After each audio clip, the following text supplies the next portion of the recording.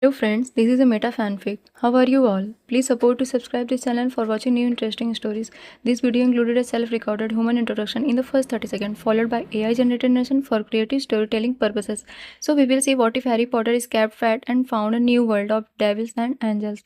But before we start, if you want more stuff like this, then be sure to subscribe and like this video. And if you possible, share this video with your friends. Now let's start the story. Here is short summary. After years of fighting fate, Harry Potter seeks a new beginning. With his daughter by his side, he accepts a teaching job at Kuo Academy, unaware that his new life will plunge him into a world far darker and stranger than magic itself.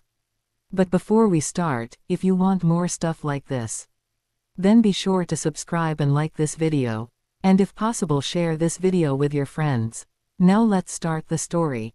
Harry was just trying to get by, hidden in his room as per his uncle's orders while he had a client and his family over. Then a magical creature called a house elf had shown up. It had spouted something about not letting Harry go back to Hogwarts, and about not letting his friends contact him because of some threat there.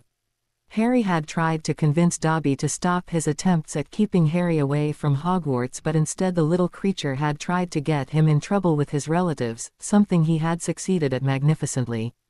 Vernon had also taken his belt to Harry's back.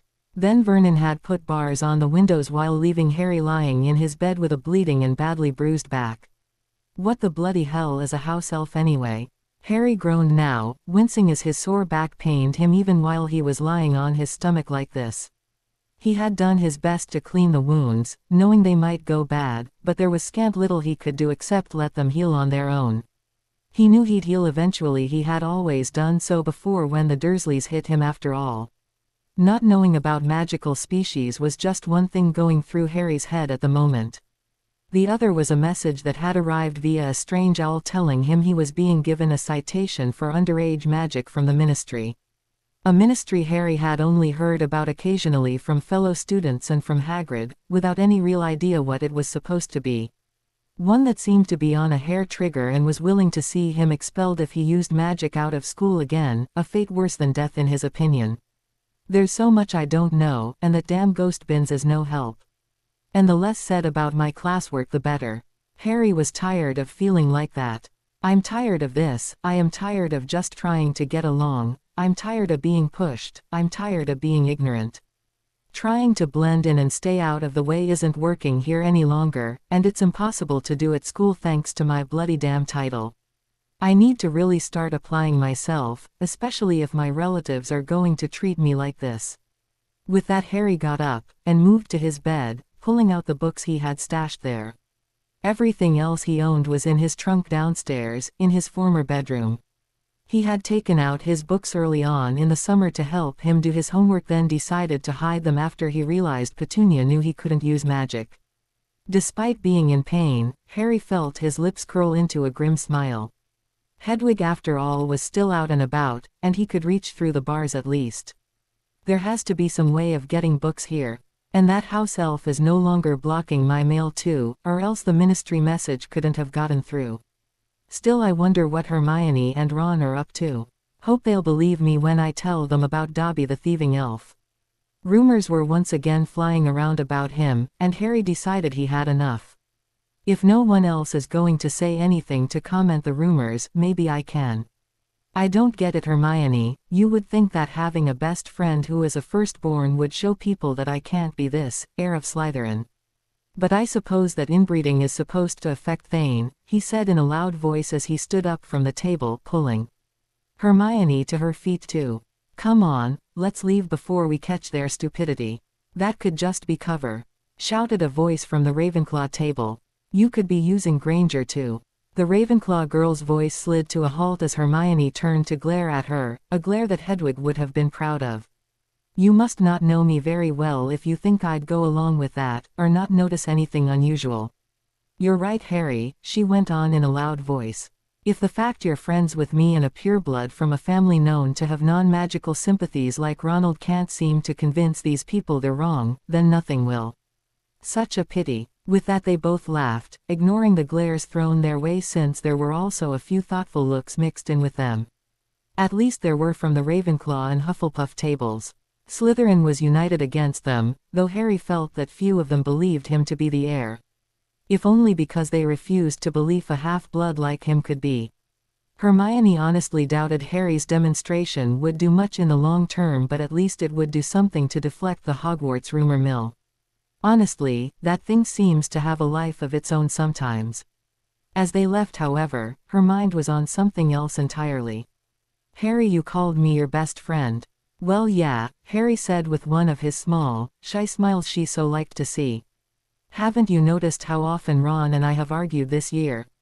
He just wants to skive through, but after last year, I don't know if that's a smart decision for me in the long term." Hermione frowned, slowly nodding.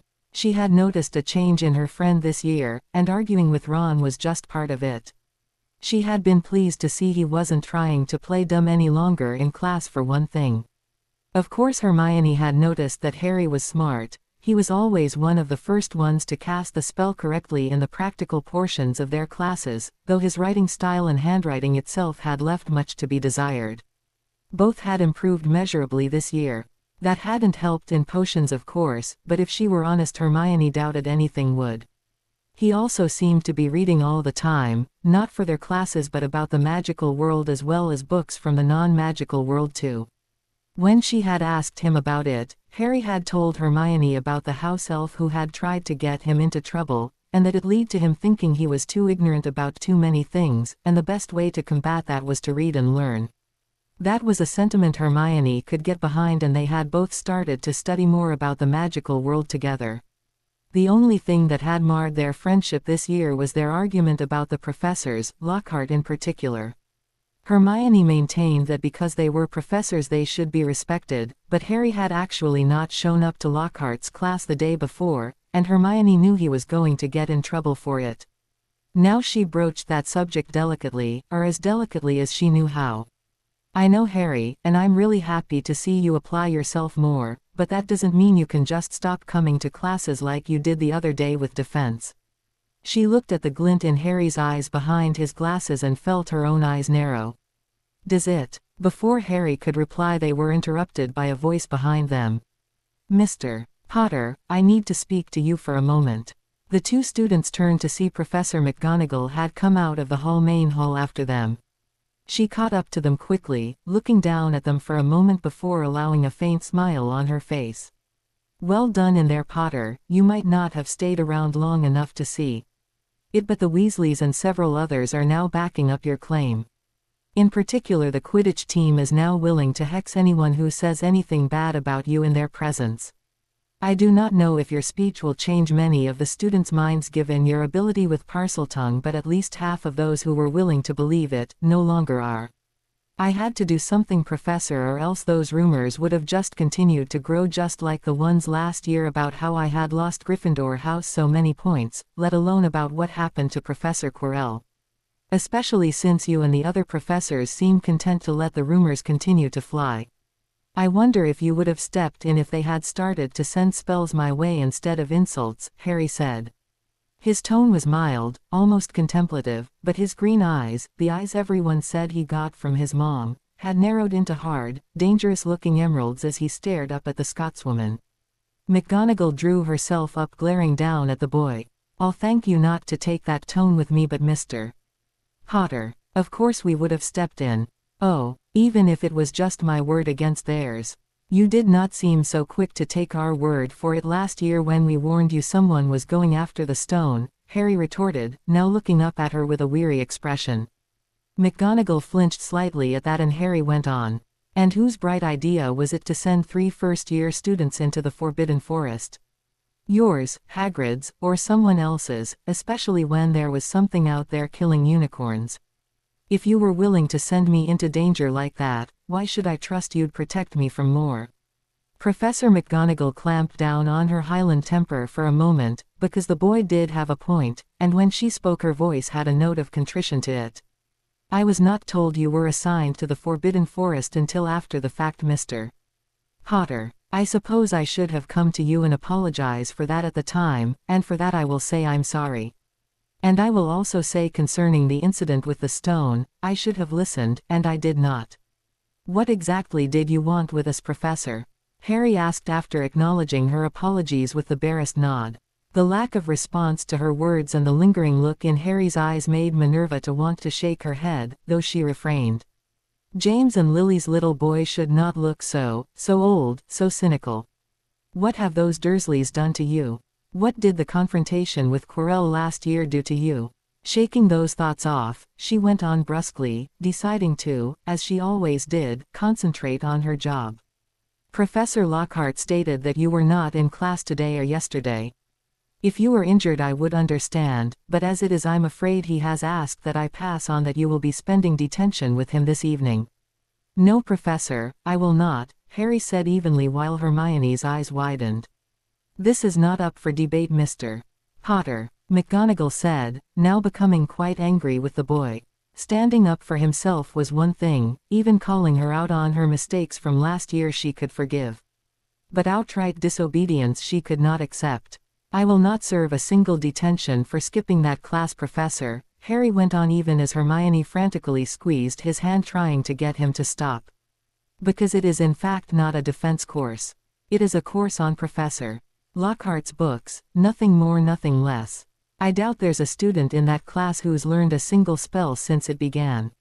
I certainly haven't. And with the threat of being attacked from behind, and whatever is causing the petrifications, I refuse to go to a class that can't teach me anything useful. Minerva sighed. She knew hiring Gilderoy was a mistake, but Albus had said no one else had applied for the job. Mr. Potter, I can understand your concerns, but that does not mean you can simply flaunt the rules of the school. Classes are supposed to teach, not just waste our time. According to the student handbook I found a copy of in the library, if a student, and I quote, finds that a class is not teaching to his or her standards, he can elect to self-study so long as he submits both his current grades and agrees to a monthly exam by the Wizarding Examinations Authority. I submitted my grades and got the okay to self-study yesterday. Harry would be lying if he said that being the boy who lived hadn't helped grease the wheels, but for this he was more than willing to use his name. Without his so-called fame, it was completely likely that the entire school year might have gone by before he got a reply. McGonagall's lips thinned. That request should have gone through me as your head of house, Potter, she said coldly. After last year, can you blame me for not trusting you to see my point of view? Harry asked tartly, not backing down. I've had enough of being walked over. The two of them stared at one another, then McGonagall sighed, nodding her head slightly. She had after all apologized for last year just now, nearly halfway through the school year. And it had also fallen on Harry to try to fight the rumors about him too. Very well, I will veto Lockhart's demand that you sit a detention with him for now. However, I will also sit in on your testing, and if you cannot perform to the standard demanded, Potter, I will see you in detention for a week with Professor Snape. That is fine by us, Professor, Harry said with a smile, tugging Hermione along. In that case though, we have some studying to do. Wow, Harry, I would have figured she'd throw the book at you. Hermione whispered. Harry's logical denouncement of McGonagall's actions from last year had somewhat rattled Hermione's faith in the woman, which caused her to remain silent. But she still was an authority figure, and Harry had practically challenged her outright, something that Hermione was still very in two minds about. She couldn't say anything, Hermione, not really. She knew I was right, Harry said with a shrug. So, you want to self-study with me, or go back to Lockhart? I'm insulted that you even have to ask, Hermione said loftily, her nose in the air before giggling. As they walked off, however, she asked hesitantly, but what about Ron? He actually doesn't care about schooling. Ron says he's going to be a professional Quidditch player, so I figure he's got his life planned out anyway. Me, I don't know what I want. Except a family of my own, maybe. Oh, and to never go back to the Dursleys, that's important too. That's why I'm taking my studies more seriously this year. That, and knowledge is power too. I'm done with being pushed around. Good for you, Hermione said briskly, her mind excitedly turning to the amount of studying they could do now with a class free. Now, how far have you gotten and what books have you been using? I'll have to come up with a study plan for us, of course.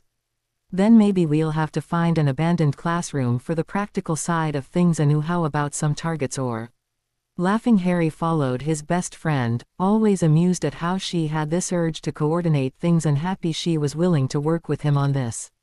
Year 3, the avalanche gains momentum. Harry gasped as he pushed Hermione out of the way of Remus' attack, fighting back with a wave of his wand while also keeping a hold of the unconscious rat in his other hand. Thank God that I demanded he go back to rat form before stunning him. Stupefy. The spell was supposed to knock the target back, but with Remus in his werewolf form it only served to push him a few feet away. On the ground, Hermione rolled to one side, lifting her wand and attacking Remus with a spell of her own.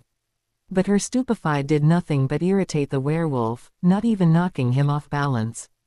A second later, Remus was smashed to one side by the giant black dog that was Sirius Black, Harry's newfound godfather. The two large beasts rolled around on the ground, ripping and snarling at one another. But as weak as Sirius was from having been on the run for so long, he was hurled aside swiftly. The triumphant werewolf howled, charging towards the two teens, its mouth gaping. Seeing this, Harry flung up a Protega between them, watching the angry werewolf bounce off for a moment before leaping to one side in an attempt to get around the shield. Hermione, run. We can't try and fight Remus with the Dementors still somewhere around DDD. As if his words had conjured them, the Dementors appeared in the distance, a black tide moving towards them. Sheet. Run. Hermione shouted, not even taking the time to tell him off for cursing. The two turned and raced away, with Ron lobbing spells behind them from his position in the air above Hermione, held there by her Leviosa spell and pulled along by the point of her wand.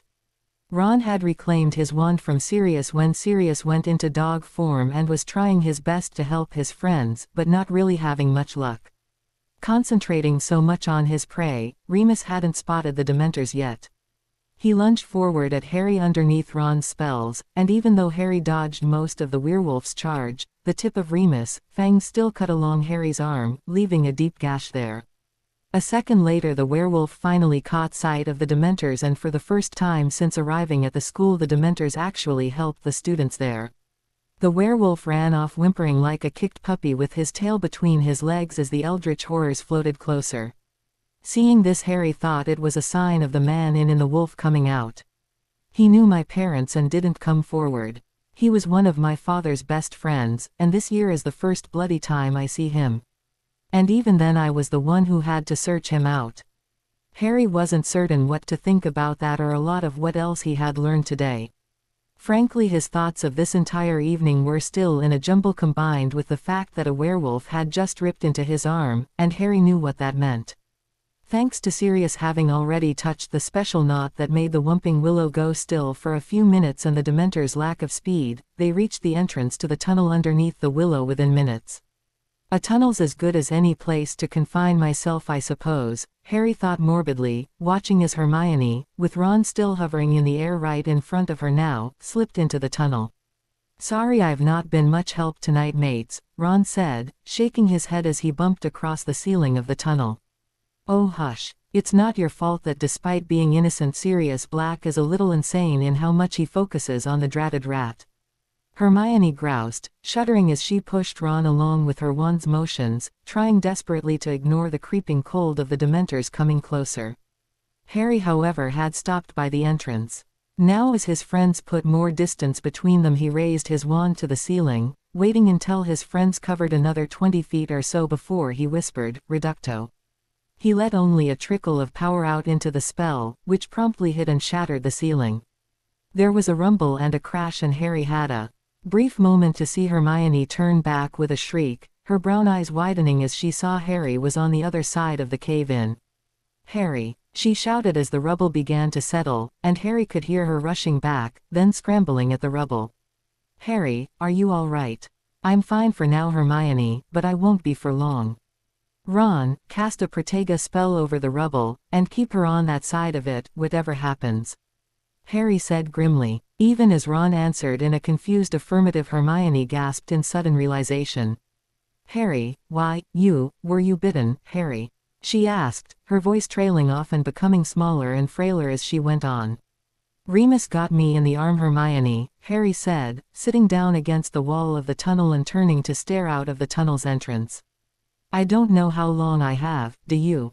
Using the side of the tunnel, Ron pushed himself to his feet before reaching for his wand, which had fallen to the floor of the tunnel. His face was lined with worry and fear at what had happened to his friend. At the same time, Hermione began to think about anything she knew about the process of someone being turned into a werewolf. "There isn't much writing about the subject," she said, trying to keep her voice unemotional, but the trembling in it came through. "You should normally be seeing a change within 3 to 4 hours under normal circumstances. However, it's a full moon tonight, so you might be changing far faster than that. Noticeable changes occur first in the area around where you were bitten, flowing outwards from there to your entire body. Once it has reached your head, it will start to, oh, Harry. You still there, Ron?" Harry asked. "Yeah, Harry, I'm here," Ron said, having situated himself to face the rubble, and having just cast another stupefy at the rat just in case. "No way in hell was that thing getting out of here. You know what to do. No matter what you hear, no matter what Hermione tries, don't let her move the rubble and keep yourselves safe." "You got it, Harry," Ron said grimly, raising his wands to face the rubble, motioning Hermione out of the way. "What is it with me being bloody cut off from Harry when he faces trouble, huh? Though I suppose in this case it's a good thing." Hermione did so very reluctantly, and Ron threw up a Protega spell, then some spells at the rubble, trying to make it impervious. Those kinds of spells could be broken through by brute force if the force was stronger than the caster's spell, but they would hold for a bit and he could always renew them. Turning away, Hermione raced down the tunnel, hoping to get some help. About 10 feet beyond her line of sight, however, she found that Harry's attempt to separate himself from them had damaged the tunnel severely. There was at least one more pile of rubble in the way back to Hogwarts. Rushing back, she whispered this to Ron, who nodded grimly. "We're going to stick this out together then, good." On the other side of the rubble, Harry looked down in growing fear as the area around where he had been bitten began to change, visible even in the dark of the cavern thanks to the moon outside streaming slightly into the entrance. His arm hairs quickly grew, and his arm also seemed to bulk up for a moment, and then the changes continued. But Hermione had been wrong about one thing. The changes didn't start hitting the mind when the physical changes reached the head. That aspect started right away. Harry could feel anger, fury and an animalistic hunger building up inside of him, and he gasped, moving away quickly from the rubble towards the entrance as he tried to concentrate on his meditation practices. He had taken to studying meditation and occlumency in his second year from a book he'd found in Borgin and Burke's during his accidental trip through the Flow network, having picked it up on a whim, remembering the pain in his scar whenever Quarelmort was around and his promise to do whatever he could to become less ignorant about the world around him.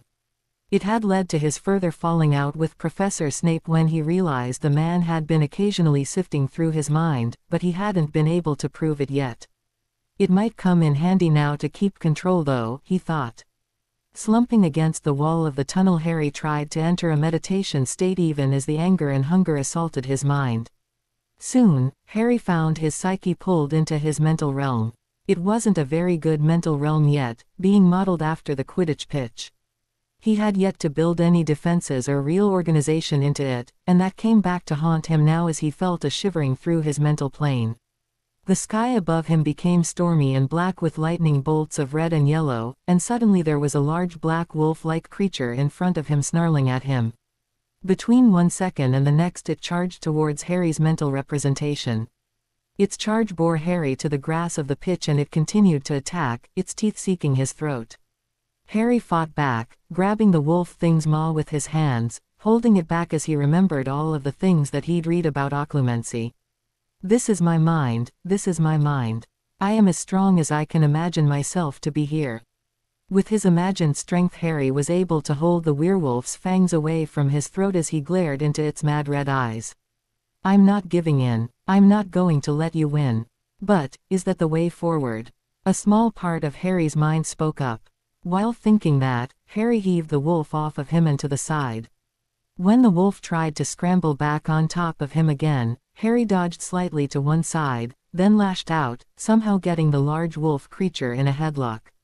Using that, Harry rolled them both around on the ground for a moment until he was behind the wolf creature and then clung on, locking a headlock in around the wolf's throat while his legs latched around its middle.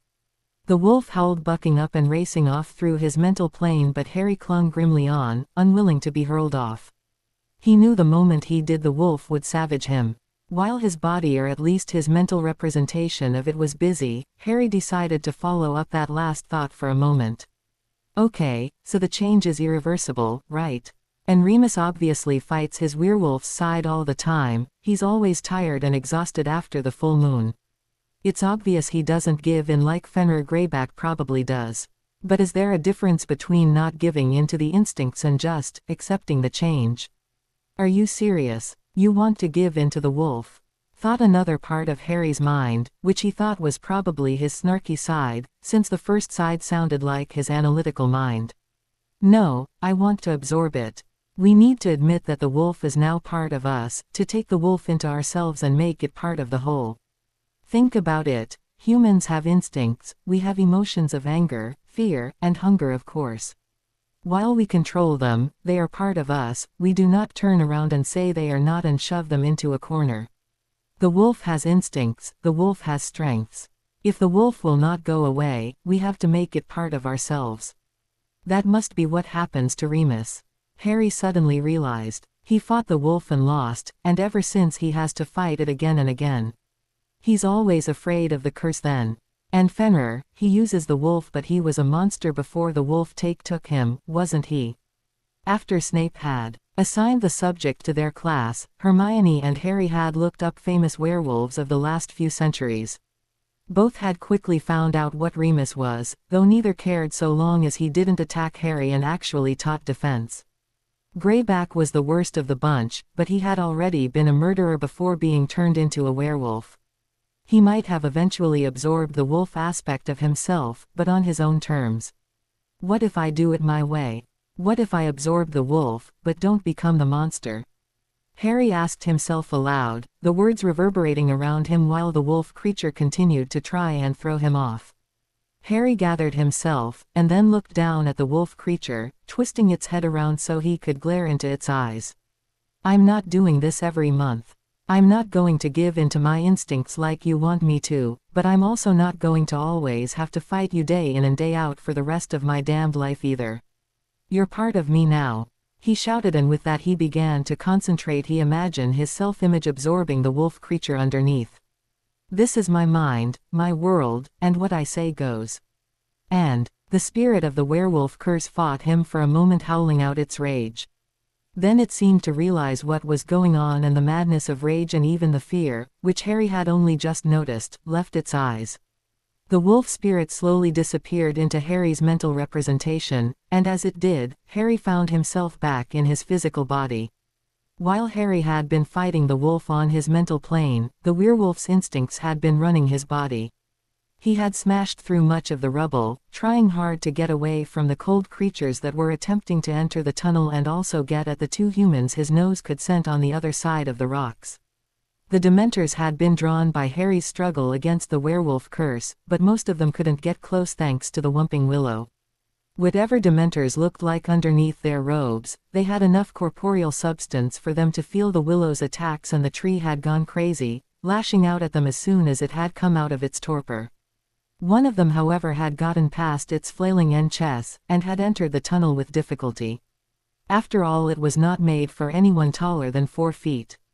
It now loomed as Harry came back to himself, reaching for him. But having been stuck in his mental plane, Harry hadn't been subjected to the cold, depressing touch of the Dementor's presence.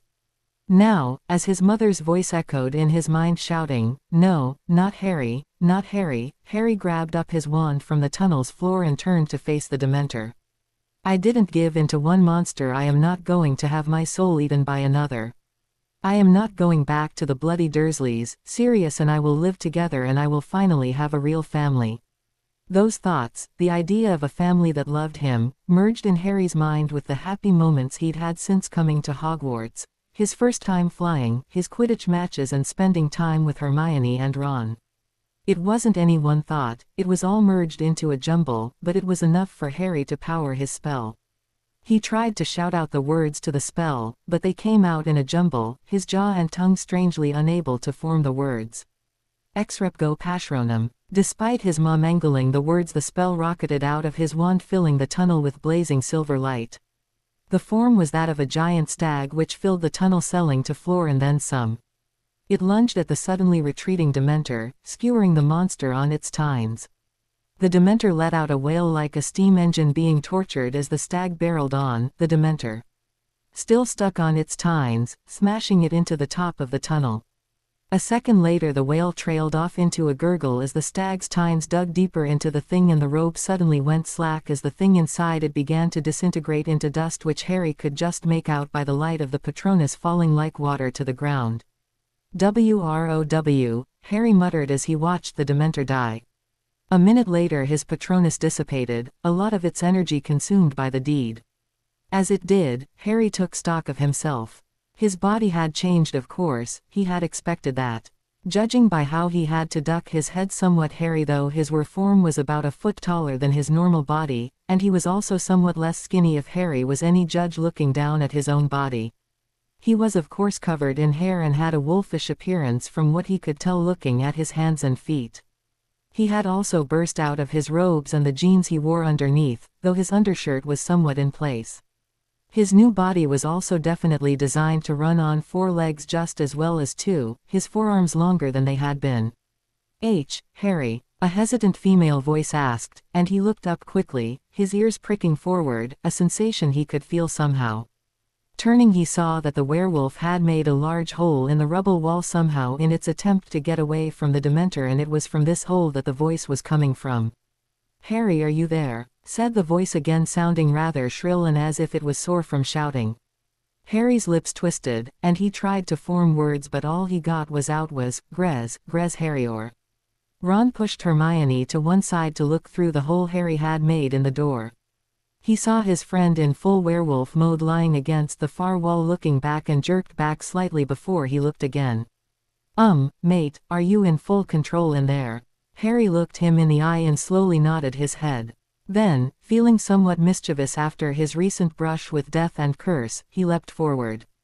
Before Ron could back away, Harry's long tongue licked out, slobbering all over his face. "Oh, yuck, Harry, gah!" Ron bawled, falling back and wiping irritably at his face. But even so, he smiled, shaking his head.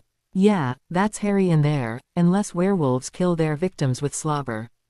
Licking better not be enough to give me the curse, mate, or else I'm gonna sick me mum on you." "That's impossible. Both the slobber doing that, Ronald, and you being in control, Harry," Hermione said, shaking her head, moving back into the hole so that Harry could see her face. That just doesn't happen." She then paused, looking at Ron and then Harry, who hadn't moved very far away from the hole and was now panting in doggy amusement. "And if you try to slobber me, Harry Potter, I will cut off your boy bits, understood? I am a cat person." After whimpering at that image, Harry again tried to form words, but they came out mangled once more. A wolf's muzzle couldn't quite form them, though Harry didn't think he looked as much of a warped amalgam of human and werewolf as Remus had seemed to be. Cern't croc crand rexalin rkke rees.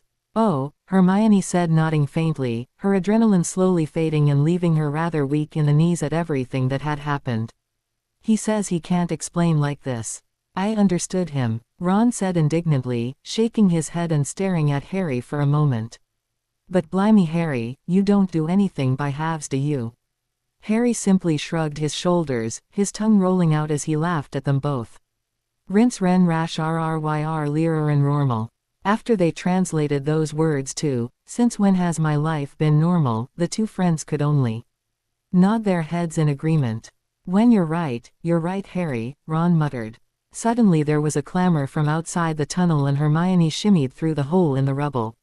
She smiled as Harry made way for her, moving against one side of the tunnel as she glanced out from underneath the Whomping Willow's roots. "It's a group of Aurors. They are banishing the Dementors using that Patronus spell Professor Lupin's been trying to teach you, Harry. Strange though, the Dementors seemed to have already started running before they arrived on the scene." She frowned, then, looking down at a mound of black robes she hadn't noticed before, she gasped, turning back to Harry, a look of shock on her face. Before she could ask, the far end of the tunnel from where Ron still was began to move. Each of them rose into the air, moving to either side and then up into the tunnel's roof like so many pieces in a jigsaw, filling in the tunnel and making it look like it wasn't new. A second later Albus Dumbledore stepped through, smiling slightly. That would be because I told them to come here, Ms. Granger. A large black dog told me they would be needed. I understand, however, that you have a rat about your person. Harry growled a little, moving forward towards the headmaster, who quickly turned in his direction, his body no longer showing any sign of his age as his wand came up, his jovial mood dissipating slowly. Mr. Potter, he said cautiously, are you in there? Are real Riri Rand Rin Ronral Resser still here and in control, Professor? Harry growled, one long finger pointing to the rat still in Ron's hand. Stirupri Rit Regarain, RIT's a RR Ricky Riddler Rastard, stupefy the rat again, it's a tricky little bastard. Language, Harry, Hermione said automatically, then had the good grace to flush as Ron and Harry both looked at her askance. Unlike his friends, it took Dumbledore a few moments to realize what Harry was trying to say.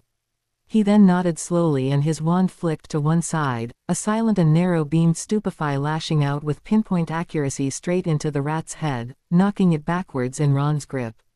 The youngest Weasley boy whistled appreciatively. Wow, Professor. Dumbledore winked at him, then looked back to Harry thoughtfully before glancing over the changed boy's shoulder towards what looked like a crumpled-up black robe and some kind of crystal skull. I see that you three have a definite tale to tell here, he said mildly. However, I doubt that anyone would be served in the knowledge of Harry's new status becoming common knowledge. With that he walked past Harry and blocked up the entrance despite the fact that there were several dozen across outside working to corral the Dementors. Come with me, children, we will hide Harry in a spare room for now. That is so long as you do not know if you can change back Harry. Professor, all the books said that a werewolf couldn't change back during the full moon. Yes, but books about such subjects are often tainted by the opinions of those who write them, Ms. Granger. With that Albus looked back at Harry, who shrugged. Re-rodent reen ro riri ror art resser. Yes, Dumbledore said after a moment, translating that to, I wouldn't even know where to start, Professor. I suppose that would be a problem. You haven't had any lectures about animagus forms yet, have you? Pity, still, we can get Sirius to help you, I think. With that he led the way through the tunnel into the school, and then up to an empty classroom quickly, all of them covered by a mass disillusionment charm just in case. Once ensconced there, Dumbledore left them for a moment before returning with Sirius in his dog form. The instant the door closed behind them he changed back into his human body and rushed Harry, jing the werewolf Harry tightly.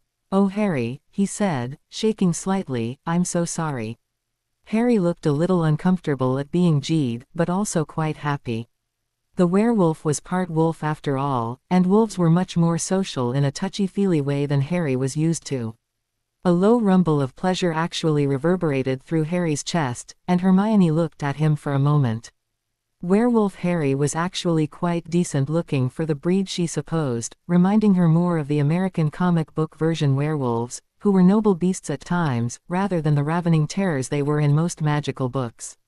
He actually reminded Hermione of a teenage version of a werewolf in a comic book her father had called Gold something or other. So, Sirius said somewhat briskly, clapping Harry on the shoulders once before stepping back. Dumbledore says you want to see if you can change, right? Do you know any occlumency? Harry nodded. Res, RIT's Roan of Re-Rearinar RHY Re-Rink Rhyme Rin Cronral, Re-Rort Roth Aberbed RHE Rolf. Hearing his disjoined words he scowled, pouting as much as his snout would allow him to, and falling silent. After spending a few seconds to translate this, Sirius nodded thoughtfully. Absorb is new, but the other part isn't. Other occlumency users have been attacked by werewolves, of course, though none have ever shared their experiences during that time. So what you need to do is picture your human body on one side, and your present image of yourself on the other, and then sort of fill up the image of your human body like it's a cup with the image of your present self. Whatever you do, don't stop halfway through, you need to force your entire present image into the cup of your normal body. If you stop halfway you won't change cleanly, Sirius warned. Given practice it's a lot easier, and in time you won't even need to picture that most of the time, but you will need it for your first attempt. Harry nodded, and closed his eyes, but after several minutes of silent meditations he shook his head. Krant Picaror Ryrelf, he muttered, shaking his head. Cock, Sirius muttered under his breath, drawing a hissed gasp from Hermione which the older man ignored. That probably means there's some kind of carryover. You'll be stuck in that form until the full moon ends then, Harry. I'm sorry. Harry shrugged, looking at Hermione dolefully. Rook's books. Hermione laughed, reaching forward to fling her arms around her friend as Ron began to chuckle too, shaking his head. Bloody nutters, the pair of you. Just then Harry's stomach rumbled like the animal he looked, and Hermione squeaked slightly, looking up at Harry's now sheepish expression. Ron on the other hand pointed at Harry's stomach. See mate, at least part of ya knows what's really important. I shall assign a house elf to bring you food as you ask for it, Harry. No doubt you will be hungry tonight. Albus said, smiling slightly. Now if you'll excuse me, I have a lot I need to make certain occurs tonight. Sirius, you may stay with Harry until I call for you. Ms. Granger, Mr. Weasley, I should no doubt be urging you two to head to your dorms, but you may stay up and have a late meal with your friend as well. After that, however, I must ask you to take yourselves off to bed. So Harry was stuck in that room for the rest of the night.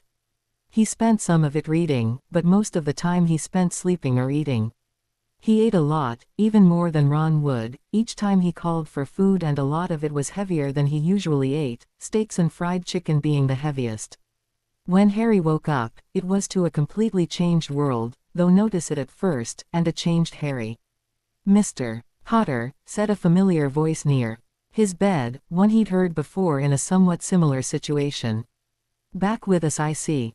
Harry looked up from his bed, which Dumbledore had transfigured form into a giant doggy bed, to see the headmaster standing there. Professor, he said, and then gasped as the word came out clear for the first time since he'd changed. He quickly reached up, and found that his face was no longer Harry, human once more rather than the werewolf's lupine snout. Yes, you've changed forms. It also seems that Sirius was correct. Your human body has developed some carryover from the curse of the werewolf. We might have to use an illusion charm on you for a time, at least until this summer. I remember that young children do go through growth spurts, though yours is rather more pronounced than most. There was a laugh in the old man's voice, despite his obviously exhausted appearance. Harry quickly stood up, moving to the old man before helping the headmaster sit down on the bed, looking at him with his head cocked to one side. You look exhausted, sir. What's been going on? The two of them had had a bit of a rocky relationship, honestly, after Harry had started to go out of his way to solve his own ignorance of the magical world. That had changed when Dumbledore had given him a present to make up for his failings in first year upon hearing of what Harry had gone through with his relatives from Mrs. Weasley. Of course Harry had decided not to share anything with Mrs. Weasley after that, but this one time her inability to not keep a secret had seemingly paid off. The book on combat transfiguration had been an amazing find, one well above his current level of course, though what little he understood was still helpful. It had also served to somewhat bridge the gap between Dumbledore and Harry. Quite a lot has been going on, Mr. Potter. First, I and Ms. Amelia Bones, do you know who that is? Harry nodded impatiently, and Dumbledore went on. We were able to ram through an emergency trial for Sirius Black, and he is now innocent and free. He looked at Harry thoughtfully, his eyes not twinkling for once. I have made many mistakes in my life, Mr. Potter, and I know that my grip on current reality is sometimes skewed thanks to my old age.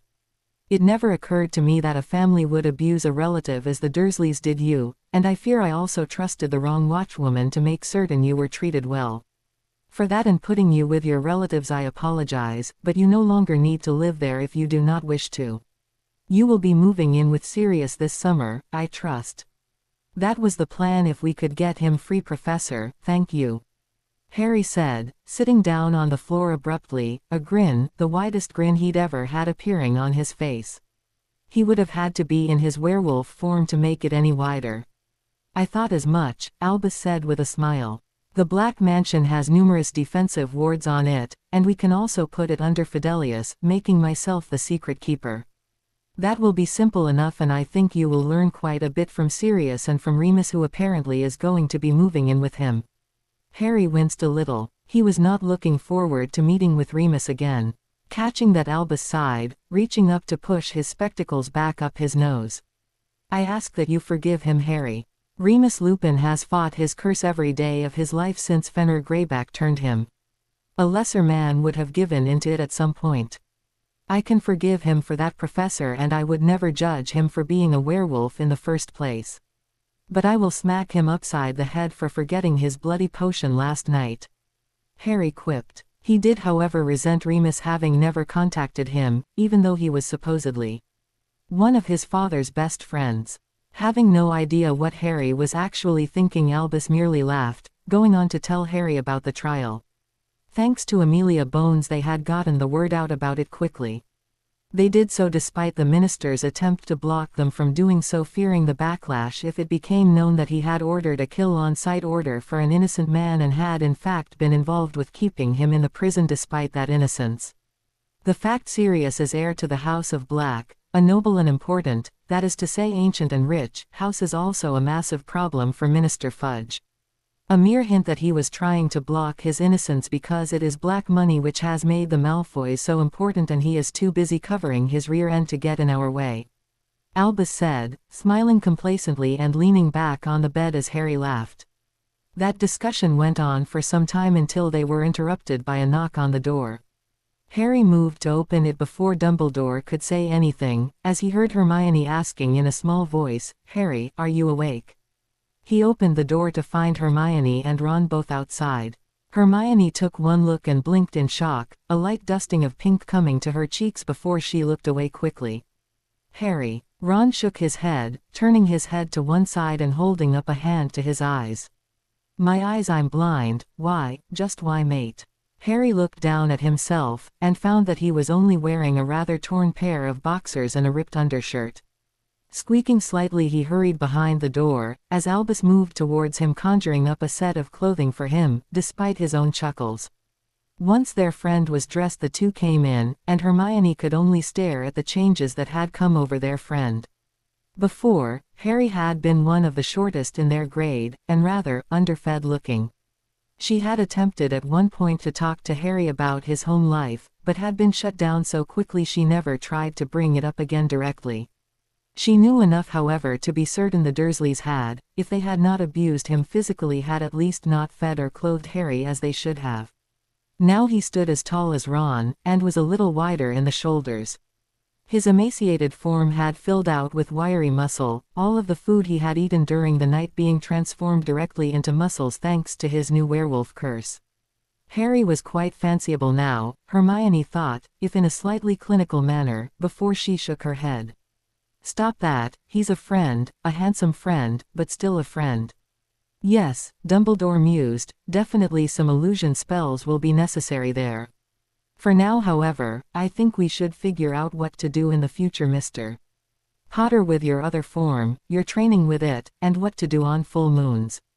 Oh, coming home to Grimmauld Place was an experience, despite Sirius having done as much cleaning as he could over the last few months. First, it was Harry's first experience with side-along apparition, and he found he hated it. The instant the motion stopped, Harry fell to his knees, grabbing at his stomach and groaning as a bout of queasiness hit him.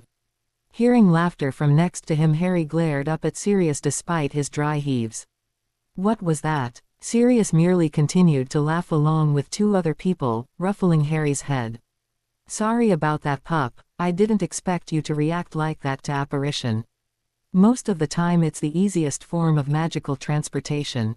I suppose it could be worse. The few times I've used the flow I've come out going ass over kettle," Harry grunted, pushing himself to his feet and looking around at the others who had laughed at his entrance. One was a young woman, Harry guessed her age to be early 20s at the oldest. She looked somewhat familiar, as if Harry had seen her in passing a time or two, though her pink hair was definitely something he had never seen before. She was dressed in tight jeans with a few holes in them, and a weird Sisters t-shirt, along with a small black choker around her neck. She was quite pretty, Harry had to admit, in a sort of in-your-face kind of way, and older to boot. Beside her stood Remus, and Harry had to fight back a growl at seeing the man. The full moon had just passed, and Harry had spent his last full moon at Hogwarts running through the woods getting to know his other form. Remus, however, had not shown up. The man obviously felt shame for what he had done, and wasn't willing to face Harry just yet. Looking at him now as Harry tried to catch his eyes, Remus looked away again, and Harry fought back another growl. "Remus, stop it," he ordered. Remus looked up at him, and Harry shook his head. "I won't say I'm happy that you bit me, but it happened, it's a thing, get over it. You didn't mean to do it, it was the wolf who attacked us, not Remus Lupin." "Understood." Remus nodded, but still looked shamefaced, looking away as if he didn't really believe Harry. Harry sighed, turning away from him to look at the woman, who had looked on this diatribe with amusement. "That's what I've been saying all along, Wolfie," she said, pushing Remus playfully in the shoulder before moving towards Harry, holding out her hand. Before she could introduce herself, however, Sirius spoke up. "The Hyphen Club is all here," he said, grinning at them both. Harry looked at him quizzically, and Sirius went on. "We have Harry Potter, the boy who lived, and this is Tonks, she who will not be named." Harry looked at the girl, who shrugged. "I hate my first name, so I'm not gonna tell you what it is. Just call me Tonks, okay? If I ever hear you say my first name, then we're going to have problems. I'm this madman's cousin. One of only 2 relatives he actually admits to knowing for my sins, which even if I don't remember 'em must have been whoppers to stick me with this old dog and his sense of humor. One of only 2 relatives I still have after disinheriting both of my other cousins, you mean," Sirius said seriously. "It's a work in progress to bring the Black family name back to something like reputable status, or," he smiled, his eyebrows waggling, "as reputable as I want it to be." "2 people doesn't make a club, Sirius," Harry said dryly, ignoring Sirius's attempt at a joke. "Unless you're talking about Remus over there, or he who is mopey." Remus chuckled wanly at that, and Sirius shook his head. "Nope. You're looking at Sirius Black, the king of FAMMMK. "All right, that's enough," Tonks said, slapping her hand over her cousin's mouth. "Keep it PG in front of the kid, would you?"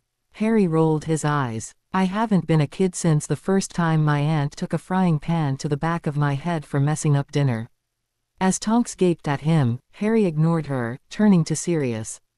"So, where do you want me to put my stuff, and when do we start training?" "Training?" Tonks asked, noticeably changing what she was about to say, her hair turning bright blue for a moment. "What's that about?" "That would be why I wanted you to take an oath of secrecy, cuz," Sirius said, putting his arms around both of them and moving them towards the door, twitching his head towards Remus to follow them. "Let's get Harry situated, and then I'll show you the training room, and why Harry needs it. It turns out," he went on as they walked out the door, "that the Dark Wanker isn't quite dead enough, and we need to prepare just in case. Year 4, the avalanche grows. I wonder if I should just attack this moody character now, given our past record with defense teachers." Harry mused, and it said a lot for their past few years that neither Ron nor Hermione objected to this idea. A preemptive strike. "You might be onto something there, Harry," Ron mumbled between his assault on the food in front of them, which had not ended when the headmaster began his announcements. In Ron's view, there was no quarter ever given in the war to sat his hunger. "But, ease moody rig. Me da's always over at his house on account of some charms he's go, on the property, but he's right, famous." By this point Hermione had enough and cut in sharply, smacking Ron on the shoulder. "Don't talk with your mouth full, Ronald." As Ron quieted, she turned to Harry. "As for your idea, I would say if it was anyone but a famous dark wizard hunter, your idea might have merit, but as it is, I think we should wait and see." Since Hermione was smiling slightly when she said this, one would be hard-pressed to figure out if she was serious or not, and Hermione wasn't telling. "It was just a thought. I wouldn't want to attack him here anyway, too many witnesses," Harry said, winking at his friends who both laughed. "Harry Potter," Dumbledore said, to the sound of sudden silence in the hall. Groaning, Harry began to bang his head against the wood of the table in front of him. At the same time Hermione began to actually curse beside him. Across from them Ron looked dyspeptic for a moment. Harry, you'll have to fight this quickly unless you want another round of Harry Potter rumormongering, Hermione whispered. Harry nodded, getting up quickly and looking around at the faces of those all around him. The Hufflepuff table looked murderous, as if Harry had stolen their champion's chance at glory on purpose. The Slytherins looked amused, angry and contemptuous in turns. The Ravenclaws looked angry, though that might have been from events earlier in the year dealing with a young girl who was sitting next to Ginny at present, and his own house looked torn between shock and adulation. Odd reaction from my own house, but I suppose they think I somehow managed to cheat my way in. Shows a piss-poor understanding of my personality, that does. Swiftly Harry held out his hand, and shouted, "Ergo Fides. I, Harry Potter, did not enter myself in this tournament, nor did I ever want to enter. Ergo Fides." That caused the side comments to stop and Dumbledore to halt from where he had been, getting up out of his chair. All of them looked at Harry in shock as magic flared from his wand, acknowledging his oath. A second later, Harry held his wand up once more and color flared out from the end of it. "Wow," he said in a bland tone, "it looks as if I was telling the truth. Now, if that's all, Professor, can I sit back down? I'd like to have one ruddy year without something deadly trying to happen to me." "I'm afraid it isn't that simple, Harry," Dumbledore said softly, staring at the piece of paper in his hand. "Please, come with me." It turned out that Harry would have to compete, something he was not at all happy about. Somehow someone had been able to enter him into this tournament, using a bit of parchment from a past test which had his magical signature on it to enter him. If he did not compete, that would be enough for the goblet, an old and very finicky magical artifact, to drain him of his magic. Harry and Dumbledore had an argument about it, and decided that while Harry might willingly be able to live among muggles, what the effect of losing his magic would do to his being a werewolf was utterly unknown, and not something they wanted to play with. So, once again, Harry was forced to face a life-or-death struggle, rather than getting to know girls as he had wanted to. He had noticed the looks he was getting once his growth spurt ended, and had been interested in seeing where some of those looks led. Despite that, however, months later, when it came time to look for a date for the Yule Ball, he decided to go with someone he could actually have a conversation with rather than try to date someone based on looks alone like so many other boys seemed to be doing. Not, mind you, that Hermione isn't a looker, whatever she might think, Harry thought as he sat across from her in the library. His friend had grown up, and though she still worried about her teeth and her hair was still frizzy, she was becoming a very good-looking young woman. Her style of beauty was somewhat understated in comparison to, say, Lavender Brown or Susan Bones, the two girls who were the most shoggable in his grade, as the boys put it, but it was definitely there. Hermione looked up smiling in welcome, and Harry smiled back before deciding to just blurt it out.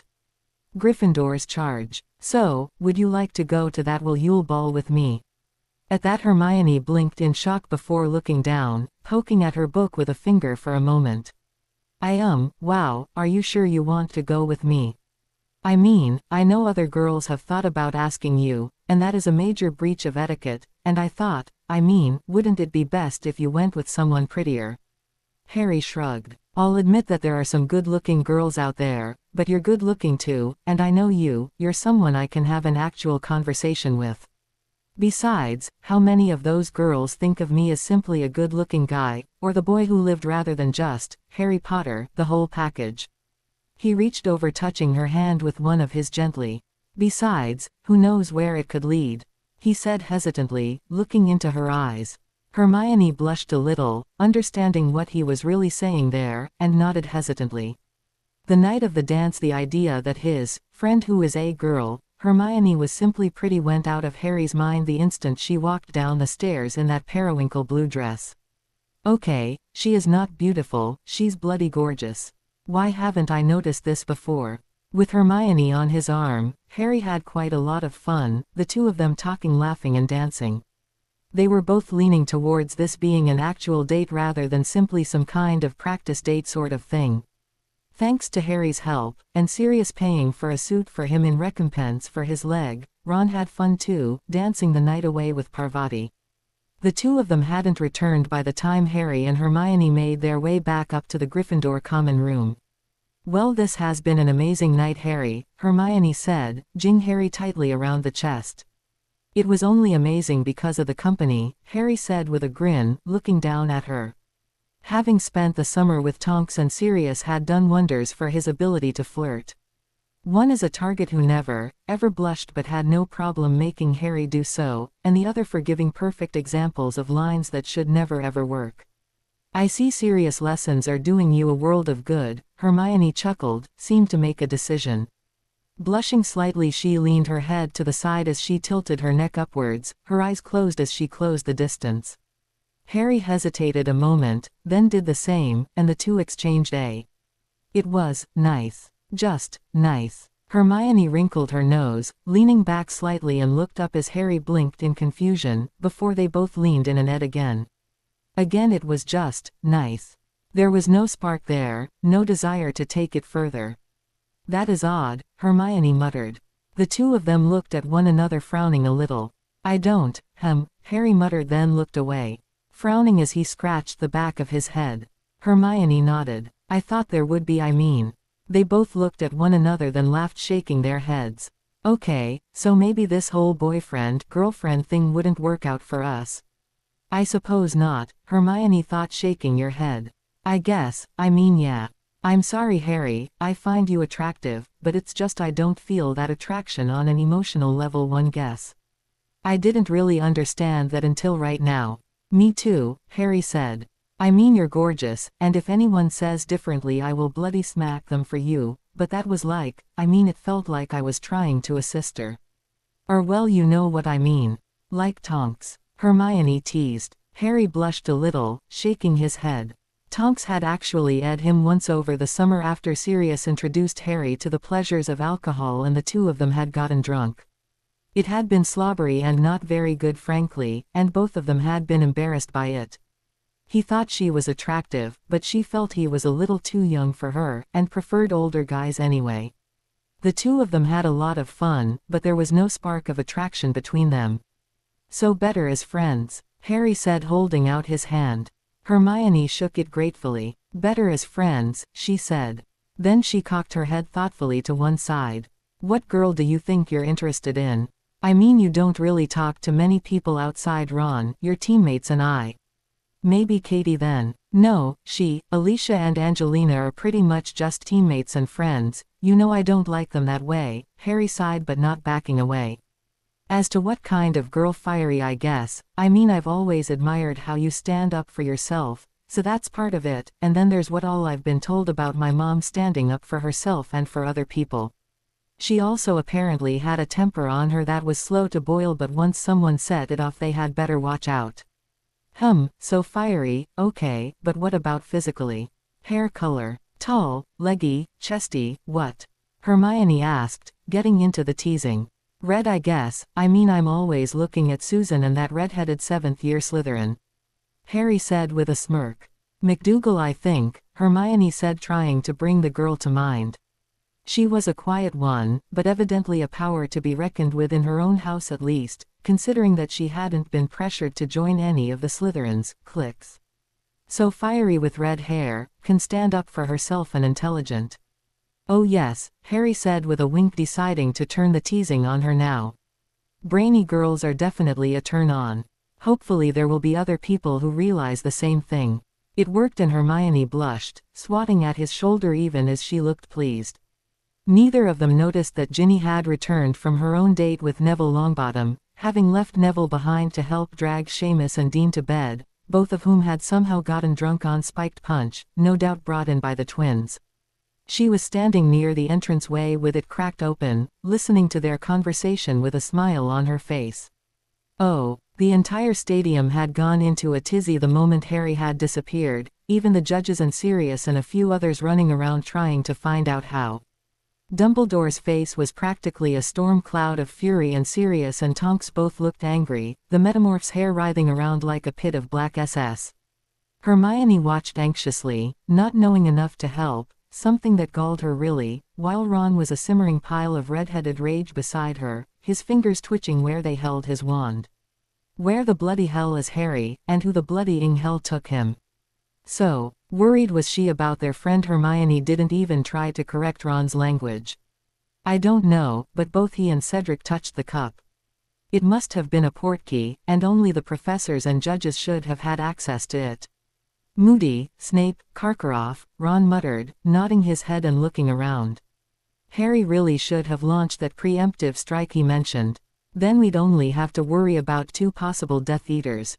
Just as Ron began to look around for the possible culprit, Harry returned with the dead body of Cedric next to him. One of Harry's arms had been slashed open from the hand up to the shoulder while another cut crossed his chest, and half his head looked as if it had been singed in a fire, blinding him temporarily in one eye. "He's back," Harry muttered as Sirius and the others rushed toward him. "Voldemort is back," he said, before collapsing forward. After Hogwarts, things fall apart. The war had begun that day, but through many trials and travails Harry and his friends had made it through with their bodies and minds as intact as could be expected.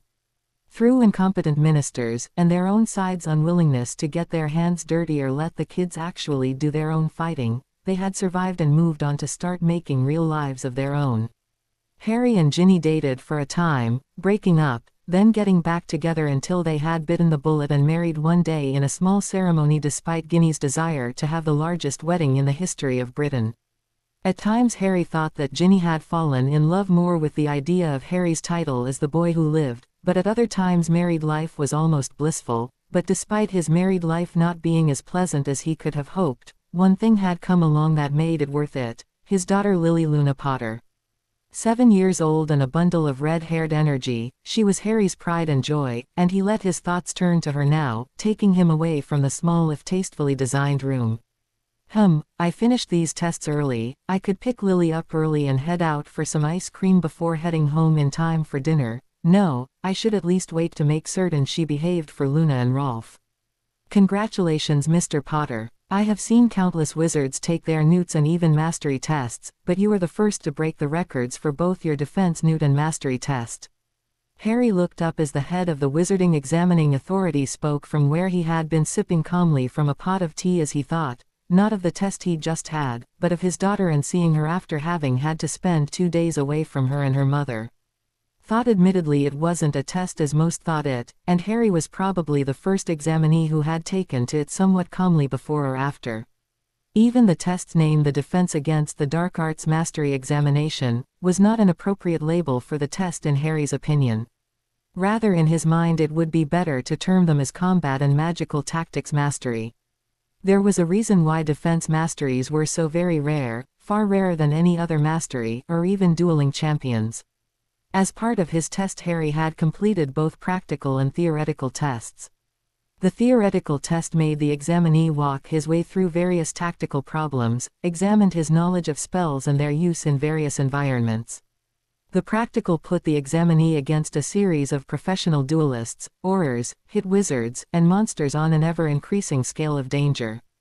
Well, fighting the Chimera one-on-one was tough, but other than that, it was rather like old home week to me, miss. Harry said, shrugging his shoulders. Hey, and hadn't the Chimera been surprised when its poison didn't work on me? Had the devil of a time convincing the examiners I didn't cheat though. You'd think cheating like that would have earned me more points, not suspicion, but no, it's a bloody test to see how you do in combat. Of course you can't cheat. HMMF, it says a lot for your life that I have no doubt of the veracity of that statement, Mr. Potter. Griselda Marchbanks muttered, before looking down and stamping the scroll in front of her before tying it up with a piece of vellum, and holding it out to Harry. Congratulations on now having the paperwork to tell the world what it already knew, Mr. Potter, that you are a defense phenomenon, she finished dryly. Harry chuckled at that, taking the parchment from her and tucking it into his moleskin pouch, a gift from Hagrid he took everywhere he went unless his wife had asked to use it on a shopping trip. He shook hands with Griselda, then turned and walked out of the examination center in Paris, France.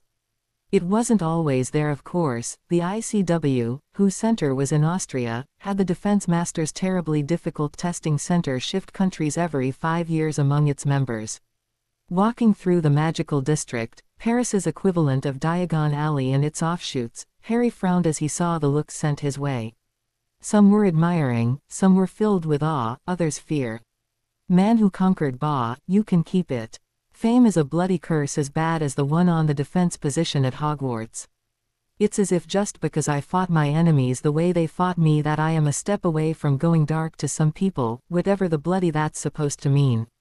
Then there's the people who think I'm some kind of infallible superhero, those who see my stance on Muggleborn rights and werewolf rights a sign that I'm a threat to their way of life, and those who just want to use me or my name for their own reasons. Is it any bloody wonder I spend so much time in the non-magical world?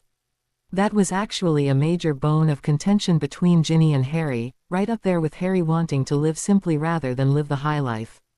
Harry was very careful with his money and with the few things his family had left him, and almost never used his name to get anything. He tried occasionally to use his fame in the political arena to help Neville ram some new laws down the Wizengametes collective throat right after finishing school. But those attempts had withered and died on the vine in the face of the opposition, and Harry had given up the political and social arenas in disgust. In contrast, Ginny wasn't a spender on her own, but she wasn't careful either. She wanted to live the high life, go to the same parties that people like the Malfoys threw, hobnob with the famous and rich in that order. She followed Quidditch, and spent a lot of money going to the games she could. She always seemed personally insulted when Harry would rather go flying on his own with Lily Luna or spend time at home rather than go to a game or a ball or out in public.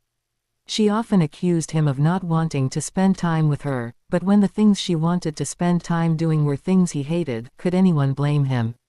As for Harry enjoying the Muggle world, Ginny was rather conservative in her views of the non-magical world, much like most magicals, even those like her father who were fascinated by them. They thought that Muggles were fascinating, but always in a condescending manner, and never really believed they could really do or achieve much without magic. She disliked the fact Harry and Hermione had both gone back to school and actually finished college, seeing the idea as a waste of time despite the number of things the non-magicals had come up with that were simply better than anything the magicals had. Harry had actually gotten his mastery in education from Cambridge, as Hermione had in science. Harry wanted to be a teacher, possibly at Hogwarts, to teach the new generation how to defend themselves and about the non-magical world.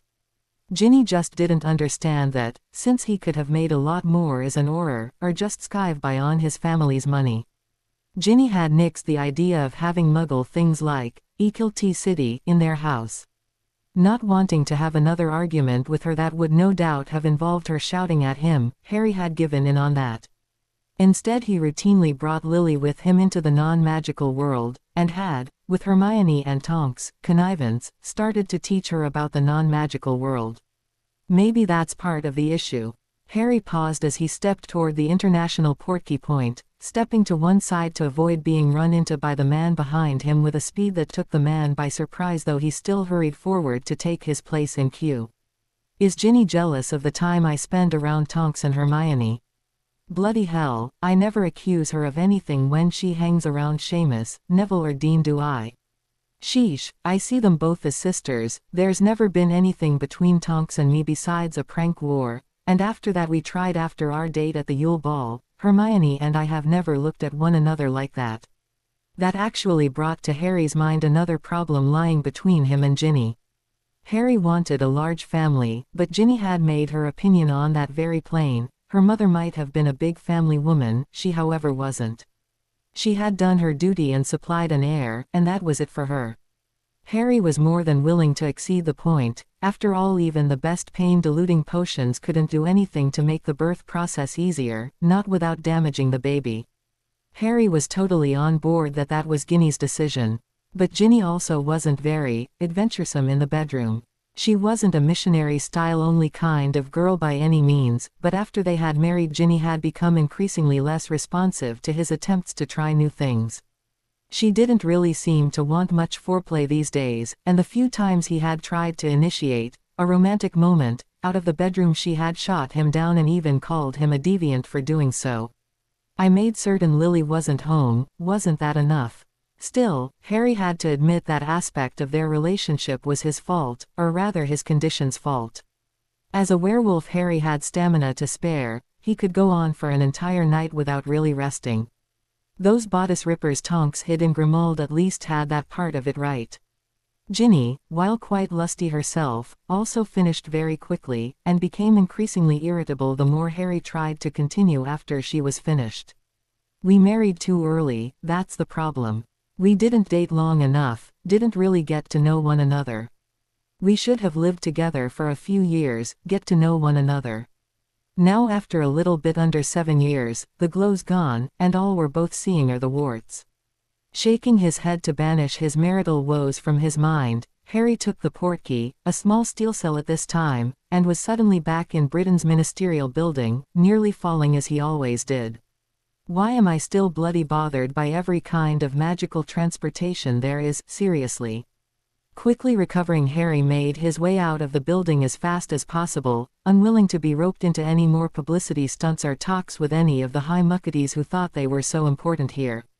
Moments later, Harry had barely opened the gates to the rookery's front yard when he was hit by a small red-haired missile which thumped into his legs. "Daddy, you're back." Laughing happily, Harry leaned down, picking up his daughter in his hands and jingling her tightly as he nuzzled into her cheek. "Hey Red Moon," he said, his voice gentle and full of love. "How are you doing today? Have you been a good girl for Luna?" "Of course, Daddy." Lily leaned back, looking at him, trying to look down her pert little nose at him. "As if I'm ever anything else." Lily Luna Potter was a fit, athletic little 7-year-old, with a face that was a mix of her mother's and her father's. She had the same emerald eyes Harry had gotten from his mother above her mother's dimples and a smattering of freckles along with Harry's jaw. Her hair was darker than her mother's by quite a ways, showing her paternal grandmother's genes mixing with the Weasley ginger. At 7 years of age, Lily was a precocious little girl, quite a bit more intelligent than her age would lead most people to expect, which Harry supposed was another thing she got from his mother. She also had an ever-increasing vocabulary thanks to Hermione gleefully helping the girl along. Luna helped too, as did Harry of course. He actually spoiled Lily rotten according to Ginny, but Harry couldn't find it in himself to care. If Lily was going to be his only child, she would damn well be spoiled rotten, thank you. Behind his daughter, Harry could see Luna coming down the walkway with Rolf, both of them smiling in welcome. Rolf Scamander was a large, well-muscled young man whose view of the world fit Luna's like a glove. The two of them spent most of their time traveling the world looking for the mythical creatures Scamander put in his books, hence why Lily had wanted to spend the days Harry was gone with the two of them. Harry couldn't say he was close to Rolf, despite having spent several years at Hogwarts with him since Rolf had been a Hufflepuff, and Harry's interactions with that house were a little stormy to say the least. But he was good for Luna, and that made him all right in Harry's book. He clasped the other young man's arm firmly, then looked at Luna. "Has she been good?" he asked, now nuzzling into his daughter's hair and making no move to let her down, which she seemed quite happy about. "Quite good. She only changed all of the colors in her room to green and blue once this trip. Oh, and she scared my father when she had a bit of accidental magic outside his office. His hair might never be the same again," Luna supplied, giggling even as she spoke. "I think we have a different definition of good, Luna," Harry replied. At that, Lily looked away, pouting. "He shouldn't have been ignoring me," she muttered. "Red Moon, what have I told you about accidental magic like that?" Harry said warningly, leaning away from there to look her in the eyes. "That it isn't accidental, and that I should know to control myself," Lily over-parroted, before scowling. "So, no ice cream. Tell you what," Harry said, leaning forward to rub noses with her. "How about we go over and pick up your mother first, and then we'll go out for ice cream as a family? I did after all just receive my defense mastery, so we do have a reason to celebrate, even if you haven't earned a reward." "Okay," Lily said with a grin. After all, ice cream was ice cream, regardless of the reason. Both Potters missed the small frown coming over Luna's face, her eyes going a little silver for a moment before she shook her head. "That sounds like an excellent idea. I wish we could go with you, but Rolf and I still need to pack for our trip later today." The four of them talked for a few more moments before Harry and Lily took their leave. After their guests left, Rolf looked at his wife questioningly. "You went into a seer mode for a moment there, what did you just see?" He was one of the few who knew Luna was sometimes able to discern the future in small brief glimpses, though very rarely did she see anything useful. Something Harry has to see, I'm afraid, before moving on to his real life. Harry and Lily took a portkey home, only to find Grimald's wards shut for a moment against them. As Harry was patriarch of the family, however, he was able to open the wards anyway, frowning as he did so. I wonder why the wards are up. His public wand in one hand, Harry moved towards the doorway, pushing Lily behind him with his other hand just in case. After quieting the hinges, Harry opened the door slowly, then his frown deepened as a scent hit him from deeper within the house. Even in his human body, Harry had heightened senses. He could smell the scent in the air of the mansion, and worse, the scent of another man. Lily, stay here for a moment, he said softly, waving his wand over her for a moment, casting a Muffliato spell and a few protective charms. I'm going to go talk with your mother. Lily knew that tone of voice. Papa always took that tone when he was going to argue with Mother, and she wondered what Mother had done this time. Her parents seemed to always be arguing about something or other, but she routinely took her father's side, never realizing that too was part of the growing problems between them. It was just the things Harry wanted to do with her were so much more interesting than staying home and listening to her mother read the same old stories all the time. And Papa always had time for her, while Mother didn't. Walking inside, Harry slowly closed the door, locking it just in case Lily tried to come after him. Then he stalked through the house, stopping outside one of the guest rooms, reining in his anger, which was fueled this time by his werewolf instincts, with the ease of long practice. At least she had decency not to do it on our own wedding bed. He opened the door swiftly, striding inside and finding what he knew he would. Ginny was on top of another man, who looked like someone Harry knew from school, a Ravenclaw boy maybe. On one of the chairs nearby there was a Puddlemere United jersey and 2 broomsticks. Both of them had turned at the door banging open and scrambled to dive apart, staring at Harry in shock. What? Ginny stuttered. Harry, what are you doing back so early? Harry shook his head slowly. His rage had left him now, and all he felt was simple disgust. I wonder when I fell out of love with you, Ginny, that this doesn't really impact me more than it is. My lawyers will see you in the morning, Ginny, he said coldly, turning away as he called over his shoulder. And if you think you're getting any kind of custody with Lily, you can bloody well think again.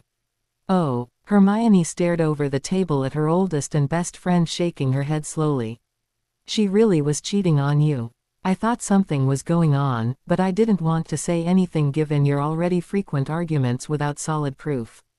I'm sorry, Harry, I should have. No, you're right, if you said anything it would have gotten Ginny's back up, and I would have been forced to take sides. And on a topic like that I would have had to side with her unless the evidence was overwhelming. Then she might have become more circumspect about it. Better this way, I think. If we were ever in love, we grew out of it over the years. Honestly, it was only because of Lily that I was even trying to make it work, it just took this to make me realize it. Hermione nodded. My mother once told me that moving in with someone would show you all of their flaws quickly.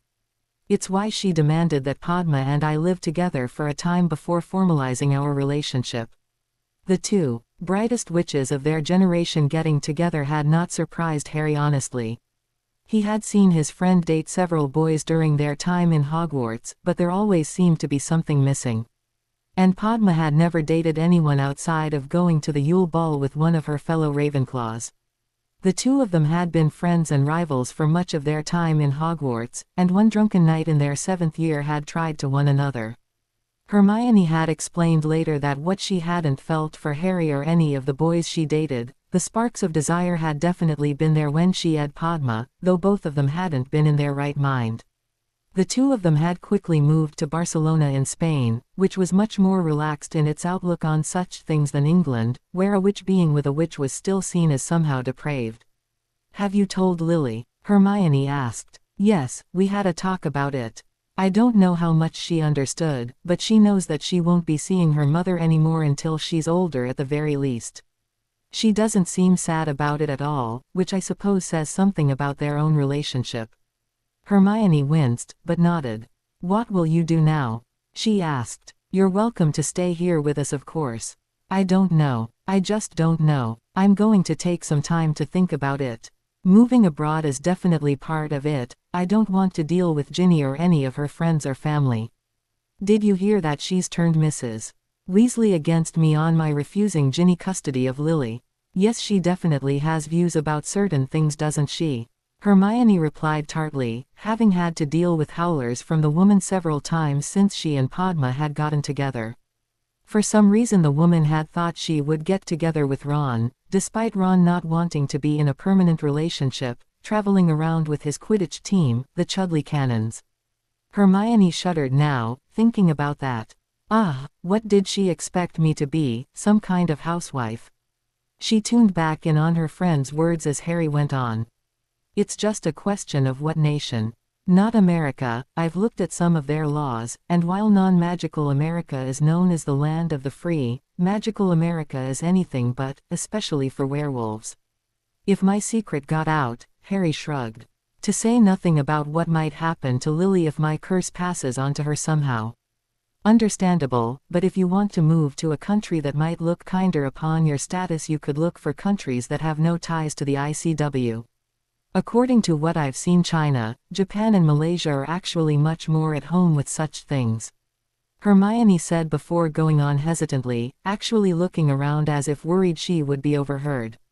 I will warn you though, I've been researching magic worldwide, and there have been strange gaps in my research, especially where it coincides with religious sites and past events. Gaps? Harry asked. Like someone's hiding the information from the public, Hermione said firmly. I don't like that, but I can't explain why it is, not yet. The amount varies from country to country, with the most occurring in Italy, and the second most in Israel. Understood. I'll be on the lookout then, Harry said with a shrug. Will you stay here tonight? Hermione asked. Harry shook his head. No, I put myself and Lily up at a local hotel. I didn't want to put you and Padma out. After all, you're coming up on your anniversary, aren't you? And the two of you can get ready loud when you get going, which is a problem on many levels. Harry, you could never impose, and you know it. Hermione said with a laugh. Though I will say, it's nice that you remembered. How could I forget? The grins you both wore the day after you officially got together were the widest I've ever seen you wear, Hermione. He leaned over, jing Hermione gently. I'll see you around, okay? Hermione nodded, watching as he made for the door before sighing and shaking her head. Why can't life ever be normal for you, Harry Potter? New beginnings. Harry took Lily around Barcelona for a time, seeing the sights. The girl particularly liked going to the zoo and the aquarium, becoming entranced by the dolphins. The day was so busy and so interesting that by the time they returned to the hotel, Lily was asleep on his shoulder. He dropped her off in their room and then spent several minutes casting various defensive wards around the place. Since Lily had been born, she had been targeted by wizards aiming to get back at Harry for Riddle's death twice. None of them had survived the attempts, which had done nothing to dissuade those who thought Harry was a Dark Lord in the making, but Harry didn't care. In his mind, you mess with his daughter, you die, plain and simple. But now that he wasn't watching his daughter, Harry decided he needed a drink. Maybe I could find some companionship for the evening. It's certainly been long enough, and even a one-night fling will make me feel better after this past week. He entered the hotel's bar, and almost immediately stopped, staring at a well-dressed man sitting in a booth by himself as he leaned back sipping at something. It wasn't the young man's looks that had grabbed Harry's attention, of course, but the color of his hair. The other man looked up at him, one eyebrow cocked in query, and Harry shook his head. Sorry, I was staring, it's just your hair's the same color as my daughter's. He said in English, cursing himself for forgetting to translate his words to Spanish. The man chuckled. Interesting, I imagine that isn't exactly a normal color around here. He asked, his English only slightly accented. Not really, no, Harry said dryly, grateful the man had understood him. She's a bit of a sport in that area. Her mother, who is the reason I'm here to drink, is a ginger. My mother was also a ginger, even if a slightly darker color. Ouch, the man said, waving at a waiter to come over. There seems to be a tale there. Care to share with a stranger? Harry sighed, but sat in the booth across from the man. Can I ask where you come from? I can't place your accent, Harry said as the waiter took his order and left. And is red hair normal there? Japan actually, I've only recently learned English for business purposes though my family has British blood in us, according to my mother anyway. The red hair is a hallmark of my father's side of the family, so I suppose you could say yes it's normal in a very limited circle. The man replied dryly. I am Sears by the way. And you are? Harry Potter, Harry said, watching the man closely for any sign of recognition. There wasn't any, though something was telling Harry that the man did recognize the name. He shook that thought off as paranoia however, as the drinks arrived. So, that story, Sears hinted, and Harry sighed before he began. After explaining his story on the other man, Sears did the same talking about his wife. They loved one another dearly, but Sears was very laid back, while his wife was uptight and very formal. They also had a lot of demands on their time, and couldn't spend much time together. However, what kept them together was their shared passions, including their son, family, and simply spending time together however they could. The two men then bonded over pranks of all things, with Harry talking about Sirius and his pranks. Sirius had died in the war, but had truly become the father figure Harry had needed for many years. After that, they got onto the subject of kids, and it turned out they were both doting dads. Harry talked about Lily Luna and Sears talked about his own son, Malika's. After they had shared more than a dozen drinks, Harry asked, "So what brings you here?" "I am actually hunting up people to take on a few jobs. You see, I am a sponsor for a private high school in Japan, and they have recently opened their doors to boys but several of their teachers left in protest. That leaves us scrambling before the school year begins to find teachers for all the positions." "What positions are you talking about?" Harry asked, suddenly interested. Japan after all was not an ICW member country. Rather, it was a allied, or vassal state. At first they had simply been allied, but the events of WW2, where several communities tried to help their non-magical fellows, had forced Japan to have a closer relationship with the ICW. This could be a moment of good fortune. Later, Harry would wonder why he ever thought that good fortune happened to him without a hidden cost, but at the moment that was the furthest thing from his mind. English and physical education are the last slots I've got to fill, but unfortunately it has to be a single person. Our budget just won't let me hire 2 more teachers to fill both slots. Harry looked at him then smiled slightly. "I think you're in luck then. I happen to be a teacher, and I am looking for a job that gets me as far away from my wife and her family as possible. Do you want to see my credentials? Or do you want to set up a formal interview? After all, I can always use a translation spell to learn Japanese quickly, and I certainly know enough about athletics to teach gym." Sears looked down at his drink for a moment before pushing it to one side. "Meh, these were kind of weak anyway, so if you have your credentials on you now, we can do this now." Harry nodded, and excused himself for a moment before returning with his resume. The two of them talked some more and Sears eventually offered Harry the job. The two of them hammered out the details, and Harry walked out of the bar with a new job to look forward to and plans to make for the future. Behind Harry a silver-haired young woman dressed in a business outfit. She looked rather uncomfortable and sat down across from Sears looking at him thoughtfully. "Are you sure about this? You felt the power in him. You know what that young man is?" Sears stated rather than asked, his own eyes locked on the door Harry had just walked through, looking far more serious than he had during his conversation with Harry. "And I am not talking about his werewolf curse." The young woman nodded. "That is not what I am asking. Are you sure about getting him involved with Ria-sama's issue? I don't want my younger sister married to that bastard of a Phoenix." Sears said, his face morphing into a grim line. "But given my position, and the number of spells my father placed on her, my hands are personally tied. This simply gives Ria-chan another way out of possibly breaking that agreement, and one that could be much more certain than simply hoping she finds enough powerful people to add to her peerage. You're putting a lot of faith both in that young man, and in your sister to actually ask for help when the time comes," she said critically. "Judging from his character, I have to admit that the first one doesn't seem like that far a stretch any longer, but the question is, will Ria-sama be willing to ask for help from him?" "We shall see," the young man replied with a faint smile. Oh, traveling with a young child on a plane flight 14 hours long would be a trying experience for anyone, but Harry had planned accordingly. Thus whenever his daughter was awake she was occupied with coloring books, small toys, or a set of foam puzzles. Those were her favorite, little puzzle pieces that she could fit into various box-based designs, which she seemed to find fascinating. This allowed Harry to do some reading and paperwork.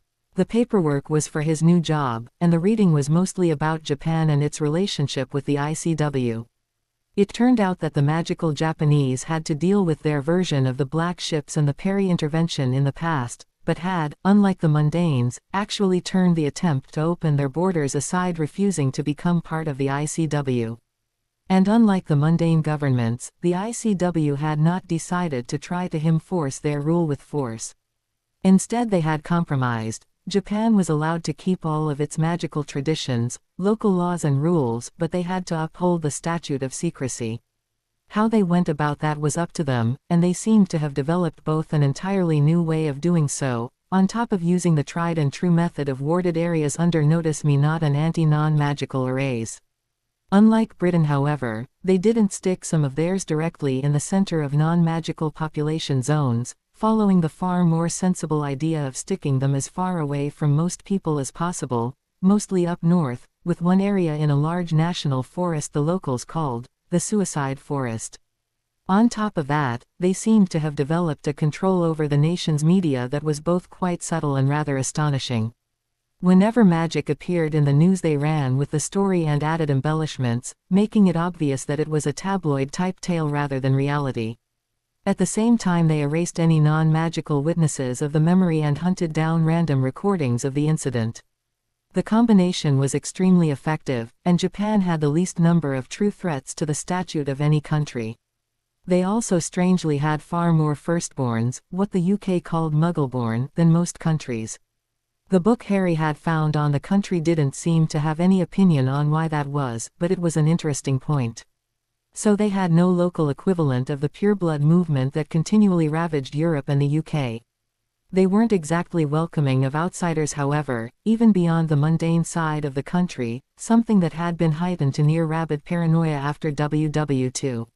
Finally, Harry heard the announcement they were finally going into land, and Lily quickly turned, opening the blinds of the plane and staring out avidly. The city below them was large, very modern, with a kind of tower in the distance that Harry realized must be the famous Tokyo Tower, which his book had mentioned. Other than that, it looked relatively normal to his senses, but Lily continued to look out the window, pressing her face against it as if that would let her see better. The two Potters disembarked and passed through customs without any difficulty, with Lily chatting excitedly about what she wanted to do first. 14 hours of sitting down had made the girl go a little stir-crazy, and Harry decided that the first thing they would do would be to find a park so she could work off some of that energy. With no need to pick up any actual luggage, Harry having shrunk their trunks and stuck them in his moleskin pouch, the two quickly made to exit the airport, and begin to look for a bus to take them elsewhere in the city. However, near the luggage area, they were accosted by a middle-aged woman, who smiled politely at them, holding up a sign that said, Potter, on it. Bowing briefly from the waist she addressed them formally but in English. Mr. Potter, your car is this way, please follow me. Harry stopped suddenly, moving his hand from holding Lily's to pushing her back behind him as his eyes narrowed. I don't recall asking for a car, he said mildly, but there was nothing mild about his suddenly hard eyes. May I ask who did? The woman's smile faded slightly, and she held up her free hand quickly to show she wasn't carrying a wand. Looking around, she made sure that no one was nearby and spoke quietly. Peace, Mr. Potter. You've only dealt with the non-magical variety of customs. You now have to deal with the magical. Harry nodded at that, but he was still tense as the woman gestured him to follow her. Instead of heading out into the car park, they walked towards a door with a sign that said, Maintenance, on it, passing through a Notice Me Not field that extended a few yards away from the doorway. Lily paused, pointing at the edge of the Notice Me Not ward where it hit one of the walls. What's that, Papa? Harry turned to look, and cocked his head thoughtfully. That looks like a piece of paper with some kind of runic array on it, honey, though I didn't think paper could hold runes. Not your European variety, the woman said somewhat proudly, or perhaps arrogantly. Our runic language is much more subtle than your brute force methodology. We can also perform a far wider array of tricks than your rune-based arrays can through the use of our talismans. It's pretty, Lily Luna said, trotting over to look at the design on it for a moment before turning back and moving over to her father once more. The woman chuckled at that, and opened the door for the two Potters as Lily tried to strike up a conversation with her. The woman replied quickly enough, seemingly enjoying answering the young foreign girl's questions, though Harry noticed that she was still somewhat condescending. The supposed maintenance hall on the other side of the door was instead a large room with two desks in it. One desk was set to one side with a few mugs of drinks and a plate of local finger food, while the other desk was set in the direct center of the room. Two men sat there, one middle-aged, one elderly. The older man was sitting with his eyes closed as if sleeping, his feet pulled up under him in a meditation pose Harry recognized, and was wearing a kimono. The other, a thin man with glasses and wearing a very good business suit, was scribbling something on paper while several other pieces of paper waited beside him. The two men, however, were not what grabbed Harry's attention. That honor was given to the two large red humanoid-looking creatures that stood on either side of the desk. They looked like miniature giants mated to demons, complete with heavy clubs and tiny horns rising from their foreheads. They stared forward dumbly, and both of them had a collar around their necks which was festooned by more talismans. "Wow!" Lily exclaimed, escaping from Harry's hand for a moment to rush over to one of the monsters and stare up at it.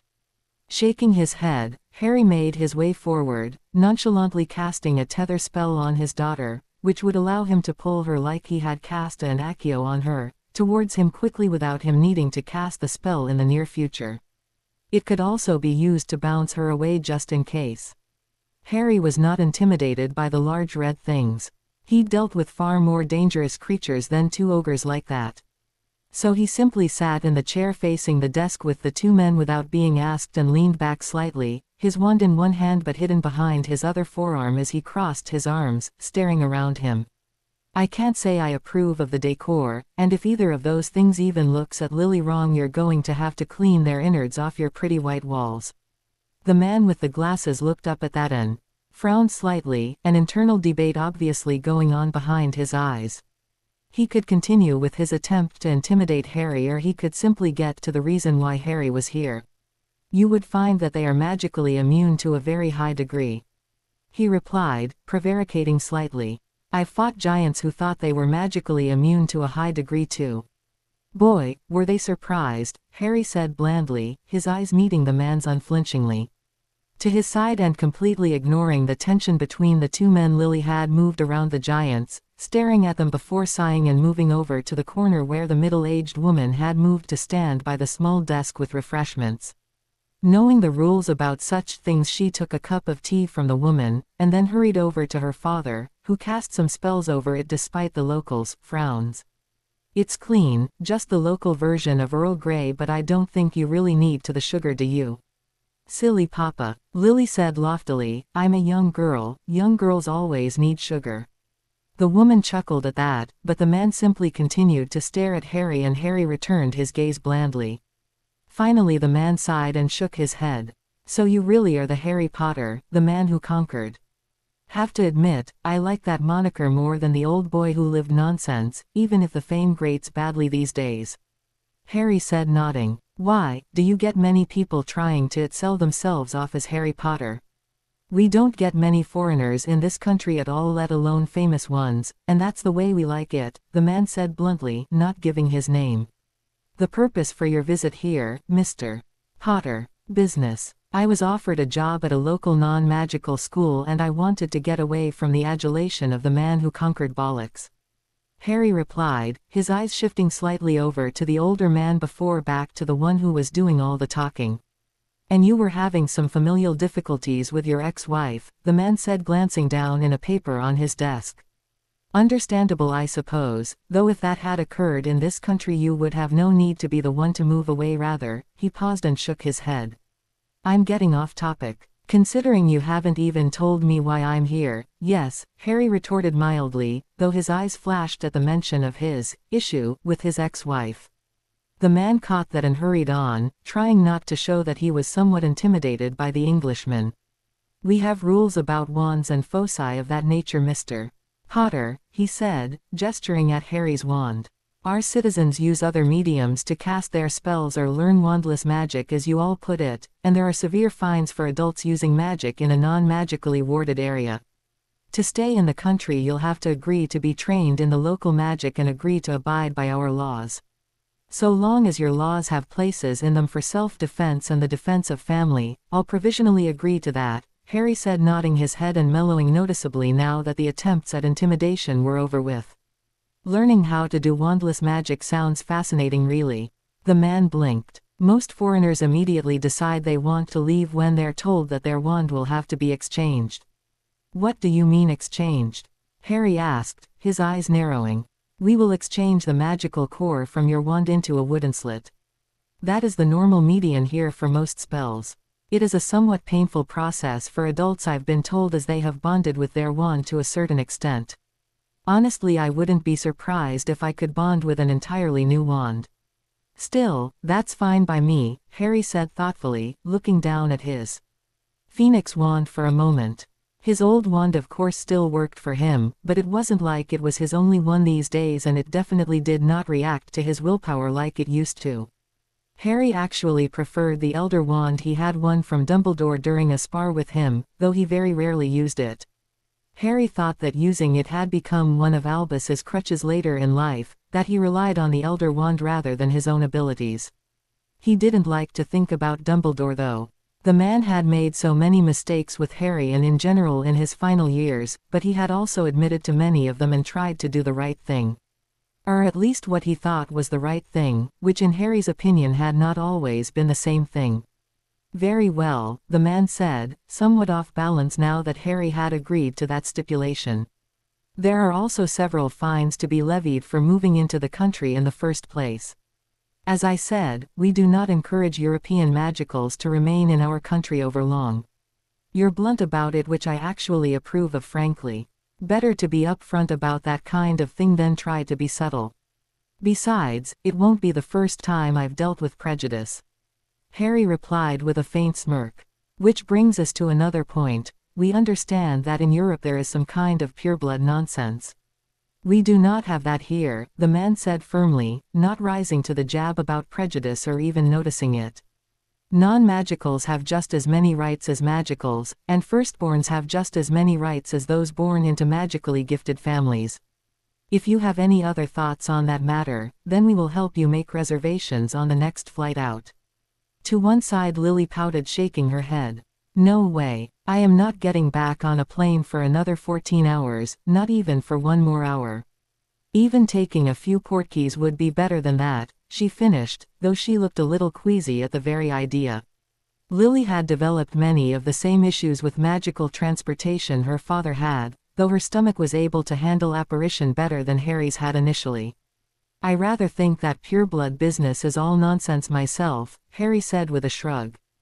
"That was one type of prejudice that I was talking about having dealt with before. Unfortunately, it's almost an institutional thing in Britain and in many other European countries. Even the families that like non-magicals look down their noses at them." The man nodded, then looked quizzically at Lily and back to Harry, now looking worried once more. "You will also have to, that is, certain information about you has." He trailed off, trying to think of a way to speak about this subject in front of the girl. "I have no secrets from Lily," Harry said with a faint frown, already discerning what this was about. The man nodded quickly. "We know you are a werewolf, Mr. Potter. We also know that you have somehow made peace with the inner beast. We would like you to either give interviews about that process or write up an instructional lesson on it. There are many were creatures in Japan and China who could benefit from such thing. It occurs to me that that is a little beyond the pale for simply moving into your country." Harry said musingly, though he wondered how the Japanese had found that out, since it wasn't exactly common knowledge back home. "How much would instruction in the local magical style cost, and how much would you be willing to pay for the kind of lessons you're asking me for?" The two of them haggled for a time, while Lily talked to the woman about anything that caught her fancy. This included a poster for a Magical Girl live-action show that had been in the airport a few days back. You mean one of them is really magical? Oh yes, many of the live Magical Girl shows have at least one actual magical involved to do the special effects. It's part of why they're so popular. People try to figure out how they can have such amazing special effects with such a primitive setup. No one has ever cottoned on to the idea it might all be real magic, of course. Papa, Lily shouted, looking over and causing Harry to look up from his discussion with the man wearing glasses. I want to be a magical girl like Sailor Moon. The man in glasses chuckled into one hand, while the silent man's lips twitched a little and Harry rolled his eyes. You're already a witch, love, how much more magical do you want to be? Not like that, Lily pouted, stamping one foot. I mean like in one of the local magical girl shows. Harry looked at the woman blandly and she had the grace to blush a little. Where exactly will I be going to buy her an outfit like that? He asked in a tone of long suffering.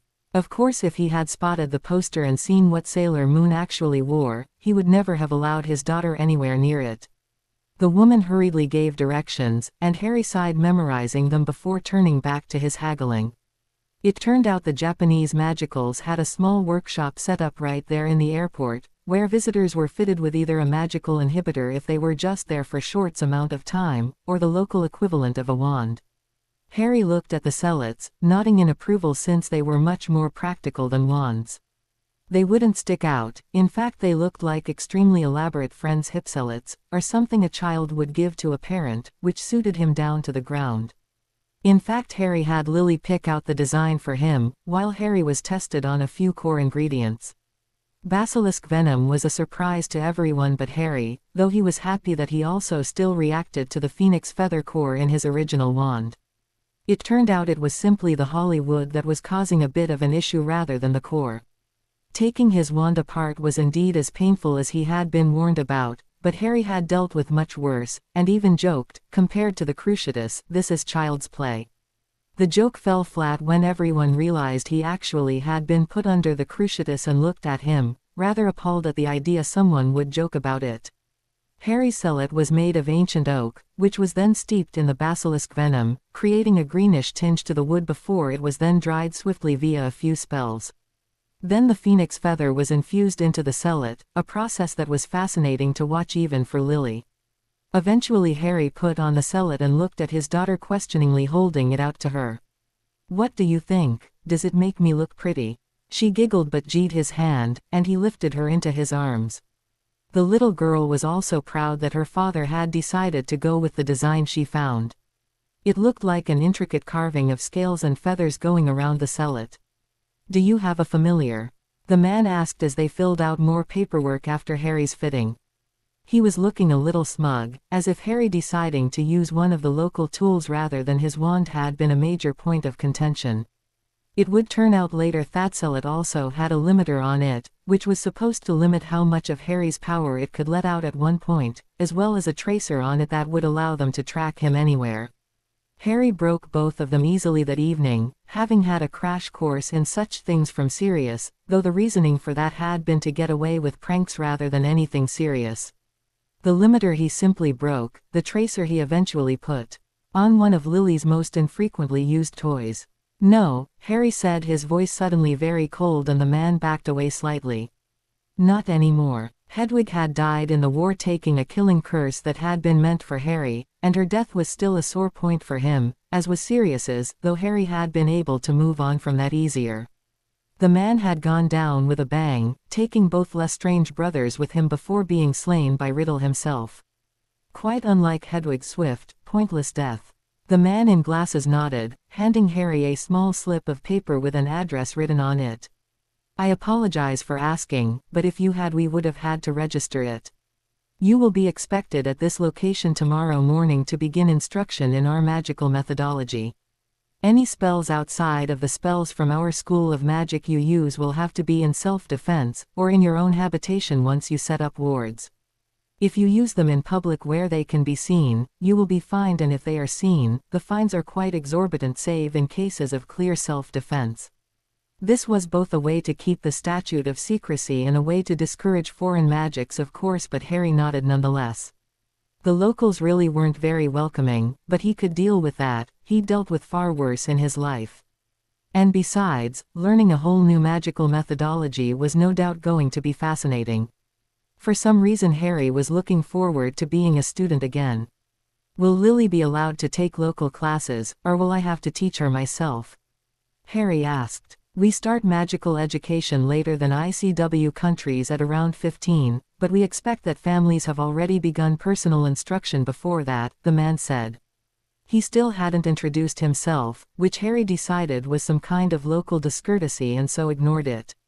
We also demand that all magicals are as at home in the non-magical environment as they are in the magical. Will that be a problem? Harry shook his head with a laugh. No, though that means I will have to take some time to look around for a school for Lily. With all the paperwork done, the two Potters were allowed to leave the airport, Harry with his Nukelet wand on his wrist and still holding Lily's hand with his other. What did you think of him? Asked the middle-aged woman to the silent man, standing with her two colleagues by a window that was following Harry and his daughter as they walked off. He is dangerous, the heretofore silent man said simply. He has the eyes of a warrior, someone who has fought and killed, which is only to be expected. He also was hiding something, though it wasn't anything dangerous to us so long as we do not become a danger to him.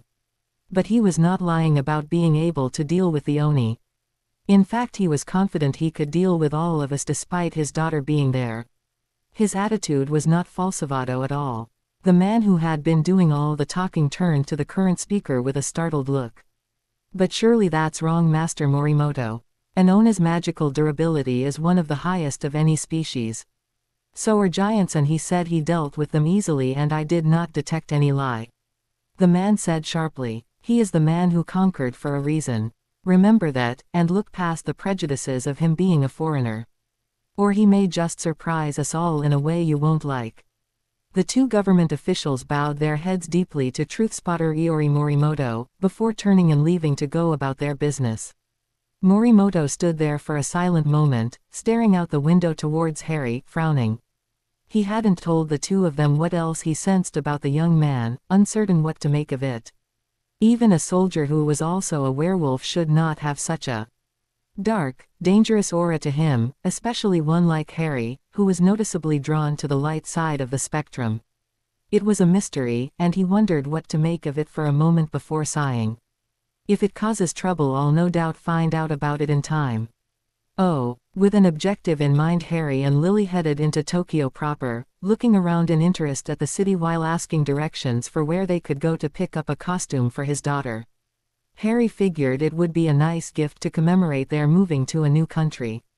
His mastery of the local language brought both smiles and frowns, and Harry wondered what to make of that at first, though he decided to simply ignore it after a little while. He knew that the non-magical Japanese were almost as biased against foreigners as the magical variety, and supposed it had something to do with that. Eventually they were given directions to a section of the city called Akihabara, which was supposedly more than an hour's walk away. But since both of them had spent most of the last day and a half sitting down, Harry and Lily decided to walk and pick up some food on the way. They were about halfway there when Lily stopped and pointed. "Look, Papa, there's a magical girl." Harry looked, and shook his head slightly. "I don't think that's the right style for being a magical girl, Lily. That looks more like a personal style to me." The young girl in question was around 15 or so, Harry guessed, with hair done in the twin-tail style. The hair made her stick out in the crowd here, and she was wearing what he thought looked like some kind of maid suit as she walked down the street. Lily paused, thinking, "Well, I think that actually looks a little better than the outfit I saw the magical girls wearing on that poster. And since you can actually walk around in it, I'll approve of it too," Harry said with a chuckle, ruffling her hair. He had seen a poster for that show as they were walking, and feared what would happen when they actually got to the costume shop and saw one in person. With that, Lily moved through the crowd to the girl. "Excuse me, miss." The girl turned to her, a somewhat haughty look on her face, which seemed to dissipate slightly when she noticed the age of the individual who had stopped her. "Yes, what is it, Chibi?" Lily pouted at that, understanding it was some kind of insult, but went on gamely. "Where can I get a dress like yours?" That caused the girl to smile and puff herself up slightly, one hand flicking one of her ponytails behind her as her other hand came to rest on her hip. This is something I designed and sewed myself. You'll never be able to find a dress to match it. There are a few though that sell similar things, she said after a few seconds, and she quickly gave Lily a few directions. She didn't notice Harry coming up behind his daughter, busy talking to the young girl about color and fashions, which seemed to be something of a passion for her. She did look up though when another female voice interrupted them. "And who's this little cutie you're talking to rather than meeting with us, or did you just get lost again, Mittelt?" "Hush you," the girl said, turning angrily to address the woman, noticeably biting off her reply given the crowd still moving all around them. The new woman was tallish, with long blue hair flowing down her back to her rear. Harry had no idea if the blue was natural or not, but it did look good on her. She was wearing a tight short crimson skirt and a matching jacket which was open nearly down to her belly button to allow a massive amount of her large cleavage to be seen. Harry had to pause for a moment to take in the woman's appearance, shaking his head slightly and banishing his baser urges for a moment with the fact. His daughter was right there. While as a man I have to approve, as a father I'm not certain I want my daughter to associate with these two any longer. The woman however immediately got back on his good side when she knelt down in front of Lily, winking at her. "I love your hair, but I think going all black and white like my friend here would be a little too dreary. I think you'd look better in brighter colors." "She's right, you know, Red Moon," Harry said, placing a hand on Lily Luna's head. Suddenly both women were mindful of his presence and looked up at him, the woman who had knelt down, straightening up, though she still had to look slightly upwards at Harry's face. He was quite tall thanks to his werewolf curse and how he dealt with it, standing at 6 feet 9 inches. "Is this little cutie yours?" the woman asked, flushing slightly at the handsome man in front of her. "Yep," Harry said with a grin, patting Lily's hair. "Oh, but where's my manners? My name is Harry Potter, and this is Lily Luna, my daughter. May I have the pleasure of knowing who I'm addressing, ladies?" he asked, taking a note straight from Sirius' little black book in how to introduce himself. "Well, Harry Potter, this is Mittelt and I'm Calawarner, and I think the pleasure is mutual, or could be anyway," Calawarner said, smiling and moving slightly closer to Harry so that he could see even more of her cleavage. Her smile widened as the man's mesmerizing eyes flicked down once before coming back up to lock on her face. Despite your mastery of Japanese, I can tell you're a foreigner." "British, right?" "Indeed, miss," Harry said, his nostrils almost flaring as the woman's scent hit him. Next to him Lily and Mittelt struck up a conversation of their own about local fashions and anime shows of all things, which Harry was quite thankful for at present. "What gave me away?" Calawarner shrugged. "Your looks, and the way you speak. Your sentence structure is off, though your daughter's accent is more obvious. I don't suppose I could ask for your help sometime in the future to brush up on my own English. My mastery of French is good, but my English could use some work." Her tongue flicked out, lightly licking at her upper lip. "I just can't get my tongue around the words. You think you could help me with that?" Harry's voice was deep and throaty as he replied, only his daughter's presence keeping him from upping the flirting beyond words. "Oh, I'm certain we could find some way to solve that problem of yours, certain exercises for your tongue that might help." Next to her friend, Mittelt shook her head looking down at her watch. "Anyway, we need to get going, we're supposed to meet up with some friends and we're already running late." Her words helped Harry snap out of it, and he shook his head, one hand falling to his daughter's head to better steady himself in the here and now. Yes. Actually we should be on our way too if we're going to get Lily fitted for her dress and still catch the train we need to." "It was a distinct pleasure meeting you, Calawarner," Harry said, his eyes flashing with desire. Allowing a faint blush to appear on her cheeks, Calawarner smiled in reply, holding out a card with her number on it, pulling the card out from under her blouse from somewhere. It was still warm when Harry took it from her. "Call me sometime, hopefully we'll see each other again soon." Mittelt nodded, looking at Harry thoughtfully for a moment, then took out a small card of her own, handing it over to them. "In case you have any more questions about what real fashion is like," she said haughtily, winking at the little redhead, before turning to walk down the road, dragging Calawarner with her for a moment as the blue-haired beauty winked at Harry. Behind them, Harry watched them thoughtfully, his eyes narrowed as he watched them disappear into the crowd. Something was a little off about those two, and more importantly his reaction to the woman. Avila maybe, or something similar. I didn't feel anything malicious about it, but it definitely got through my defenses in a way I don't like looking back on it. I'm going to have to be wary of that if she and I ever meet again. Still would have been a lot of fun though. Did you feel that? That guy's got to have a sacred gear of some kind. If he does, it's a fully awakened one Mittelt, and even without one that man is dangerous. The woman, that was a soldier some kind or I'll eat my. He also had the aura of some kind of war creature, though I couldn't tell what kind. Calawarner replied warningly, before blushing slightly as she licked her lips. And he's quite an attractive man too. Don't tell me you're going to try to seduce him. When has that worked in the past 100 years, you old hag? Mittelt groaned. Tell me again which of us has the better track record. The woman replied tartly, shaking her head, reining in her temper at the jab at her age with the ease of painful practice. There are better ways to get what we want than brute force sometimes. Don't be angry at me simply because you can't use seduction except against people with Lolita tendencies. As Mittelt simmered at that, Calawarner went on. Now come on, we're already late for meeting up with Donacek and Rayner. Oh, after buying Lily a dress to match the woman Mittelt's in style but which was white with yellow highlights rather than black, the two of them continued to explore the city until Lily declared she was hungry. After that, Harry led them to the train which would take them to the district where his new job was, before buying them both some food for the train. The public transportation of Japan was amazing, on time, clean, and very quick. The bullet train took them from Tokyo and dropped them off at their destination after only about 40 minutes, whereas trying to get there by car would have taken them 4 hours. Upon arriving in Kuo, Harry checked in at the school and was shown around the campus by the principal, an elderly man with a bent back and frail appearance. Despite that appearance, he was noticeably quite spry on his feet as he moved around the campus, showing Harry where everything was.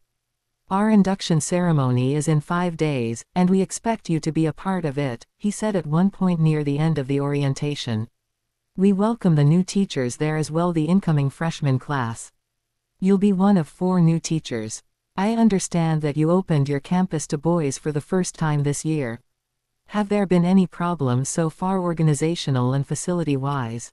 Harry asked, looking around in slight awe at the size of the campus. Not so much other than the teachers who quit, the man said dryly. That was quite a large problem, of course, especially given how much of the budget we had to use to set up facilities, like men's rooms, changing areas and so forth. But thanks to your hiring we seem to have solved them all. I'll want you to have your lesson plans for the English course ready the evening before the induction ceremony at the latest, the headmaster went on seriously. You won't have to submit all of them for review, but as this is your first job I insist on looking over at least your first weeks of classes for both English and physical education. I have them ready now, Harry said, shrugging. I worked on them over the past few days. Of course I'll want to tailor them to each class, but I've made them flexible enough to do that easily enough once school starts. Excellent, email them to me tomorrow morning and I'll go over them and either approve or ask for corrections. You did make allowances for the fact that Japan's educational standards are different than the UK's, correct? Of course. The principal nodded agreeably, then asked, and have you found an apartment or something similar? Actually, I'm going to be buying a small house if I can manage it. I'll be looking around for one over the next few days. Until then, my daughter and I will be staying in a hotel. The principal nodded again, and the discussion turned once more to scholastic topics until Harry picked up Lily from 2 of the teachers who were already on campus that had agreed to watch her as he and the principal talked. By the time he did, it was obvious both middle-aged women had fallen under Lily's spell as they were gushing about how cute she was, and Harry could only sigh. Wait until she has a bad day. Red Moon can be a right little hellion at times. The next day, Harry showed up for his appointment to start learning the locals, magic, only to be surprised. Wait, you mean they're distant courses? For someone your age, sure, the young man said from across the small desk. It was in an equally small office, part of dozens of others that looked this like any other non-magical office space really. Normally, the distant courses are used for people following up on their masters. We don't get many gaijin who want to learn what real magic is like, the man said, blithely ignorant of Harry's twitching eyebrow at his unthinking condescension. But we still have classes. We simply transfer the in-class stuff online and have you do all the work with none of the actual in-class instruction. It's a hardship of course, but the textbook should be good enough. Again not noticing or ignoring Harry's twitching eyebrow, the man went on. The login codes are magically locked. If someone overheard your code they couldn't log in to MagiNet, nor could your daughter do so accidentally. So if I could have you use this blood quill for a moment. Harry sighed but picked up the blood quill and then wrote out his name. Hermione will go spare when I tell her about how much magic and technology are mixed in Japan, he thought with an inner laugh. She might actually convince Padma to move here just for that. Although come to think of it, Tonks and Teddy might be the two who move here first, Harry thought, letting that happy idea keep his spirits up. Remus had died late in the war, but before that Tonks had snagged him after more than a year of chasing the older werewolf, and they had rather quickly gotten serious, even secretly marrying when Tonks had gotten pregnant. Harry had served as a groomsman at the wedding, and had helped Sirius chase Remus down when he'd had cold feet. Tonks had hinted at the idea of following him with Teddy, but hadn't yet made up her mind when Harry had met Sirius. His renewed good humor did not stop Harry from twitting the man nameless office drone for his condescension. After the man was finished magically copying Harry's magical signature into a computer format, Harry lit the blood quill on fire along with the piece of parchment containing his name. At the man's astonished look, Harry replied blandly, "Sorry, I've had bad experiences being signed up for things through the use of papers with my magical signature on them before. And in fact I'd like your assurances that that computer format couldn't be changed back or used without my permission." Over the next few days Harry began to teach himself some of the local magic, while also spending time with Lily looking at houses and generally getting to know the town that the school was located in. He also became interested in the number of strange auras he could vaguely sense around him at times as he and Lily moved around the town. It was evident that there were other magicals in the area, or something similar anyway. I wonder if Sirius knew about that. Harry hadn't been able to sense anything off about the man when they met, but that didn't really mean anything, especially since Harry had a hunch the man had recognized his name. He and Lily eventually found a small two-story house that had a large and varied backyard that they both fell in love with immediately. There was a tree right by the back of the house, where someone apparently had begun to build a sort of deck out and around it, a tiny little pond, and a large fence around the area, which was covered with ivy.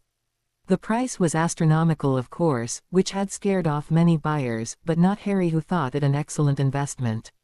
With that done they started to buy furniture and move in, while Harry also put down wards around the area and began to create a permanent ward scheme. That would take several weeks of course even for Harry, but by the time he was done this place would be as well defended as he could make it, to the level of Grimmauld Place or maybe even better. Soon after that, the first day of school began, and after dropping Lily off at a local elementary school, Harry headed into work. Striding through the front gates, Harry noticed immediately how many girls there were on campus in comparison to the boys. There were also several exceptionally attractive girls, just as the teachers he had met so far had been somewhat good-looking, and the academy's uniform did not help matters. Damn it. It's been too damn long if I'm looking at high school girls like that. Maybe I really should have found a local girl for a tumble for bit back in Barcelona, or called Calla Warner over the last few days, despite how her presence affected me. A few of the girls stuck out to him, the first being a red-headed girl who grabbed his attention immediately. She had blood-red hair flowing down her back in a wave to the back of her knees and was very buxom with fair skin. Her heart-shaped face with high cheekbones and dimples was dominated by blue-green eyes which sparkled as she looked around her. Despite her age, the redhead was one of the most attractive girls Harry had ever seen. Yet right next to her was another girl of similar beauty. The second girl's long black hair was tied in a long ponytail, the end of which fell to her knees like her friend's, with an orange ribbon keeping it in place and two strands sticking out from the top of her ponytail and sloping backwards. Her face was more traditionally Japanese, slightly thinner than her friend's with no sign of dimples, and her eyes were black.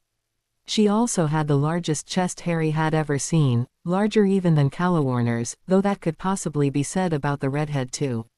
I'd have to examine them much more closely to be certain though. Harry shook his head quickly from such thoughts however, despite his werewolf side wanting to sit up and howl at the very sight of the two. Their bodies were precisely the kind his werewolf instincts thought most attractive, though Harry had to admit he could say he liked that body type too, especially after being with Ginny for so long, who was more an athletic tomboy type. The red-headed girl looked in his direction, and Harry winked at her for a moment before turning and heading towards the gym where the induction ceremony would occur. Down boy, no flirting with the students now, that was just you being friendly. Behind him the girl, one Rias Grimoire, blushed slightly at the older man's wink, shaking her head. That was a very handsome man, she murmured to her friend. But what's he doing on campus and dressed like a teacher too? Do you have any idea, Akeno? Her friend Sona Citri spoke up. Before Akeno could. Sona was slightly taller than Rias, though not as tall as Akeno, and was less than the two of them. But she was still markedly attractive, with a cool, regal expression on her face and a trim body underneath the school's uniform. She was also the student body president, while Rias was head of the occult research club. He's our new teacher, English and phys ed, apparently. One of the administrators, I haven't found out who, reached out to him rather than vice versa.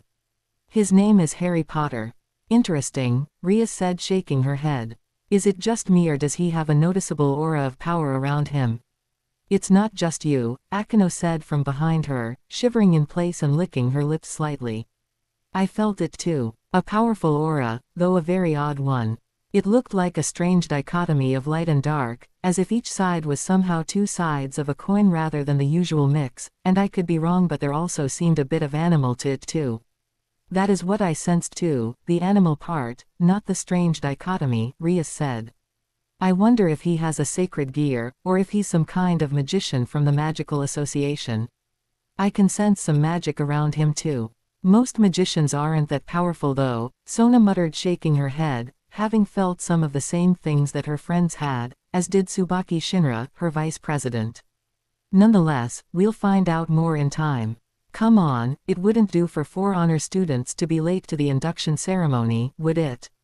Oh, my God, when they said the ratio between boys and girls was uneven, I didn't realize it was this bad. Harry thought to himself as he stood with the other new teachers, nodding his head towards the crowd as he was introduced. There can't be more than one boy for every 7 or 8 girls max.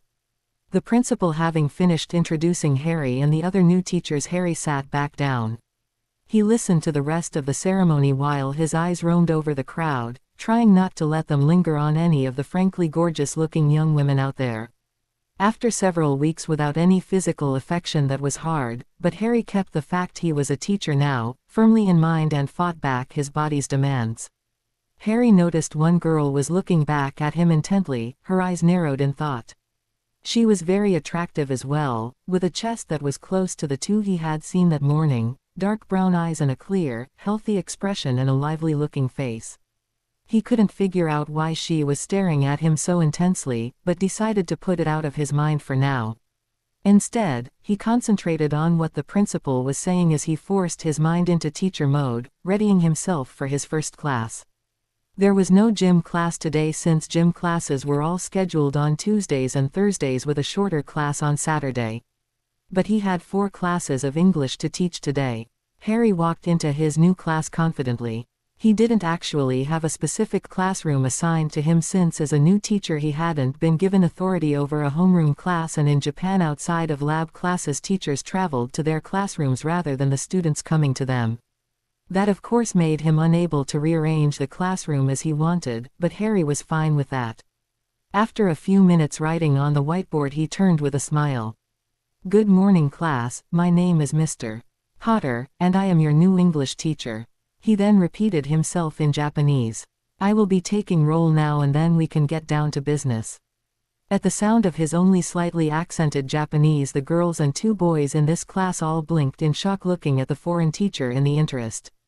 Many of the girls had hearts in their eyes, others were just as obviously undressing him, while the two boys seemed to be glaring at him. Harry had no idea what was going on there, though he had a good idea as to what was happening on the girls' side of things.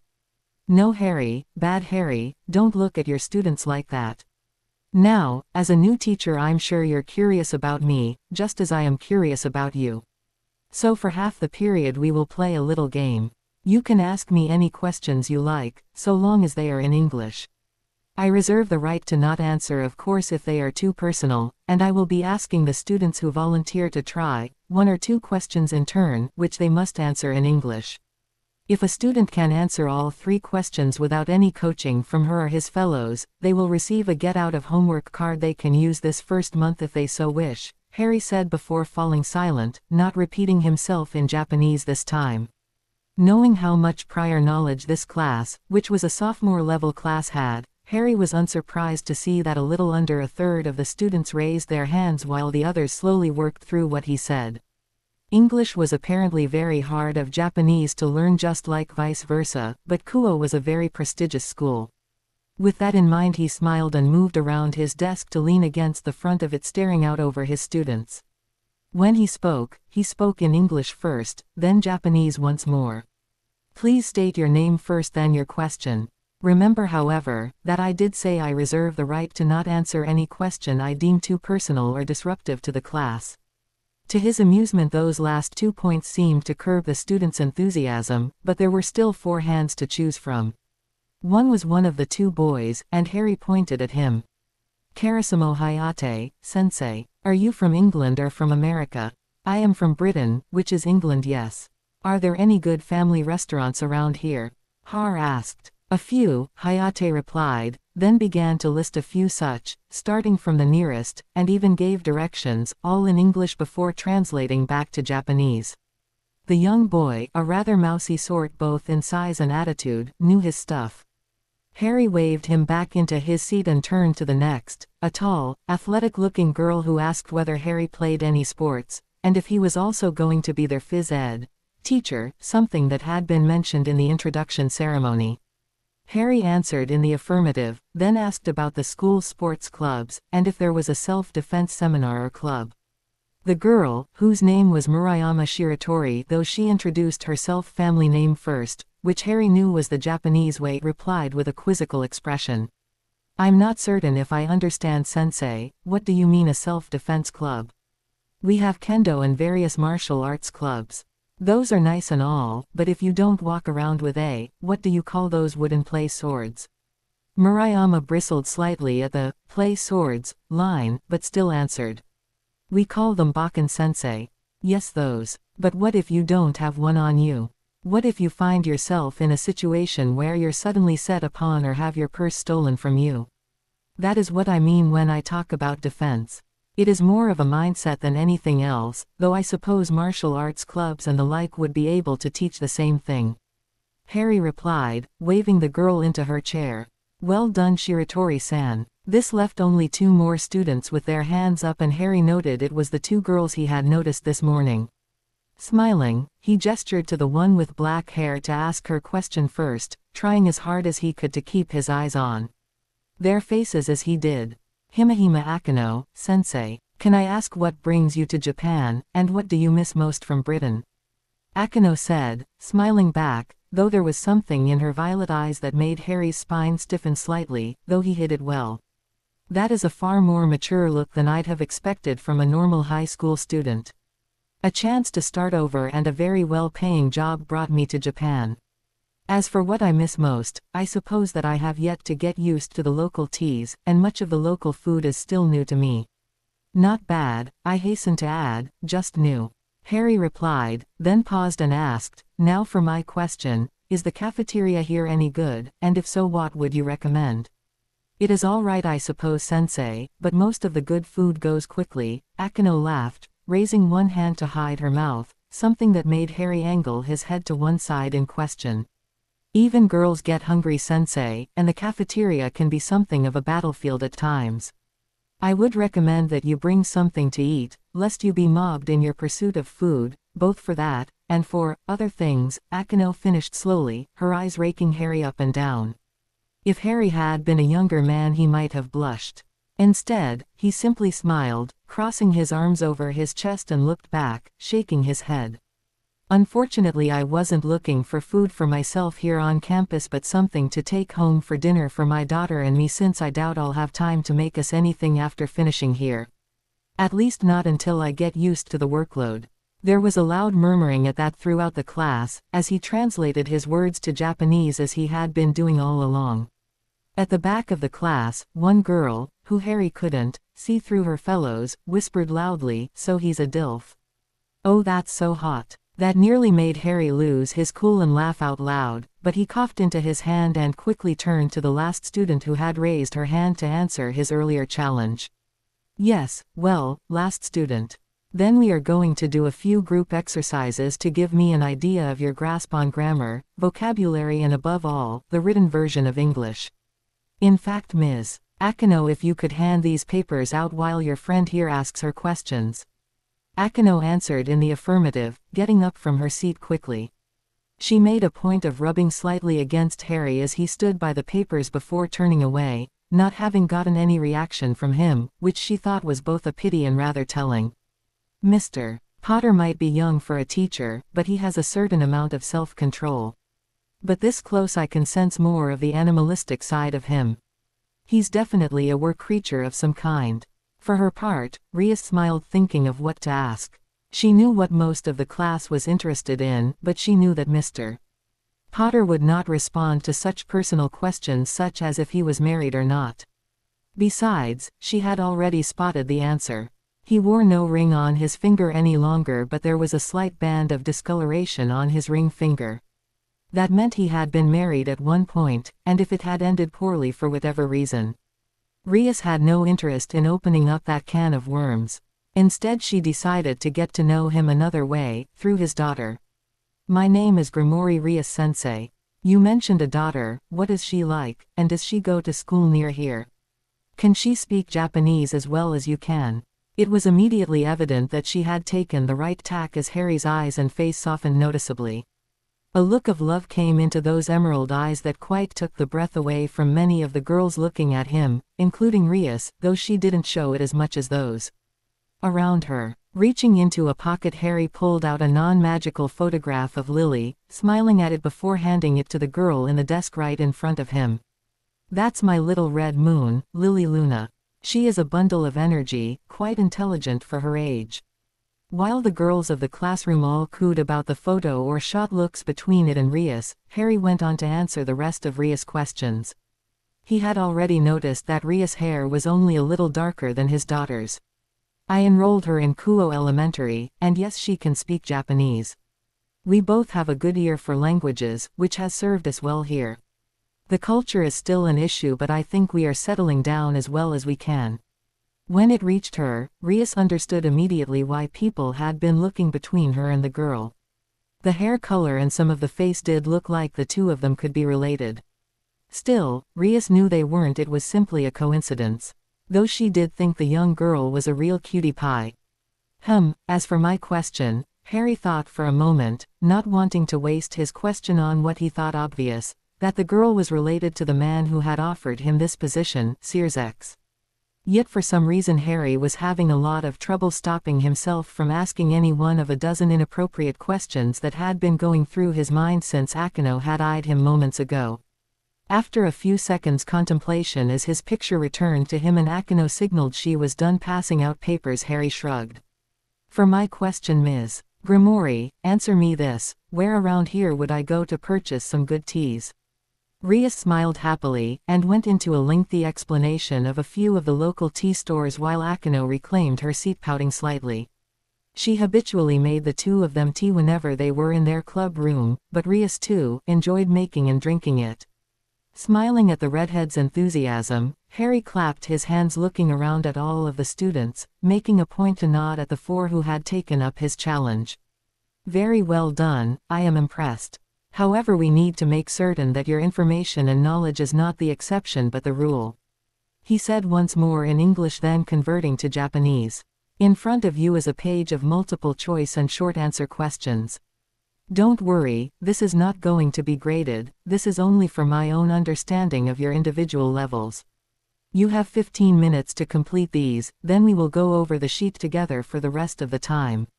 In the last 5 minutes we will discuss required reading and the syllabus for this course. Harry spent the next 15 minutes walking around the room, talking quietly to any student who needed his help. He found that some of the girls still tried to make doe eyes at him but thankfully didn't outright flirt with him, though Akino did wink at him, and Rias smiled at him before looking away demurely. The class were all finished the assessment paper in the allotted time, and Harry spent the rest of the class doing as he said he would. When they got to it, there were several questions about the syllabus, noticeably about how little actual graded quizzes there were, and the amount of reading homework which was a marked difference from their previous classes. There were also a few questions about how Harry wanted them to record themselves speaking specific lines in English and prepare them for class the next day.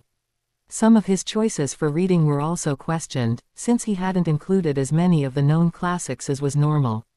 Instead he had mixed in several modern fantasy and science fiction novels and even magazines from popular culture.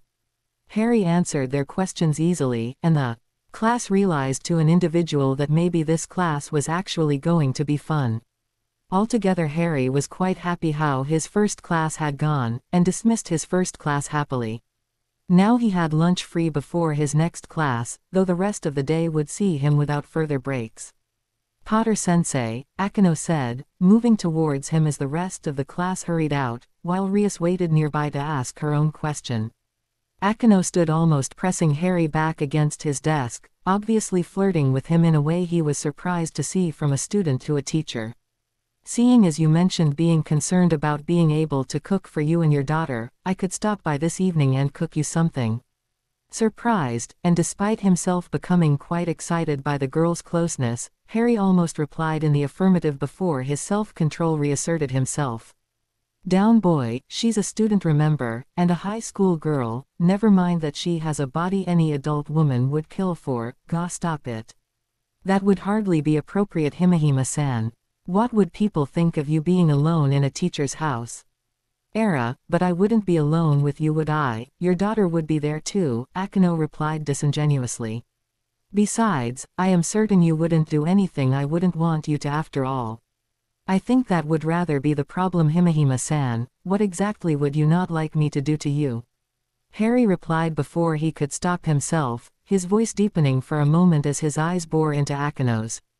To her chagrin, she was the first to look away, a blush coming to her cheeks. Shaking his head, Harry regained control of himself and turned away to fiddle with some papers on his desk. Thank you for the offer though, it was very kind. Akino nodded her head still looking rather flustered and moved toward the door, while behind her Rias chuckled, shaking her head. It was obvious that while you could get Mr. Potter to respond to physical flirtations, he would either reply in kind and turn the attack back on you or ignore it and make you feel silly. I suppose he is more experienced than either Akino or I attempt to fool ourselves and others into thinking. In any event, that kind of flirtation is more Akino's style than mine. No, it's best to go for a soft sell to find out exactly what Mr. Potter is and if he would like to join my peerage. Rias did not like trying to manipulate people, she was honestly quite a straightforward girl when she could be. But at present she was facing an issue in the near future that was slowly starting to dominate her mind and she had to do something to combat it. To get out of that fate, she was willing to be underhanded. And besides, it isn't like I am going to hurt Harry or his daughter, she consoled herself. And they can always say no, I refuse to force anyone to join if they don't want to. I'd rather have friends than nothing. Moving forward to take her friend's place near Mr. Potter, Rias kept some distance between them unlike Akino, just enough to make their talk more informal but not close enough to make it seem she was flirting with him. I wanted to ask Mr. Potter if you have decided if you will oversee a club yet. You mentioned something about defense. I haven't no, but as for defense that is a passion of mine you might say, though given how many martial arts clubs Shiratori-san mentioned it doesn't seem to be necessary.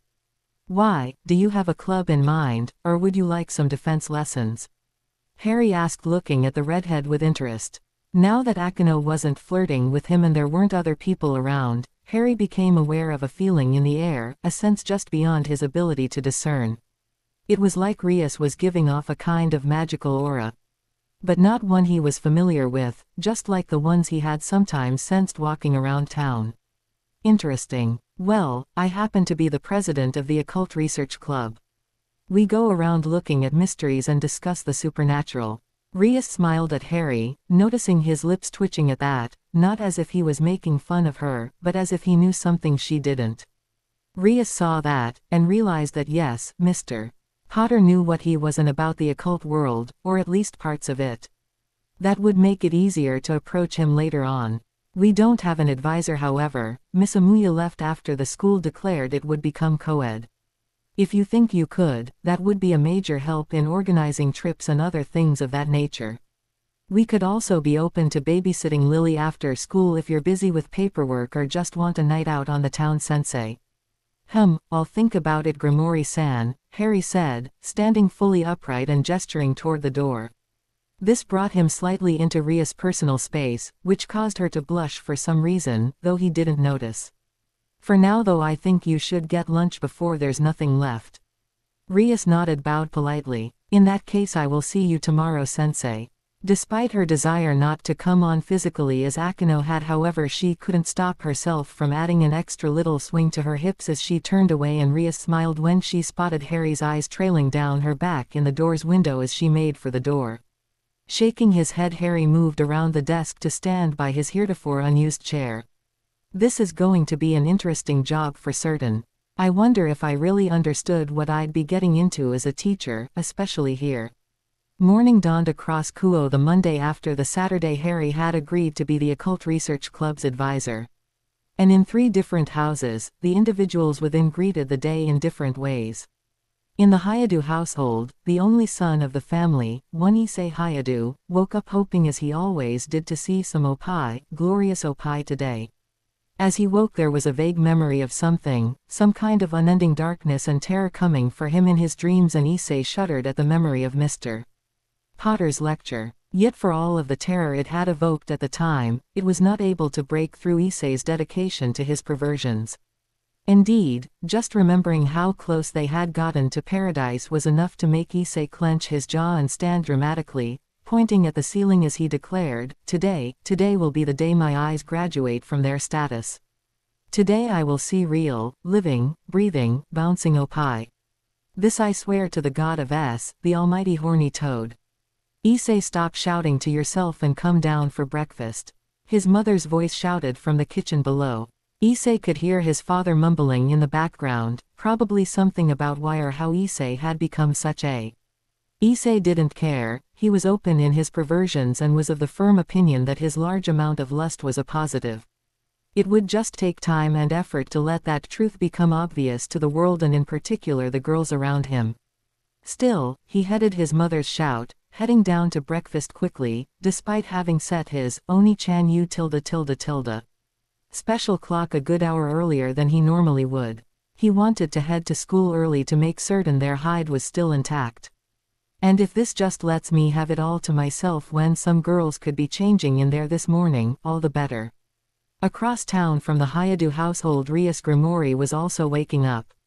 She stretched, her body moving in an artless yet sensual show of the female form for anyone there.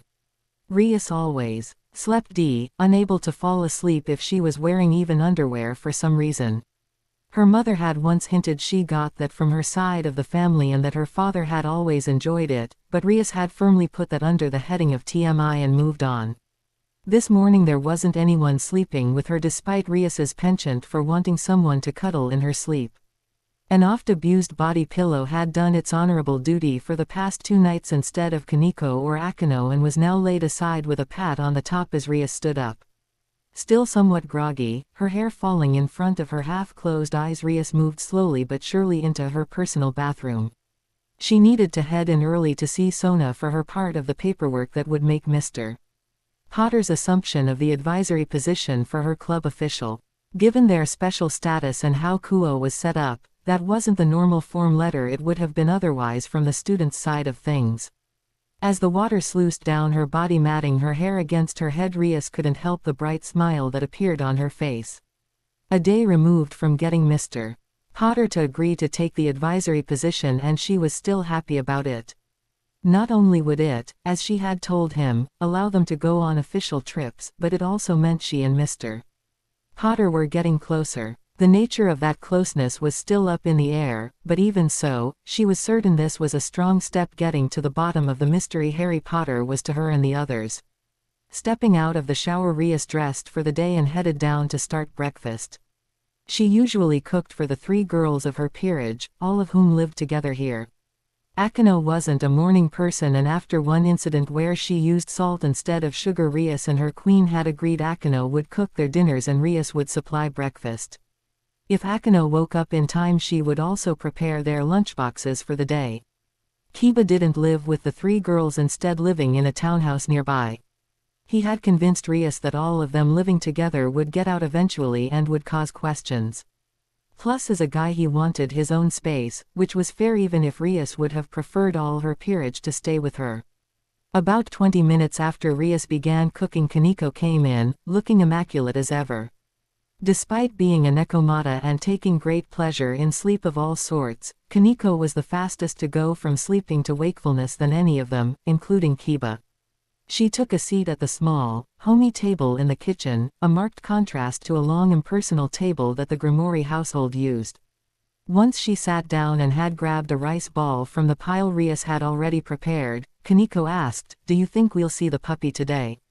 That had swiftly become Kaneko's name for Lily, and Rias was reminded once more that in the human world cats and dogs could get along very well regardless of the phrase about them if they were introduced at a young enough age. This was certainly the case between Kaneko and Lily. Kaneko seemed to greatly enjoy being the taller and older of the two, and Lily's general attitude had gotten through the Nekomata's natural defenses. Chuckling, Rias moved over to Kaneko, jing the girl tightly as she began to rub her head, smiling as Kaneko purred, her Nekomata ears coming out for a moment, reveling as she always did under her king's head rubbing. Rias was far more demonstrative than even her family was routinely to their servants. The Grimoire clan had always prided itself on treating their servants as family, something that saw them ridiculed by other clans but which was rewarded with the intense devotion of those servants. Yet for all of that, there was still a certain amount of distance between the kings and their respective peerages. Not so with Rias and her friends, for that was how she thought of them, friends first and foremost. "I don't know Kaneko-chan, remember she was only at the academy because she ran into problems at her own school. So we shouldn't have to see her on a day-to-day basis. Still, I bet we could convince Mr. Potter to let you come over to play, would you like that?" Rias smiled as she felt Kaneko nod where her head was nestled under Rias's chest. "Good. I bet Lily would also like to have another friend here in Japan. I'll bring it up with him this morning." Kaneko nodded, and Rias let go of her to continue making breakfast. "Hope we can continue to get along with Potter-sensei too." "I hope so as well, Kaneko-chan. And I think we've taken a big step in doing that," Rias replied, while reflecting that, while her parents had always made Kaneko feel at home in their mansion, neither had stepped entirely into a parental role for her. Her mother had done so somewhat just as she had for Akino, but not her father, treating Kaneko more like a caring grandfather or uncle would have. Harry now, he could step into that role easily, and I think he'd do it gladly too. Rias had a sudden image of her and Harry standing together as Lily and Kaneko ran around with a few younger, red-headed children with emerald eyes. While she could keep her blush at the image in check by the thought, "Mow damn it, I've only known him for a few weeks." Rias couldn't stop the smile that grew on her face at it. This was the scene Akino saw as she came into the kitchen, dressed for school as the others were. She stopped in the doorway, startled by the wide smile on her king's face or the small smile on Kaneko's face, and shared a glance with Kiba, who had as usual teleported over to join them for breakfast. "Rias-chan might be a slightly better morning person than me, but seeing her smile like that in the morning is most unusual even so. Darn it, I sense that there is teasing material to be had, but she's not telling me enough to know how to go about using it. Arabushu, you're looking quite happily domestic.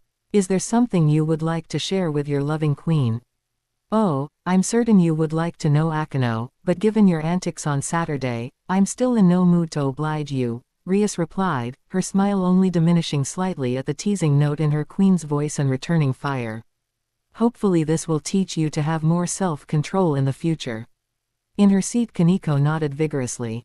Even with Akino's door closed and the queen having used several cleaning spells, Kaneko had been able to smell what Akino had been up to Saturday evening the next day. Anything that kept her from smelling such again from the queen was a good thing in her opinion, and she had gone along with Rias's plan to not tell the sadist queen anything happily. "Mo, so mean Bushu," Akino replied, faking a pout while Kiba rolled his eyes at the two girls' banter. There was a lot more frustration in Akino's reply than normal when she spoke to her king, however. Neither Rias nor Kaneko had told the others they had eaten dinner with Potter-sensei Saturday or that Harry had agreed to be the club's advisor. While Kiba was willing to wait to be told whatever it was, Akino was literally dying from curiosity after only a single day of seeing Rias's smug, happy expression. "What the heck did I miss? Now, eat up everyone, but I need to get going. I've got to go into school early to do some paperwork with Potter-sensei this morning." With that and a final almost condescending smile sent her queen's way, Rias walked out, grabbing her backpack on the way. As their king left, Akino turned to Kaneko. "Really, what did I miss?" Kaneko however merely smiled and dug into her meal, leaving Akino stewing in her own curiosity. Elsewhere in town, Harry woke up and unlike Rias's entirely positive attitude toward what had occurred Saturday, Harry had to wonder idly if he was a masochist, something he considered seriously as he too prepared breakfast. "On the one hand, a large part of me is happy to be able to spend more time with Rias and by extension Akino. On the other hand, well, it's spending more time around two young women whose presence acts like diamond-headed drills to the walls of my self-control. I know they are both legal age, but last I checked they were still my students. Bloody hell, I really might be a masochist to even think of going through with this." At least on Sunday he'd been able to put off thinking about his issues with Rias, the mystery around her and the others like her and the way their nearness seemed to eat at his self-control. Instead Harry had spent the entire day with Lily, first going bowling of all things in the morning, then out on a run through the town, which for the two Potters was an odd mix of parkour and sprinting. Lily might only have just started to show any signs of her father's lycanthropic side, but she had always had several times more endurance and energy than a girl her age should. Her coordination, not so much. Which, come to think of it, might have been another factor which drove a wedge between Lily and Ginny. Ginny just couldn't handle having a child that was so active, not when she wanted to also be active with her own life, pursuing her own interests. This coupled with another point Harry had long since realized, that for all she had been happy to have a child with Harry, Ginny had not wanted to become her mother and had fought against anything that tried to push her into that kind of mold. Besides that, they had talked about a lot of subjects. In particular, Harry had warned Lily about going looking for bullies and starting fights at school. Once was enough in his opinion, especially since she had been protecting herself and her friend. If they come to you and get physical, that's one thing, but you can't pick fights. Violence isn't always the answer, just one of many tools you can use if you have to. Harry had said. That statement would not have won Harry many points with other parents, especially in Japan, where not causing waves was almost a societal law. But Harry saw no problem with using violence as a solution if you had to. It was only choosing when it was appropriate, and Harry made certain Lily understood that there would be consequences if she went looking for or caused trouble. Harry had also had to devote both late Saturday and Sunday nights learning more about the laws and other bunk he had to memorize to legally be considered a magical citizen of Japan. His first test in those laws was coming up this Wednesday. After 2 more would be given a certificate that said he knew his rights and obligations under the law and could perform magic in Japan. It's a good thing that no one seems to have noticed the burst of accidental magic I had when dealing with those 3s. I know the locals can track such beyond the trace they placed on my transformed phoenix feather wand. The chapters about their laws mention that, every single one of them. That they didn't proves that there's something interesting in Kuo. I wonder if Grimori-san and the others like her are consciously causing it, or it's merely a benefit of what they are, whatever the bloody hell that is. Daddy, do you think that it would be okay if I join some of the Occult Research Club's activities? Turning from the stove, Harry smiled at Lily as he sat the tray of tiny sausages down next to the pancakes and other things already. There. I don't know, lovey, though I suppose if the elementary school doesn't offer clubs you can come along. Would you like that? Lily replied, humming as she ate a large bite of pancakes before swallowing and going on. One thing Ginny and Harry had agreed on was table manners, and Lily always made certain to chew and swallow before speaking. I really liked Kaneko, and Rias is great. Oh, what do you like about her? Harry asked idly. She doesn't speak down to me like so many older children and teens do, Lily replied with a scowl, but one which brightened into a smile as she went on, spearing a sausage with her fork. She treats me like a mix between Aunt Hermione, Aunt Luna and you, Daddy. Pursing his lips, Harry shook his head, unable to see what she meant. You're going to have to unpack that a bit, Lily. Well, Aunts Hermione and Luna both sort of spoil me, in their own way, Lily said hesitantly, but Harry nodded since it was true. Luna treated Lily like a cross between a toy and a little sister, while Hermione had always enjoyed trying to fill Lily's head with as much information as she possibly could, which was indeed her way of spoiling someone. Rias also kind of spoiled me, answering all my questions, but she also somehow got me to agree to do my homework, even my writing homework like you do. She didn't even have to do anything, I just couldn't argue with her once she said me and Kaneko should get to work. Lily scowled. How do you do that anyway? Every time I think I'm going to argue about it with you, I suddenly just don't want to.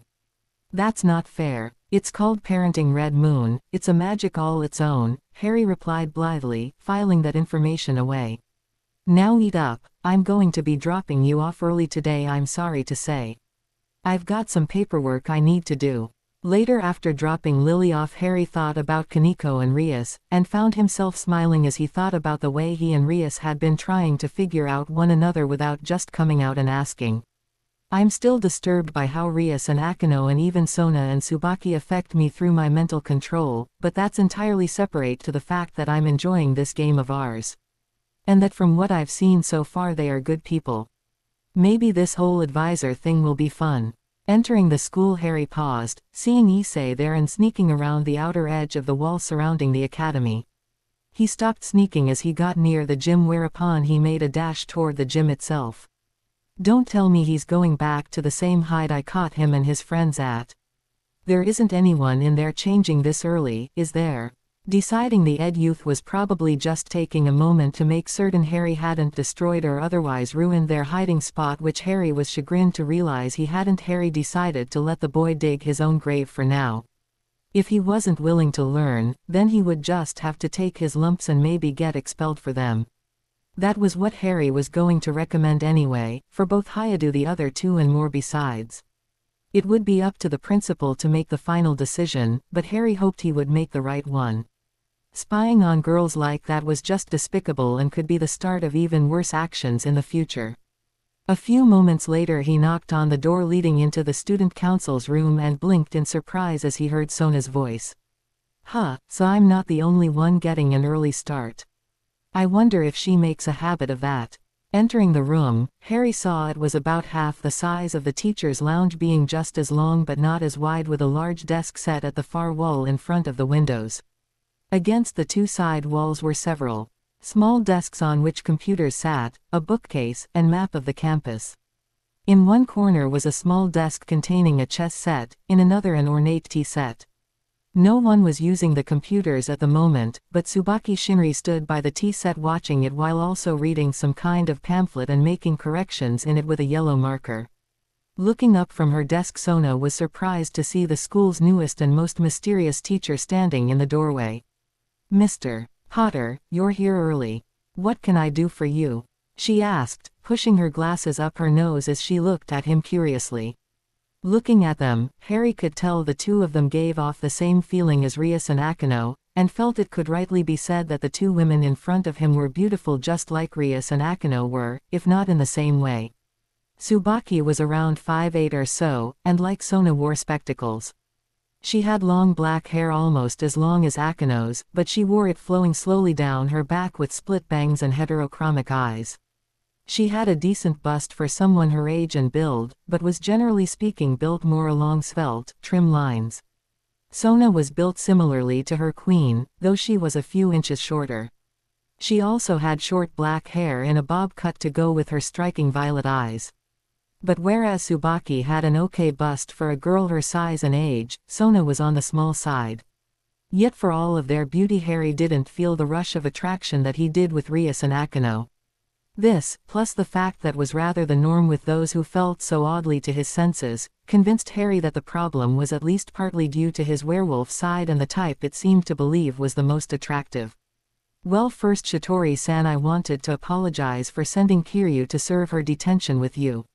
I should have cleared that with you first, but I felt that it being the first week of school, you and the student council would have more than enough work to keep her busy. And frankly, the idea of overseeing her detention personally somewhat terrified me, Harry finished dryly as he sat across from Sona at her desk. That was perfectly acceptable, sensei. It isn't the first time a teacher has assigned a student to work with me, Sona said, the light coming from the windows glinting off her glasses and giving her a sinister-looking appearance, something Harry knew she must have cultivated.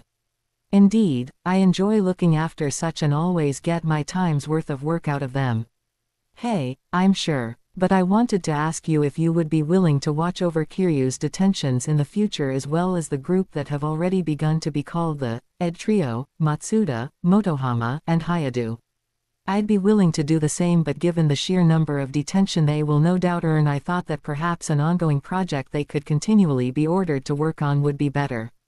That, and you are no doubt worried that if the lowly lover says something about his preference you might just lose control and kill him, Sona stated sardonically. That too, Harry replied, shrugging his shoulders. I'm quite protective of my daughter. The way he said that made it clear that Mr. Potter was simply making a statement rather than implying a threat. Yet even so, Sona decided to treat it as a warning for the future. Not that I have contemplated beginning hostilities with Mr. Potter, but it is still something to make note of. As for the 3 males, I am afraid I have to decline, Sona continued. The student council is solely comprised of girls at the moment. We did used to be an all-girls school before this year after all, and there is little chance of those 3 controlling themselves around us. They would not get any work assigned to them done and would disrupt our own. I would be willing to suggest tasks for them around the school, however.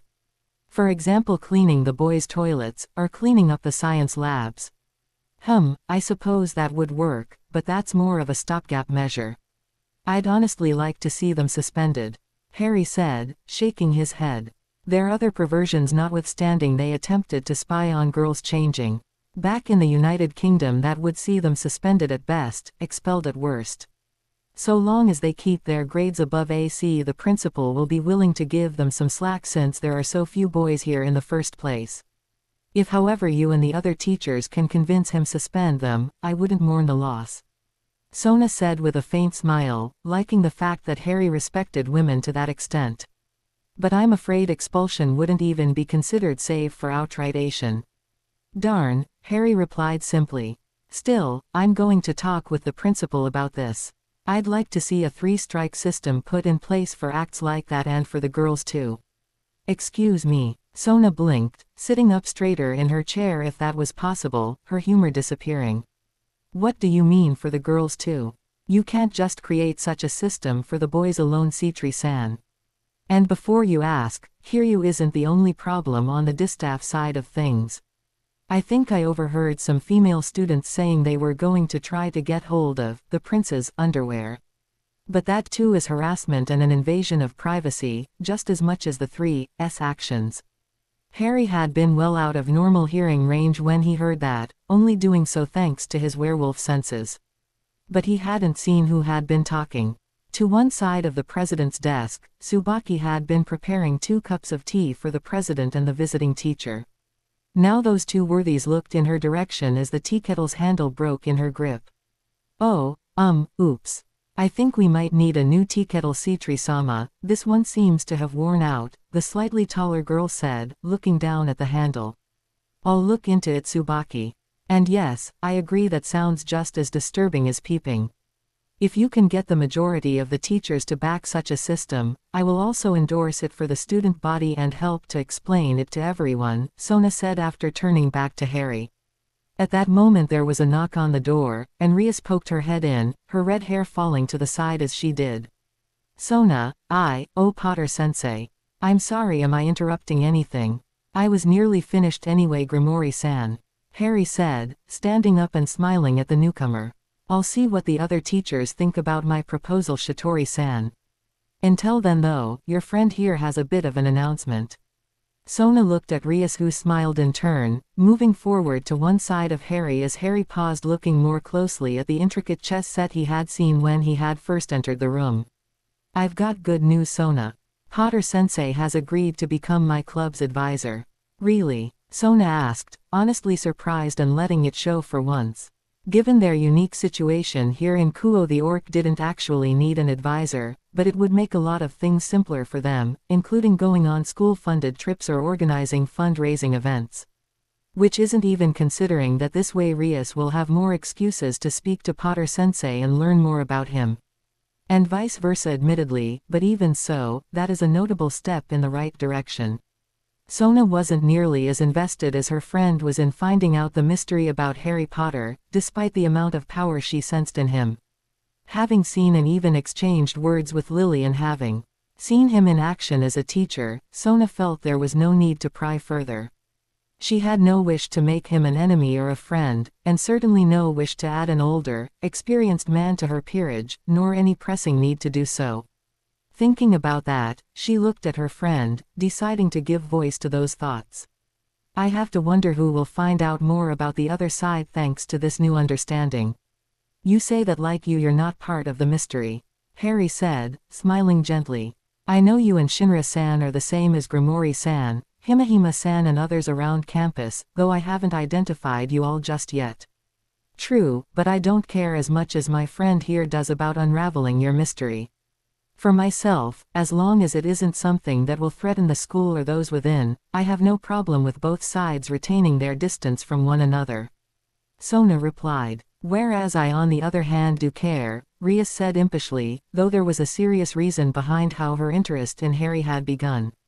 And so do you, or you wouldn't be willing to play the game like this.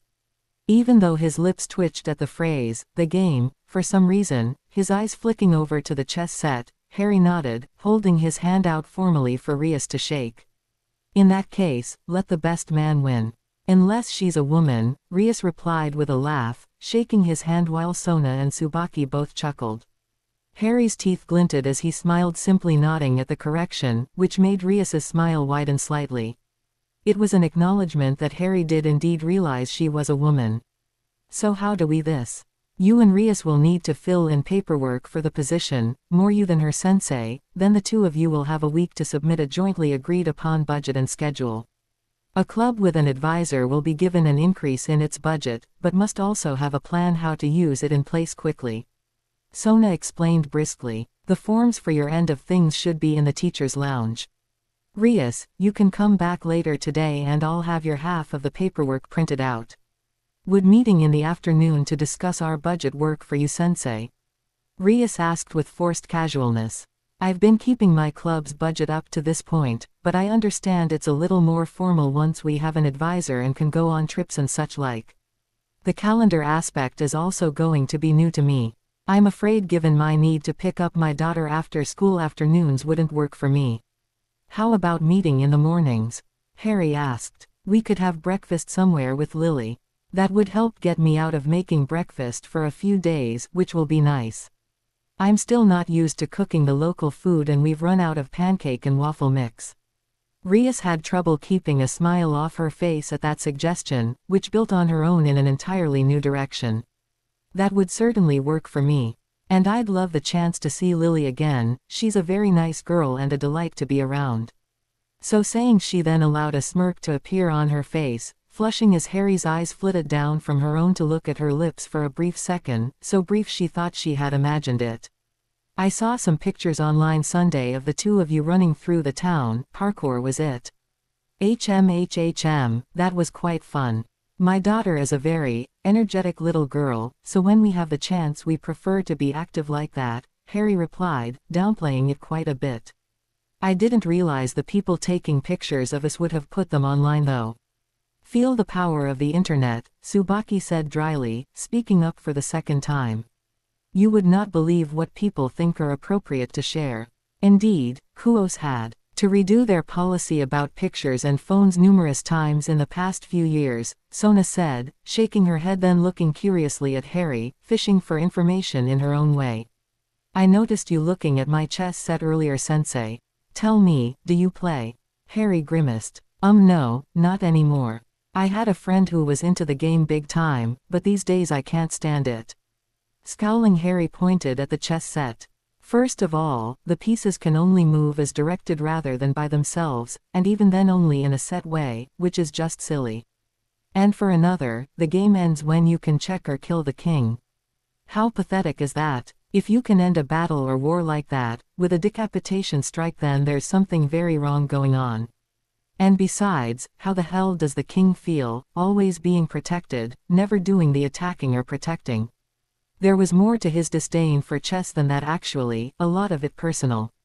Harry could all too easily remember how the trio had thought that Ron's skill with chess and Quidditch strategies would carry over to the war against Voldemort, and how it had been an utter disaster. He could also remember the way Dumbledore tried to keep him out of the fighting at first to protect him for some kind of final confrontation, as if taking out Riddle was all that mattered. Checking the king, as Dumbledore had called it more than once, with many of his followers agreeing.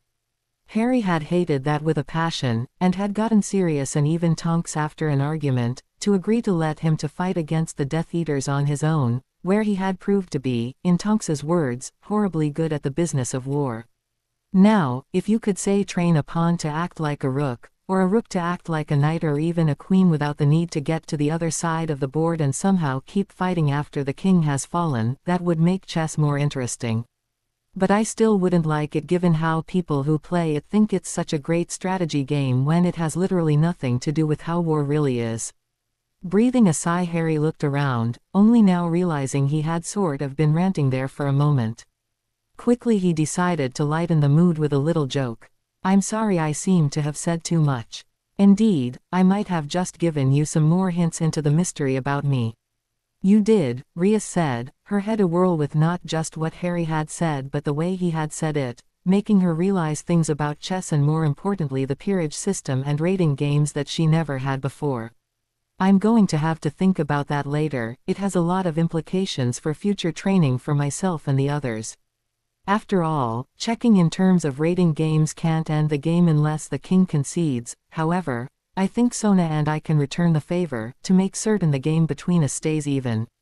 She looked over at Sona, who first frowned then smiled as Rias turned back addressing Harry once more. You mentioned how you can tell the students who are similar to myself and Sona. Well, we break down into two groups. My group is comprised of the members of my club, Akino, Kaneko and Kiba.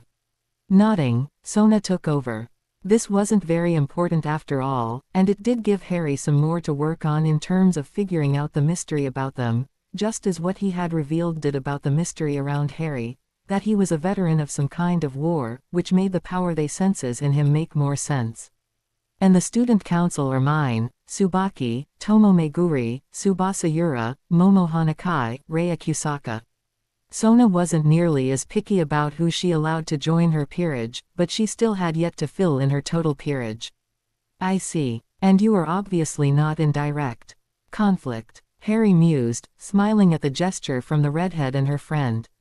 Conflict? No. There is some competition between us, but it's all friendly, Rias replied, with Sona once more nodding agreement.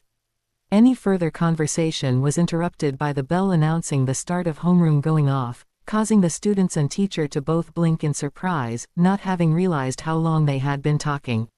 Well ladies, that's my cue to leave. I'll see you both in class, Harry said, bowing from the waist to both girls before leaving quickly. Rias waited there for a moment as Sona and Tsubaki both grabbed their own school bags, the three of them moving to the door to head to their homerooms, where Rias knew Akino would be waiting for her. She smiled at the idea of still keeping her queen in the dark and teasing her for a change, but her smile widened into a grin as Sona murmured. Well done, Rias. I wish I could take credit, but it was rather a random series of events which saw Potter-sensei agree to it. That, and the fact his daughter and Kaneko got along so well. I was just able to take advantage of it. Ria sobered somewhat, looking at her fellow king seriously. Just as I am going to take advantage of what he said about chess, its pieces, and war. Oh yes, Sona said grimly.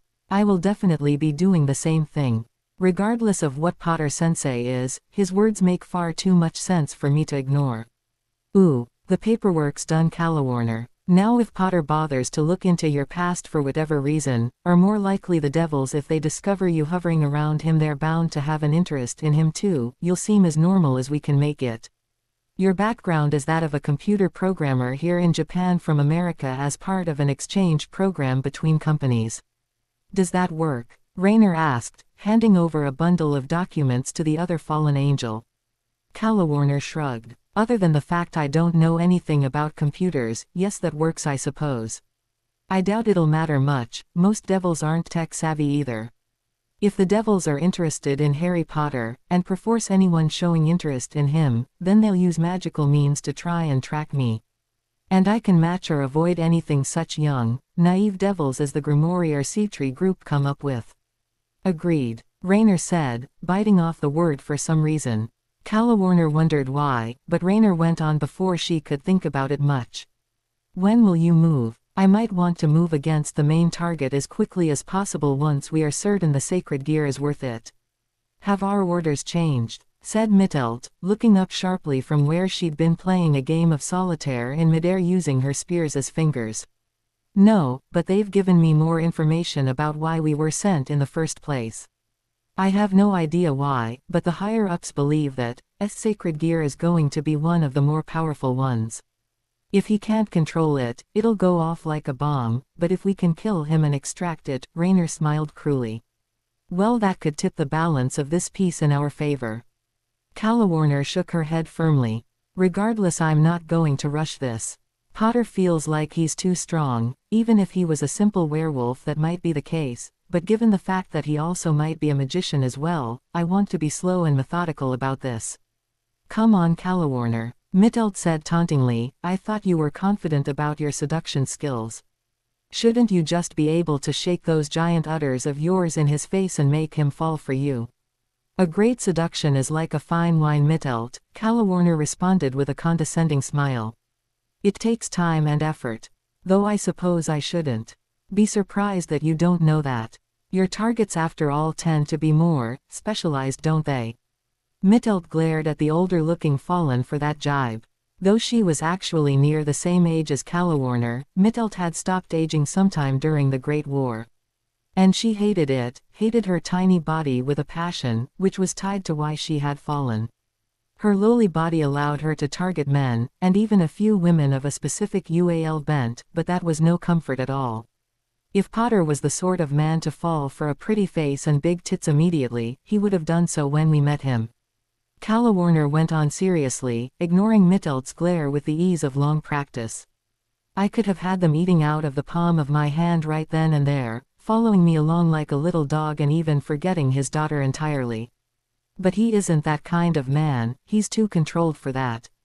Just make sure that you remember our primary mission, Rainer interjected, her lips twisted into a sneer. Taking him out of the equation or bringing to our side is only half the battle here. And don't forget that we might need you as a distraction for the devils if it comes time to move against the Hyodo. However long you want to take on this seduction of yours, you'll do well to remember that. Nodding seriously, Calawarner fought the urge to roll her eyes at Rainer's tone. All fallen angels fell from grace, hence the fallen portion of the label. But the reasons for their falling were as diverse as the fallen themselves. Mittelt, for example, fell through the sin of envy. She had been envious of the way other angels had aged over time while her aging had stopped with her body seemingly stuck in the shape of a young girl. Rainer had fallen due to the sin of pride. She had always been prideful of her combat skills and had thought herself far better than her two-wing status indicated to others. She consistently challenged those above them, but her pride would not allow her to admit that they were simply stronger than her. She had eventually turned on one of those fellows and stabbed him in the back, quite literally, staining her white wings with blood. Calawarner hadn't been there at the time, but she had heard later that Rainer's wings had shifted almost instantly to black, rather than slowly changing color as was the case for most Fallen. And of course her attitude hadn't changed since. Many Fallen became dominated by the sin that had caused them to fall in the first place.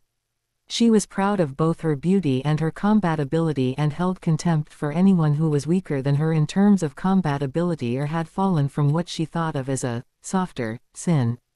Such was the case with Calawarner, who had fallen from grace because of the sin of lust. She had fallen in love, or so she thought it at the time, with a mortal man, much like Azazel had with mortal women. She had thought it was love, but it turned out that love was very different from lust. Not that Calawarner would ever admit that. She simply smiled confidently, crossing her arms under her chest, which was larger than Rainer's, something that made the prideful Fallen scowl angrily. "Don't worry, Rainer, I'll remember the mission, and I'll do my part. Potter will be brought over to our side, or neutralized, one way or another." Ooh. To Harry's dismay as well as many of the female population of Kuo, all the 3S bounced back from the sense of terror Harry had instilled in them on Saturday.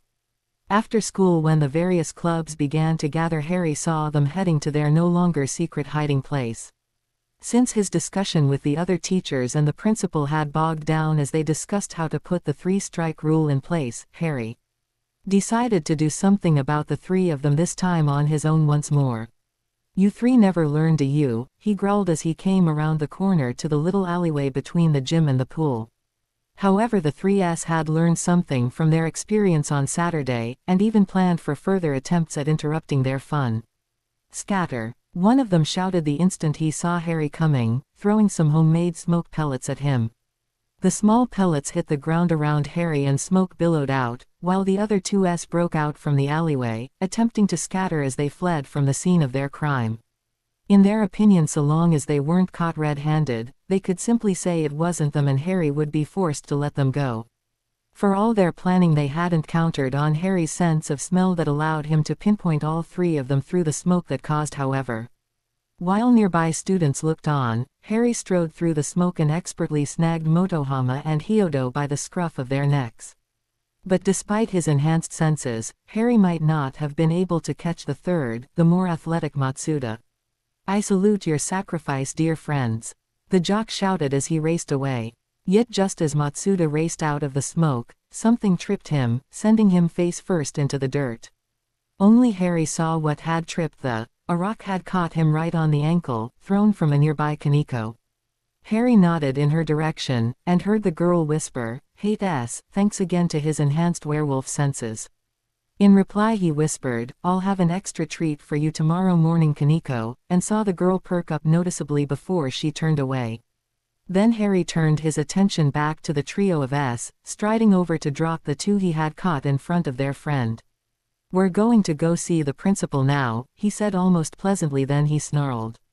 "And you are going to learn why this kind of crap will no longer be tolerated here. You could just leave them to us, sensei. Cockroaches like these need to be stomped," said a young female voice, and Harry looked up to see the head of the kendo club and numerous others standing there, their wooden blades on their shoulders as they glared at 3S. They were still wearing their school uniforms, though a few had buttons unhooked here and there.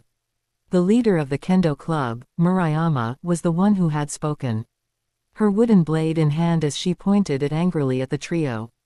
Even now the S couldn't help but stare at them as they had in every PE class Harry had taught with them so far.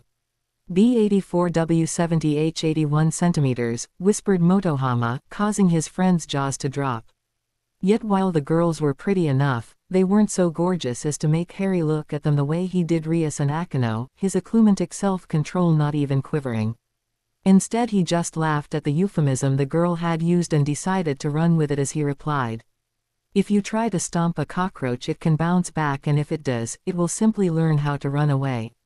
This way we either start the process to expel the 3 of them if they don't learn, or they do learn, and cut this stuff out. Either way all of you, and the school as a whole, win. You can't expel us. All we have to do is keep our grades up," said Motohama. "Kuo is an elevator school once you get into it, after all. Face it, sensei, said Issei smugly, poking Harry in the ribs like he was sharing a joke with the older man. You can't get rid of us, you'll never have all of these glorious opai to yourself. What part of I am a sensei is hard to understand, Harry groused mentally. Yet he only smiled grimly at the trio. Unfortunately for you three, the principal, while not having realized that he would face serious issues such as peeping and stalking, has decided on a proactive way of dealing with things. But I'll let him explain it to you. Have a good day, ladies, he said, bowing politely to the kendo club, before turning back to glare at the S. March. The three did so sullenly, wondering what was in store for them as they whispered together, trying to prepare their defense. Meeting with the principal was more serious than dealing with a single teacher, and they would have to come up with something believable. After all, this time they hadn't been caught in the act, and they hadn't been caught right by the window into the girls' changing room either. As they walked, Harry noticed Kiba passing the other way, moving towards the gym and the kendo club. The younger man smiled politely at Harry, and Harry thought once more it looked a little too practiced, a little too plastic and fake. Is that just because he feels he has an image to maintain, or something deeper? Could I be letting how Rias told me that he is one of her group affect my impression of Kiba? Still, there is something far more serious about the way he practices with the sword, though again that could tie into the whole larger mystery around him and the others. As they marched through the school up to the principal's office, Harry and the three prisoners passed Rias and Akino going the other way. Taking in the tableau, Rias smiled impishly. I had the initial paperwork ready for you to look at, Potter-sensei, but is it safe to assume that you'll be busy for a while? We could do more of the paperwork tomorrow morning rather than jump right into the budget stuff. I'm afraid so, Grimoire-san, Harry said with a sigh. I need to get these three to the principal first, but then I'll be back, don't worry. I want to finalize the initial round of paperwork before we leave today. If you could keep it warm for me, that would be great, he requested drolly. Rias laughed while Akino looked confused. What paperwork would that be, sensei? She asked, not used to having been left out of the loop. This wasn't helped by the fact that Rias had teased her a time too during the school day about that very point. I'm the teaser, not the teased, darn it. What is going on here? Oh, I'm sorry, Akino, didn't I tell you? Rias asked, looking both apologetic and amused, while inside she was sad she'd only gotten a day of teasing her best friend before her fun had to come to an end. Opportunities to tease Akino rather than be teased by her were few and far between after all. Potter-sensei has agreed to be the ORC's advisor. While Akino blinked, her face showing both shock and pleasure at the news, the three glared at Harry as if they were trying to sear him to ash by the power of their stares. What the sensei? Bellowed Matsuda. You're acting all high and mighty when in reality you're plotting to SNU with the two great ladies. For shame. How dare you try to hoard those opai? Issei shouted in turn. He's right. Those opai should be free for all. Motohama said. And now you're going to be meeting with Grimoire-sama one-on-one in an enclosed room. Harry groaned, feeling a headache starting, as well as the urge to reach out and slap these young idiots. Damn it, I've heard of going out of control with hormones, but this is ridiculous. They make people affected by a Vila allure look normal. Point 1, the door will be open all the time, nor will we be alone because of no doubt her friend Akino will also be with us. Akino rallied at that point, pulling on her normal Yamato Nadeshiko mask, smiling politely at the S, bouncing a few times on the balls of her feet. This of course set her S to wobbling, and the S began to flush as the one in. Glasses muttered about her proportions. I'll have some tea waiting for you both, sensei, she said cheerfully. After all, I too would like to see what it is like to have you as an advisor. Harry rolled his eyes as her words matched with the very direct way Akino had looked at him for a second, addressing the Ed trio once more. Point 2, not every man is like you three. That's where you're wrong, sensei. Every man is we've told you that before. It's just some fools like you push them down, until they explode in an orgy of destruction. Motohama retorted. And you're almost like that pretty boy Kiba in the looks department. I'd bet with a little bit of effort you could have any girl here you wanted. Issei said. Be open with your perversion, sensei, join us and we can build an opai paradise together. The reformed Lolita lover was about to speak up in agreement with his comrades, but Harry's glare suddenly sharpened, while something dark and disturbing began to emanate from him. "One more word and I'll not only take you to the principal, but then tie you up and leave you for the kendo girls. I'm certain they would love for their wooden swords to make your acquaintance." Akino sighed, staring with any-lidded eyes at Harry, her legs shifting against one another as she stood there. It was only Rias's glare that caused her to regain control of herself. Needless to say, the reaction was quite a bit different. As one, the three shriveled into themselves, huddling together and clutching the front of their pants. "We'll be good." A few moments later they were nearly as worried after they had spoken to the principal. The principal had told them about three-strike system. In essence, it meant every student would have 3 infractions against the rules of the academy or common decency. After the first, they would be warned, as the trio was this time. A second and third strike would see them suspended. If they persisted after that, then a further 3 strikes would see them expelled. This and the fact other students could report their actions instead of it needing to be a teacher who caught them in the act would sharply curtail their activities. The fact it would also impact the actions of Kiryu and the overzealous admirers of the pretty boy prince didn't matter a damn to them. What did was the fact the teachers had joined the great conspiracy against their Opai paradise. They left the principal's office grumbling and muttering to one another, but Motohama put it in perspective. "Let us face facts, gentlemen. When we got into Kuo we were blinded by our good fortune. We allowed our base need to get the better of us, as Potter said. But we need to rise above this, we need to be strong for our dreams. We need," he said leaning forward, "to play smarter, and not be caught anymore." Ooh. The meeting with Rias after he dropped off the off marked the first time Harry was around either her or Akino when their presence didn't affect his mental control. There was, after all, absolutely nothing why about filling out forms. The only good thing about the meeting was that Akino had indeed used the teapot that was in the teacher's lounge to prepare some tea for the two of them, and that it was really quite good. As they broke up, however, Rias asked casually, "So, should we meet here at school tomorrow morning, sensei, or somewhere else?" While Akino stiffened in surprise once more from where she had been cleaning the teapot, Harry shrugged. "Where would you recommend? And kindly remember that wherever we go there needs to be something that a young, not even 8-year-old girl will eat." Rias looked at Harry blankly, then said in a deadpan tone, "I have been looking after Kaneko for a number of years. Trust me, Potter-sensei, I know what kind of things Lily will like. How about we meet at a small delicatessen called Union Hall? It specializes in breakfasts and selling lunch boxes too, just so you know for the future."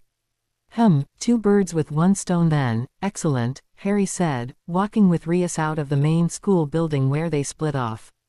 Harry left the academy to pick up Lily from school, though he knew he was already late doing so, while Rias led Akino to the old school building where the orc made its headquarters. "So mean, Bushu," Akino said after Harry was out of hearing range. "You could have told me. It's not my fault your lack of self-control caused you to miss things, Akino," Rias replied, turning her head to send a smirk her friend's way. "Besides, you can't argue with the results, can you?"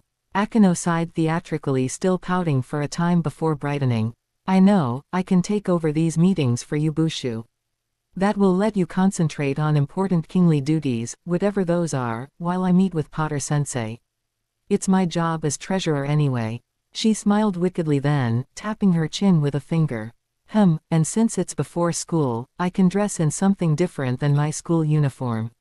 "Not at all, Akino, it's no bother at all, though thank you for the suggestion, Tilda," Rias trilled in response.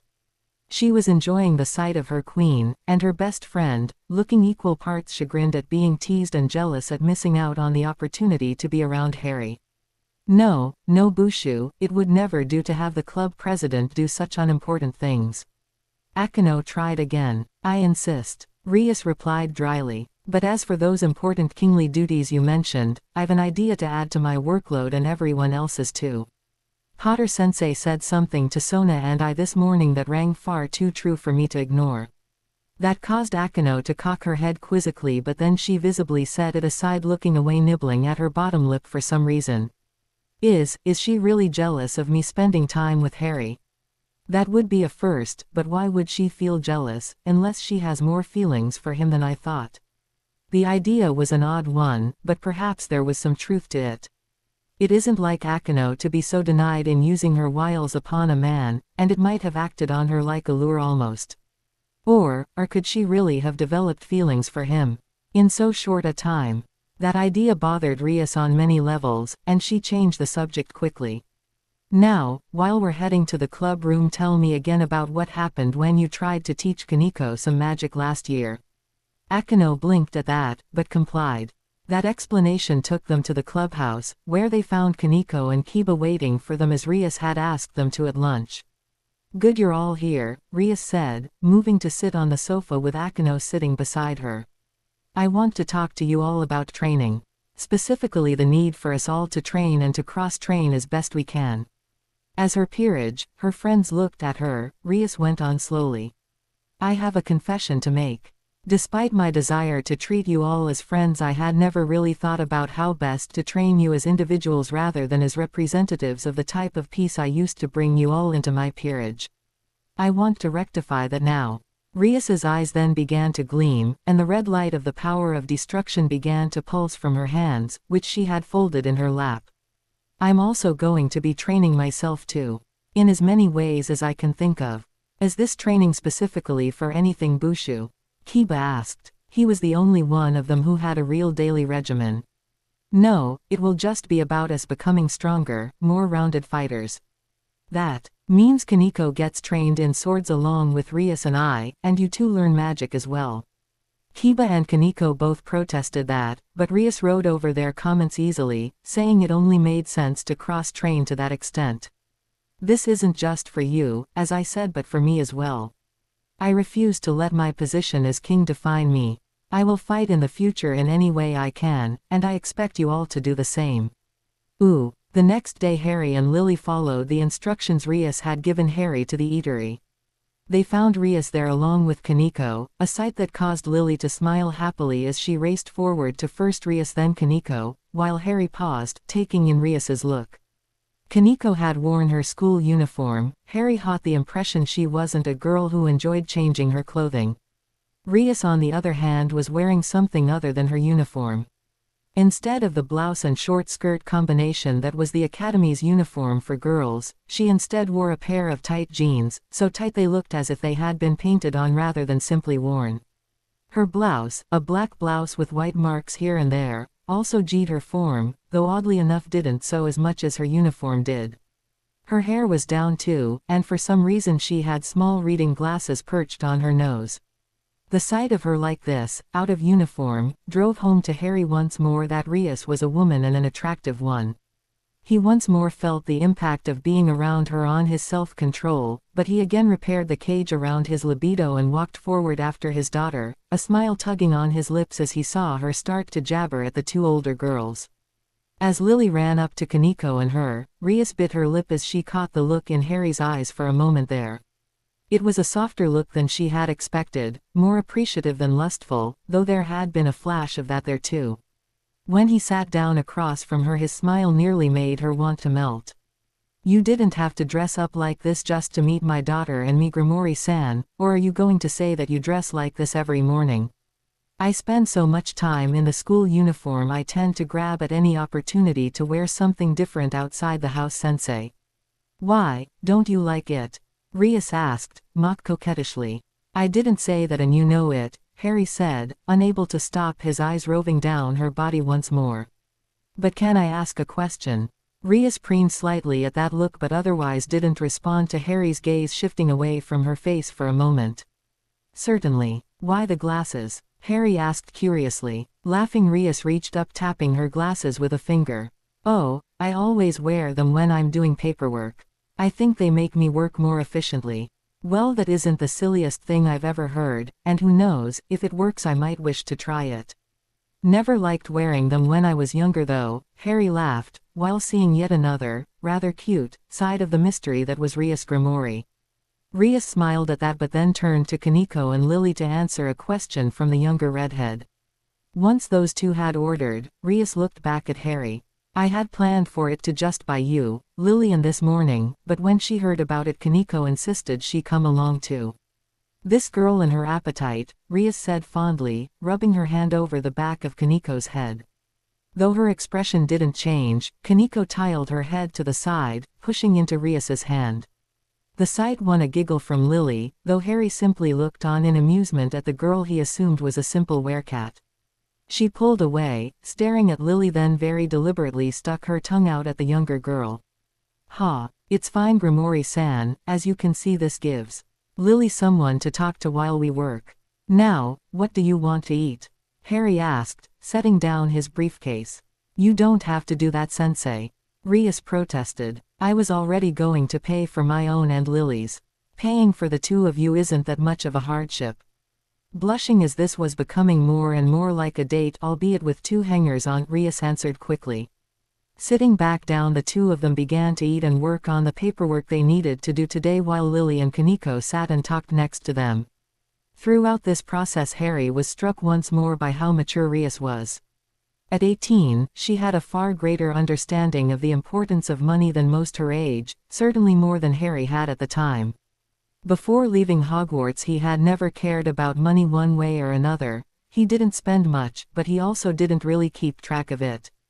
That only changed when he had to look after Lily, which had forced him to realize the importance of money management. The Potters had been well off, but not rich like the Malfoys. Eventually Rias leaned back, pounding on her shoulders with one of her fists.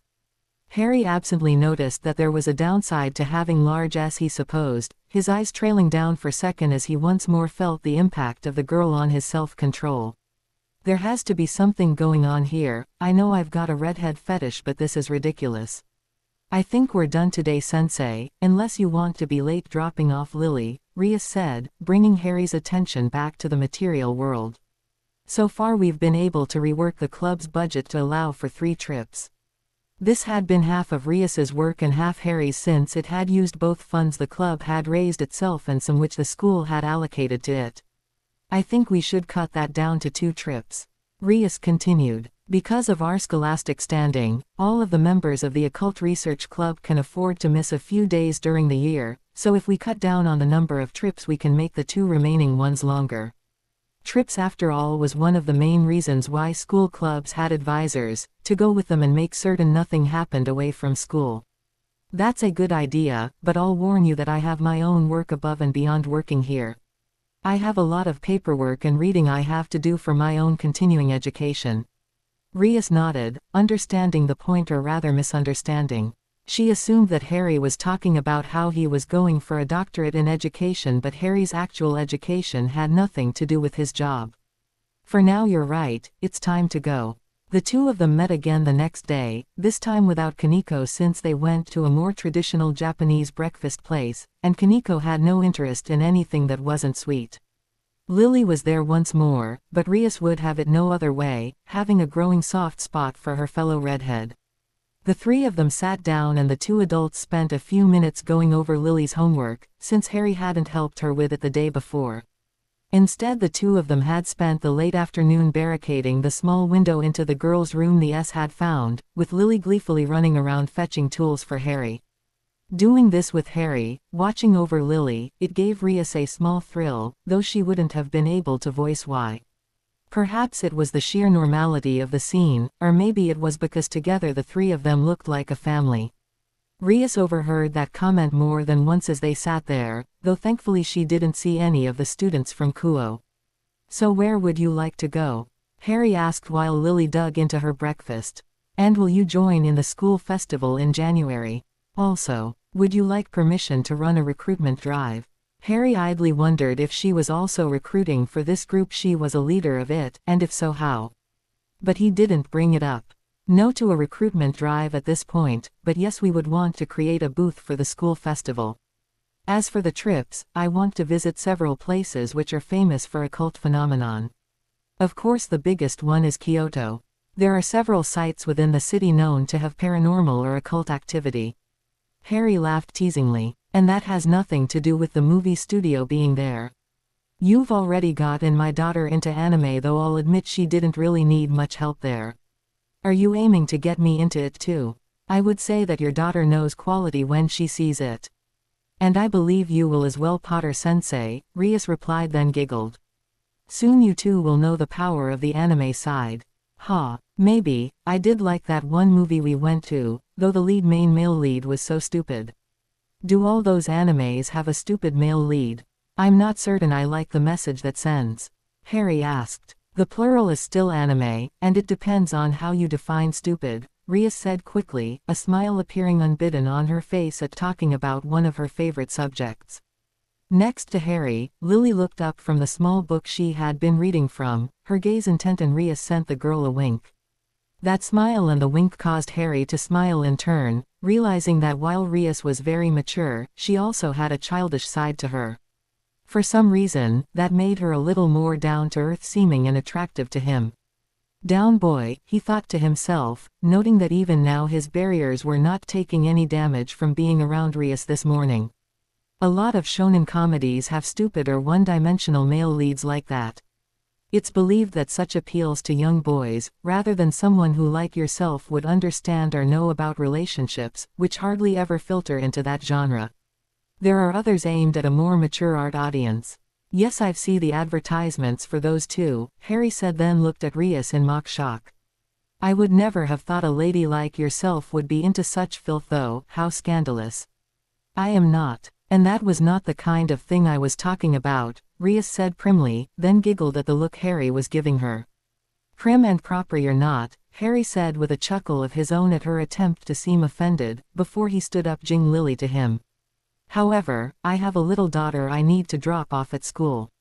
Well then, far be it from us to keep her waiting, Rias said, hopping to her feet and grabbing a paperclip, putting it around the paperwork.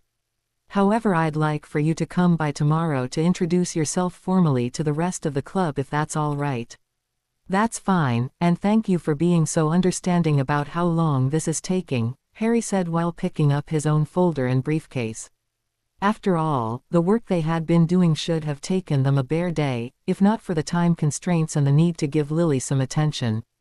I'll see you tomorrow to iron out the trip's details, Rias. With that, he walked out the door, not realizing that was the first time he had called Rias by just her first name. Nor did he see that she was now a stuttering mess as she stared across the desk at the far wall. The next day after school, Harry picked Lily up, then went back to the academy, and introduced himself formally to the Occult Research Club at once. He had of course met them all before this, both in class and out, but since this would put him in another position of power over them, in a way at least, both he and Rias had thought it appropriate. Harry and Lily entered the ORC's clubroom, where the others had gathered. Rias stood by her desk next to 2 trays of drinks and several bags of local snacks, one of which Kaneko had already taken for herself. She was sitting at the sofa facing the door with the bag in her hands, and even though her expression didn't change, Harry could tell she was smiling and happy to see Lily and him. Next to Kaneko sat Akano, her hands folded in her lap while she crossed her long, amazing-looking legs at the same time. The smile on her face was certainly visible and just as sinful, and she made a point of licking her lips as Harry looked at her. Facing the two of them alone on the other sofa was Kiba, who turned to smile politely over it towards the 2 newcomers. My friends, may I formally introduce Mr. Potter and his daughter Lily. Mr. Potter has agreed to be our advisor, and we have already begun to plan our first field trips and fundraisers.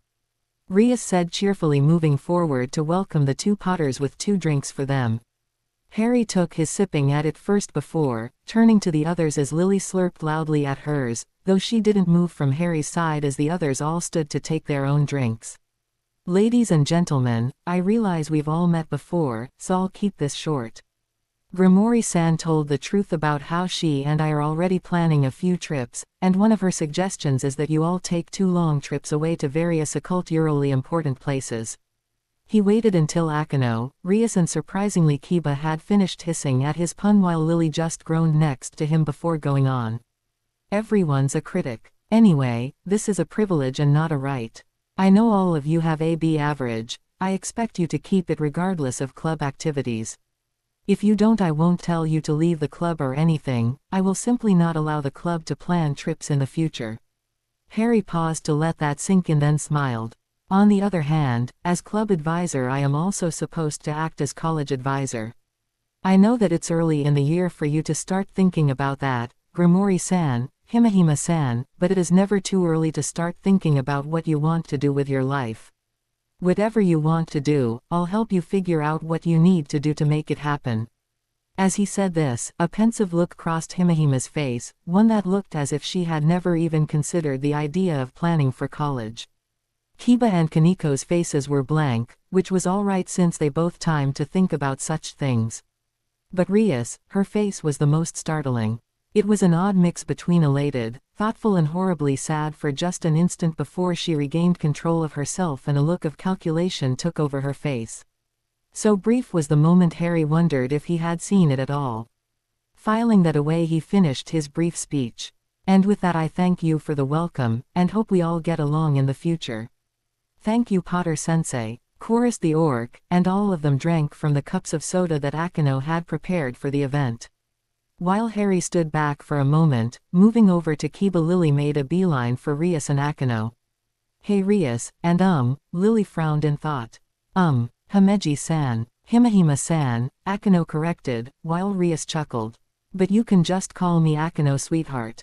With that Akeno swooped down, pulling Lily up into a, "Oh you're so cute." She then sent a sultry look Harry's way. I want one. There was no denying what her words or the look meant. But while Rias groaned at her queen's actions, Harry merely rolled his eyes and waited for the inevitable, which occurred an instant later.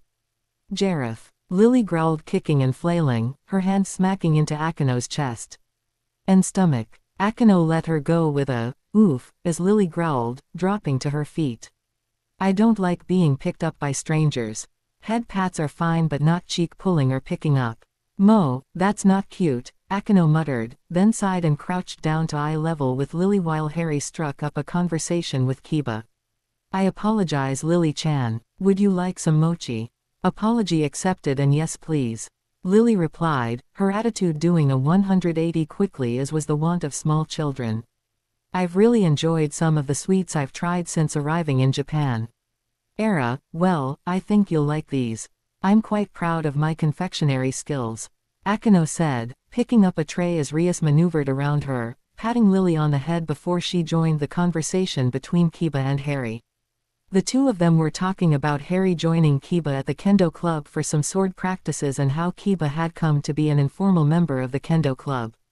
And Rias trusted Akeno not to fish for information from Lily. She really should have known better, but to her credit Akeno didn't fish for anything important, nor did she quiz Lily about where she had lived in the past. Instead, Akeno asked Lily a few questions about her and her father's favorite foods, which would have led into some subtle questions about the kind of girl Lily thought her father liked.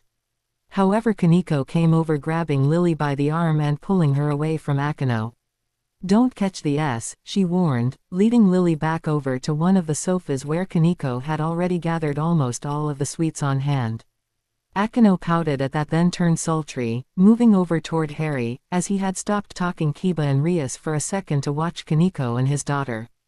Before Rias could stop her if Harry moved backwards, Akeno had pressed her chest against Harry's, looping her arms around his neck. I suppose that is a good place to start. So what about it S tilde tilde. Are you in S, or in M? Harry placed his hands on her hips and pushed Akeno away firmly, her arms falling to her side. I don't even know what those terms mean, but I think I can safely say I'm neither, he said flatly. And I think either you've spiked your own drink Himehime-san or you've forgotten that I'm a teacher.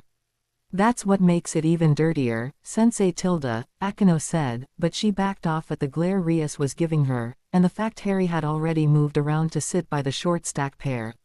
He asked Kaniko to describe the various sweets, which she began to do with alacrity. Soon after that the small party ended, and Harry headed home with Lily in his alarms, falling asleep after an earlier sugar rush. Back in the Occult Research Club's room, Rias smiled at the others. Well, I think it's clear we're now making progress, aren't we? Ooh. Astonishingly, the rest of the week passed relatively peacefully. After Harry had dragged the S to the principal's office on Monday, they had seemingly stopped being so overt in their perversions. He still saw them giggling in the back of the classroom occasionally, and once or twice he saw them retreating quickly from the gym, and he wondered if they had found another way to look into the girls' changing room. But he couldn't catch them in the act anymore without trying to stake them out. And that would take too much time away from his actual teaching, which just wasn't going to happen. Meeting again Thursday morning, Harry and Rias had hammered out the full budget for her club, as well as a calendar of events that they would be working with for going forward. Harry would then submit a copy to the principal, while Rias gave Sona another. Rias stretched, smiling happily as Harry refilled their tea from a pot she had brought along. Today, instead of having met in a restaurant, they had met at a small park, where they had spread out a series of calendars for the rest of the school year. Each of them had also brought along some food, miso soup and tea from Rias, and breakfast rolls from Harry. Lily was making full use of this opportunity, racing around with a few other kids out and about with other early risers. Looking up from where he had just put the thermos of tea down, Harry took in Rias's body, feeling the familiar rush of desire, the impact on his self-control. Yet alongside that intense spike of lust came some far gentler emotions, which included both appreciation and affection. You know, these morning meetings have been very nice. While the work on the budget was irritating, I can't help but think I'm going to miss these little get-togethers. Rias jumped on that quickly. We could make it a weekly thing if you want. I greatly enjoyed talking to you as well, Rias said, giving Harry a very direct look. While once more repairing his mental controls at what those words and Rias's gaze meant, Harry gave her a look back, an appreciative one, as he reached over to tap a finger lightly on the back of her hand which had taken the teacup from him. We'll see. Appearances have to be considered after all, for my reputation and yours. Where we've had excuses in the past and even other people around, that isn't the case any longer. Harry said, gesturing with his free hand toward his daughter, who saw his gesture and ran over to them. I suppose I could change countries, or perhaps change professions and leave any bad rumors behind. Not so much you, oh great lady. Harry finished with laugh. Rias scowled, looking away, for once hating the fact that she had such a reputation at school. Still, I don't think we should stop that from letting us meet like this in the morning. I'd certainly miss having time with this little cutie after all, Rias said, reaching over to tug lightly at Lily's hair, causing her to grin and bat Rias's hand away playfully. We'll see, Harry said with a smile. He had watched Rias and even Akino and Kaneko with Lily at this point, and that more than anything else had solidified in his mind that whatever they might be, the people of the Occult Research Club were good people. And Rias will make a great mother someday. It has been nice, very nice. At that point Harry couldn't stop himself from looking Rias up and down, and this time she caught it and blushed ever so slightly. But for now, once again I have to get this little one to school. I'll see you later, Rias. Once more Harry left, leaving a faintly smiling Rias sitting there. Thanks to the ongoing meetings with Rias, and Akino's continued attempts at flirtation, Harry was looking forward to Sunday, only to crash headfirst into the frustrating nature of teaching phys ed to Akino one more time before he could reach his much-needed day off. By the end of the class Harry was almost cracking as badly as his mental defenses, though he wasn't showing it. No, being close to her and Rias has not deadened the effect one bit. Bloody hell, I should have more control than this. Harry was getting very tired of having to rebuild his mental control every time he saw Rias or Akino in their phys ed uniforms. Maybe I have a fetish to go with whatever else is happening. Hell, those books on auras cannot arrive soon enough. However, for Harry, salvation of a sort was at hand. When he picked Lily up from school, she asked hesitantly, Daddy, do you think I can go over to a friend's house for a sleepover? I don't see why not, so long as your friend made certain it was okay with her parents first. I'll want to drop you off and talk to them, and you'd have to have an emergency portkey on you, but that's all, Harry said, carefully hiding in his glee at the idea of being able to have a night to himself. It turned out that the parents had indeed okayed the sleepover. Lily and several other students were going to be sleeping over that night, watching anime and generally having fun. Despite a rough start, Lily had begun to make friends. Her stance against the bullies and her generally helpful attitude had won over a lot of people who had looked at Lily askance as a hot-headed foreigner before this.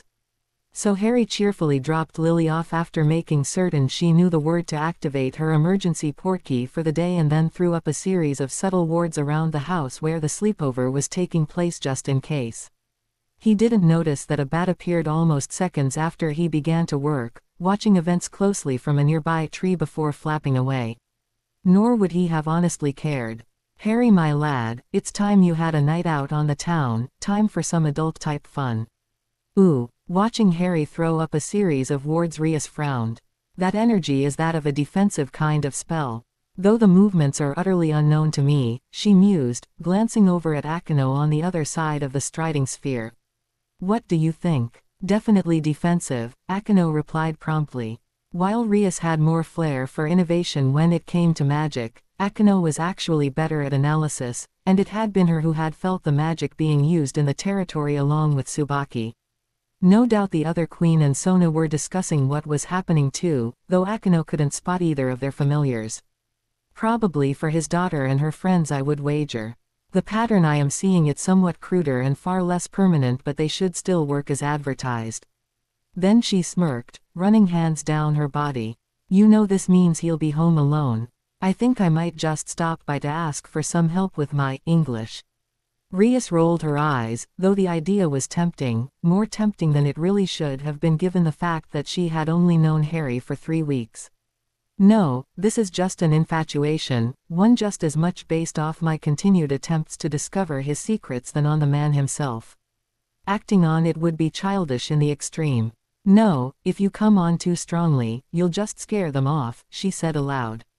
Potter-sensei in the whole no-teacher-student relationship thing, despite the fact we're both of legal age. You might be able to wear him down in the long run, but he won't just jump into bed with his students. Too bad. I wonder if I transferred to another school would that make a difference? Akino mused, then giggled at her friend's mock look of mock betrayal. Ooh. After changing into a nice black button-down shirt and jeans, Harry decided to head out, see the sights, get a drink and have some adult thought-type fun. Hey, I can still hear Seamus calling it, getting your pipe cleaned right proper. Seamus had been a damn dirty Irishman sometimes, but he had been a true friend more than once, and what else could anyone say about a Gryffindor? Eventually wanderings through town brought Harry outside a dance club which had a 21 and over sign on over the door. He drew some looks because of his foreign appearance. In particular, his eyes became the source of myriad comments. But he ignored all of them in order to move through the crowd, first to the bar, then onto the dance floor, where he promptly began to dance with several of the local ladies. Now there is a familiar face, said a familiar sort of voice from behind Harry, a voice ripe with both promise and invitation as a new song picked up in the background. Small World Harry Potter. Do you come here often? Harry turned, and suddenly it was as if the other girls all around him sort of faded into the background. Harry didn't notice, however, too busy staring at Calawarner. Calawarner was a tall woman, standing above 6 feet tall and quite buxom to boot, with legs longer than any woman Harry had seen. The skirt she wore, a black cocktail dress that barely came down to mid-thigh, also showed off a lot of her cleavage. Her long blue hair was tied up in an intricate down her back. What is it with why women around here having such insanely long hair? Harry thought, though the sentence couldn't really stay in his as his acclumantic-enhanced self-control shattered.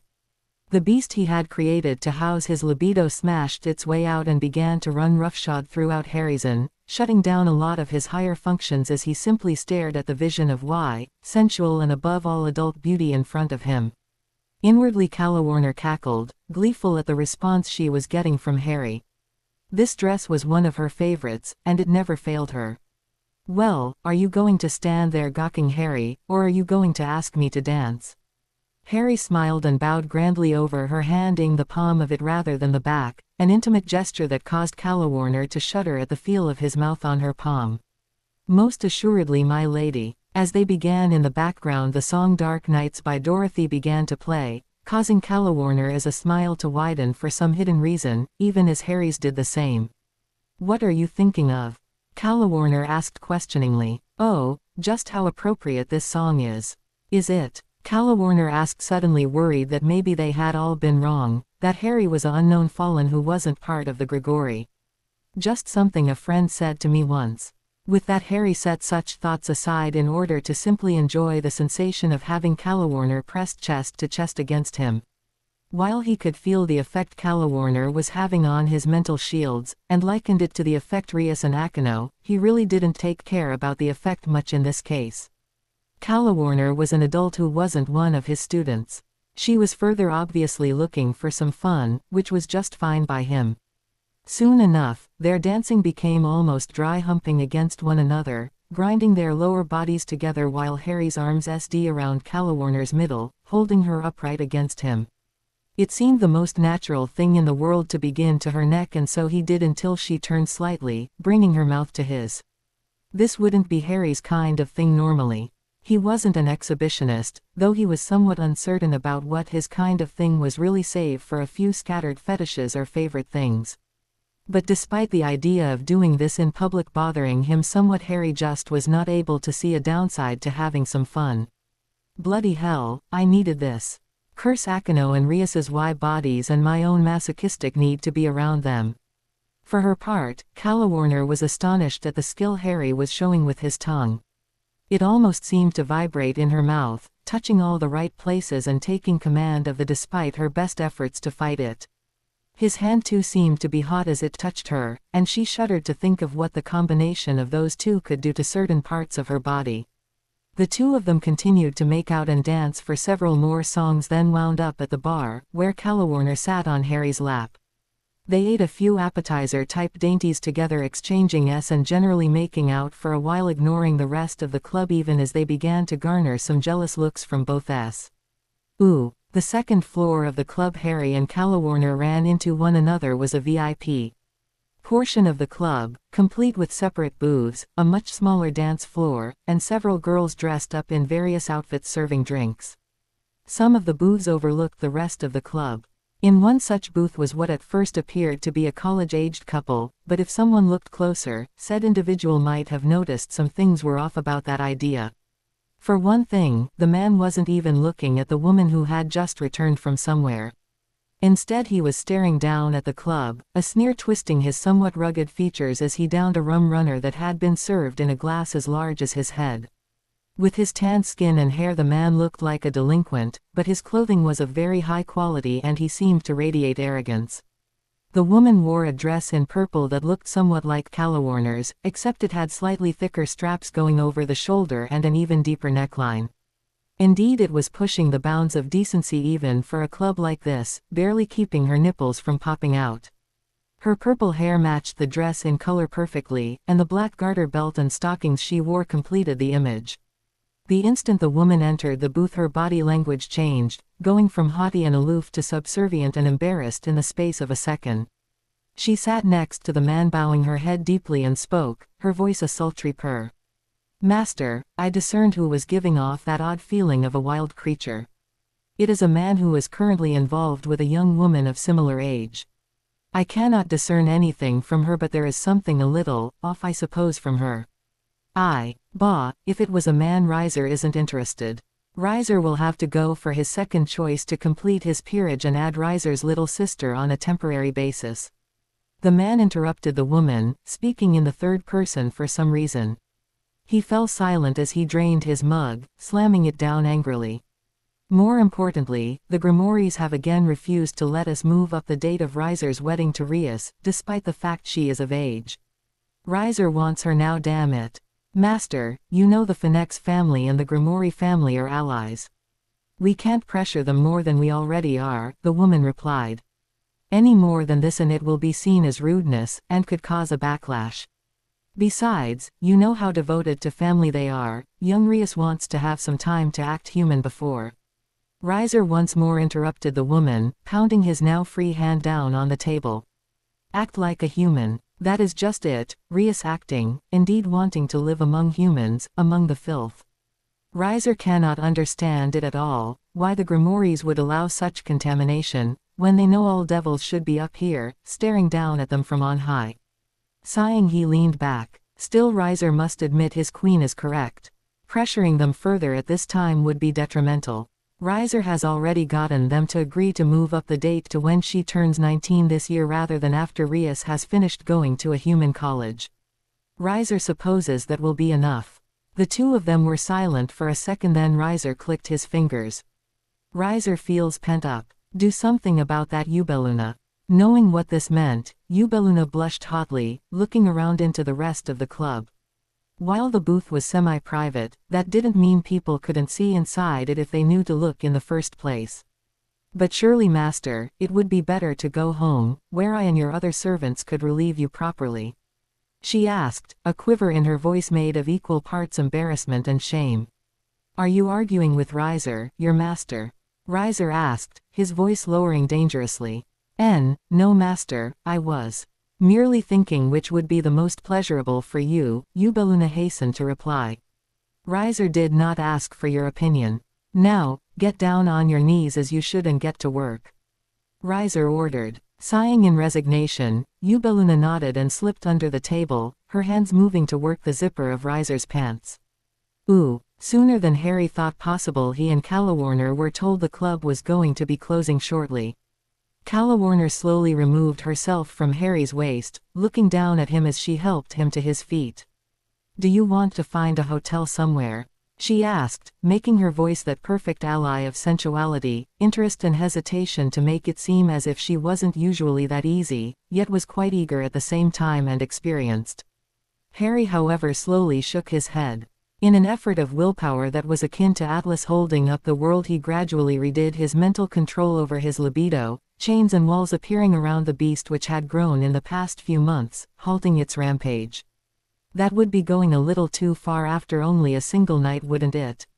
I'm not that type of man, and I don't think you're the type of girl. Though that could be the alcohol talking, Harry said, winking at Calawarner.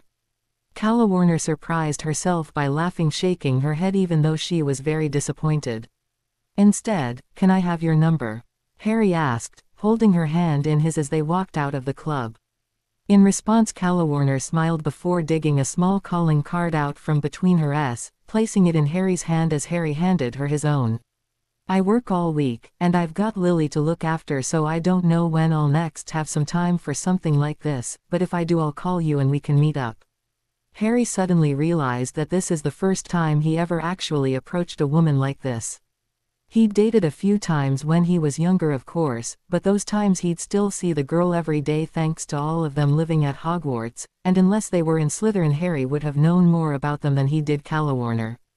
I'd be really disappointed if you didn't, Calawarner said, then abruptly pushed Harry against the wall and ed him hard. She managed to dominate this time, trying to give him a memory to go away with. But a few seconds into Harry turned the tables on her, grabbing her around the waist and twisting so that she was pressed up against the wall instead of him. He then deepened his tongue plunging into her mouth and pulling out from her once more as he pressed against her hard, her core rubbing against his rising arousal and her pressed near flat by his chest. Then he abruptly backed away, flashing her a smirk.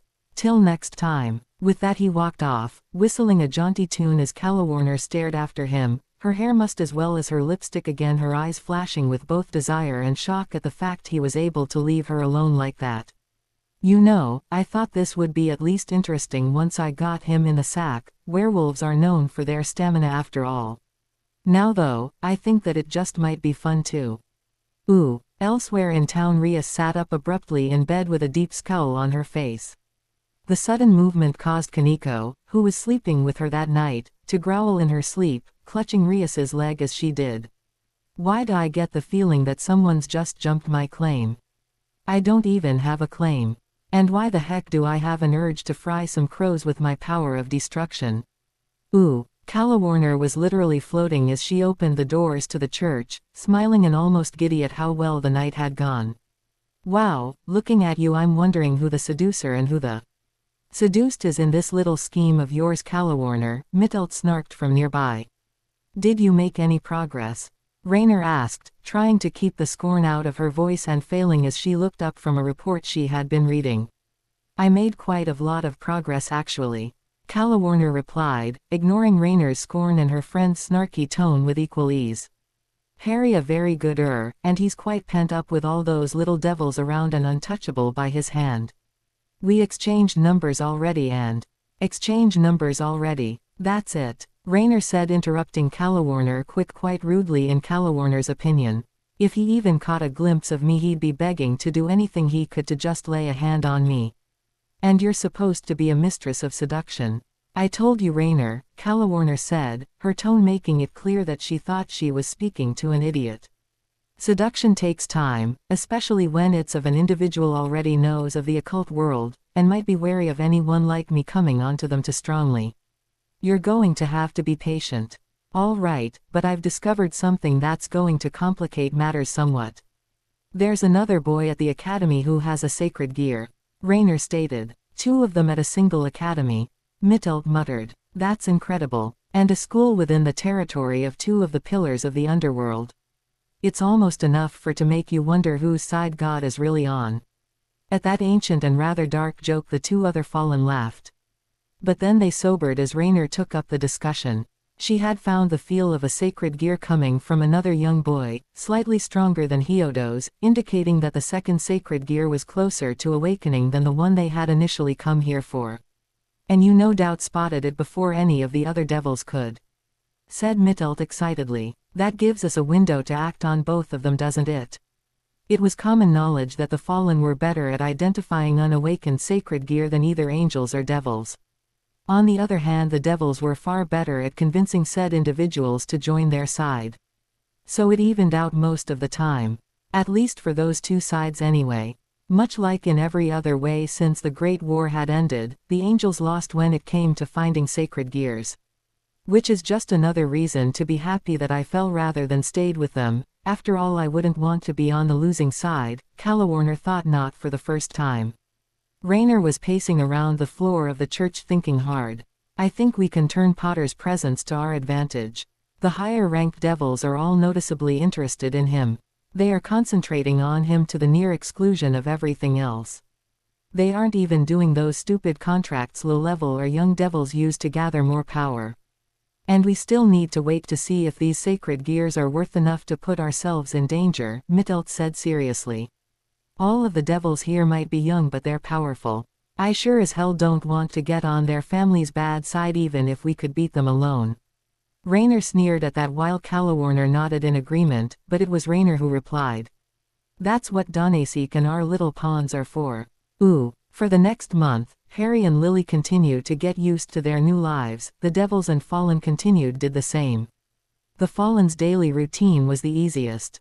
It consisted of Donaseek reporting in the progress he was making, gathering exiled exorcists to their cause.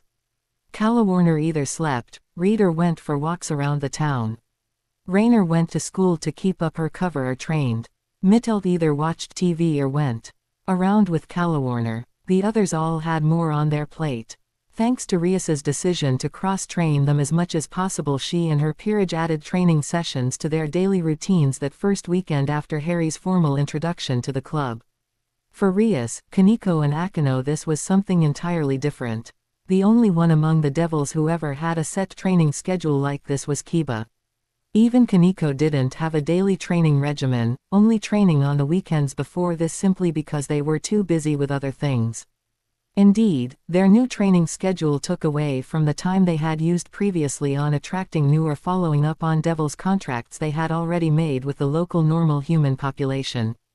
Contracts like that were how low-ranking and even mid-rank devils could increase their power levels, siphoning off a small, tiny bit of the life energies of the people they contracted with. It was thought to be more efficient than simply training on its own. But Rias was adamant. She was determined to cross-train all the members of her peerage as much as possible so that any and all of them had some tricks up their sleeve that someone, thinking of them only as their pieces from the peerage, would be surprised. She was equally determined to think up new ways to use her own powers of destruction, and to train her peerage in group tactics, though that last one was going to take a while to figure out. For Harry, while the added closeness with the Occult Research Club was nice in many ways, and he particularly liked the fact that Kaneko and Lily became such good friends, Harry did indeed have cause to regret it at least 2 or 3 times a week due to the impact on his self-control.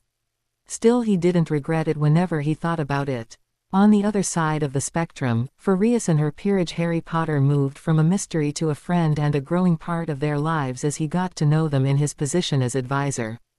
Kaneko was the easiest. Both in class and during their meetings around school, Harry consistently tried to get her to break from her normal unresponsive nature. He also continued his method of using treats to reward particularly good performances in the freshman classes, which seemed to motivate Kaneko even more than the rest of her grade. One day, however, Harry forgot to renew his bag of sweets and only realized that fact as he went to start Kaneko's class. With no time to try to conjure some up or to go and retrieve any, he winged it.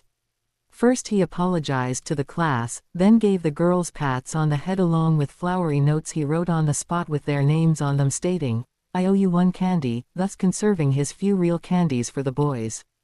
The over-the-top nature of his handwriting on the notes caused a laugh, and the girls understood and went along with things except from Kaneko, who slumped in her chair, looking for all the world like a depressed cat.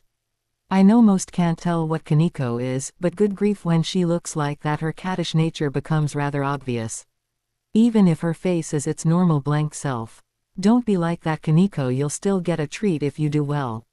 It's just postponed. Harry patted her on the head, kneading her head as he would Lily's if she was in snit about something, his tone wheedling, as the rest of the class looked on. Though they wouldn't say it aloud, watching Harry coax the normally monosyllabic and somewhat standoffish Kaneko into joining into the fun of the lessons was a highlight for the rest of her class. To his surprise, however, Kaneko leaned into his head, and almost immediately, a deep sort of rumble coming from her.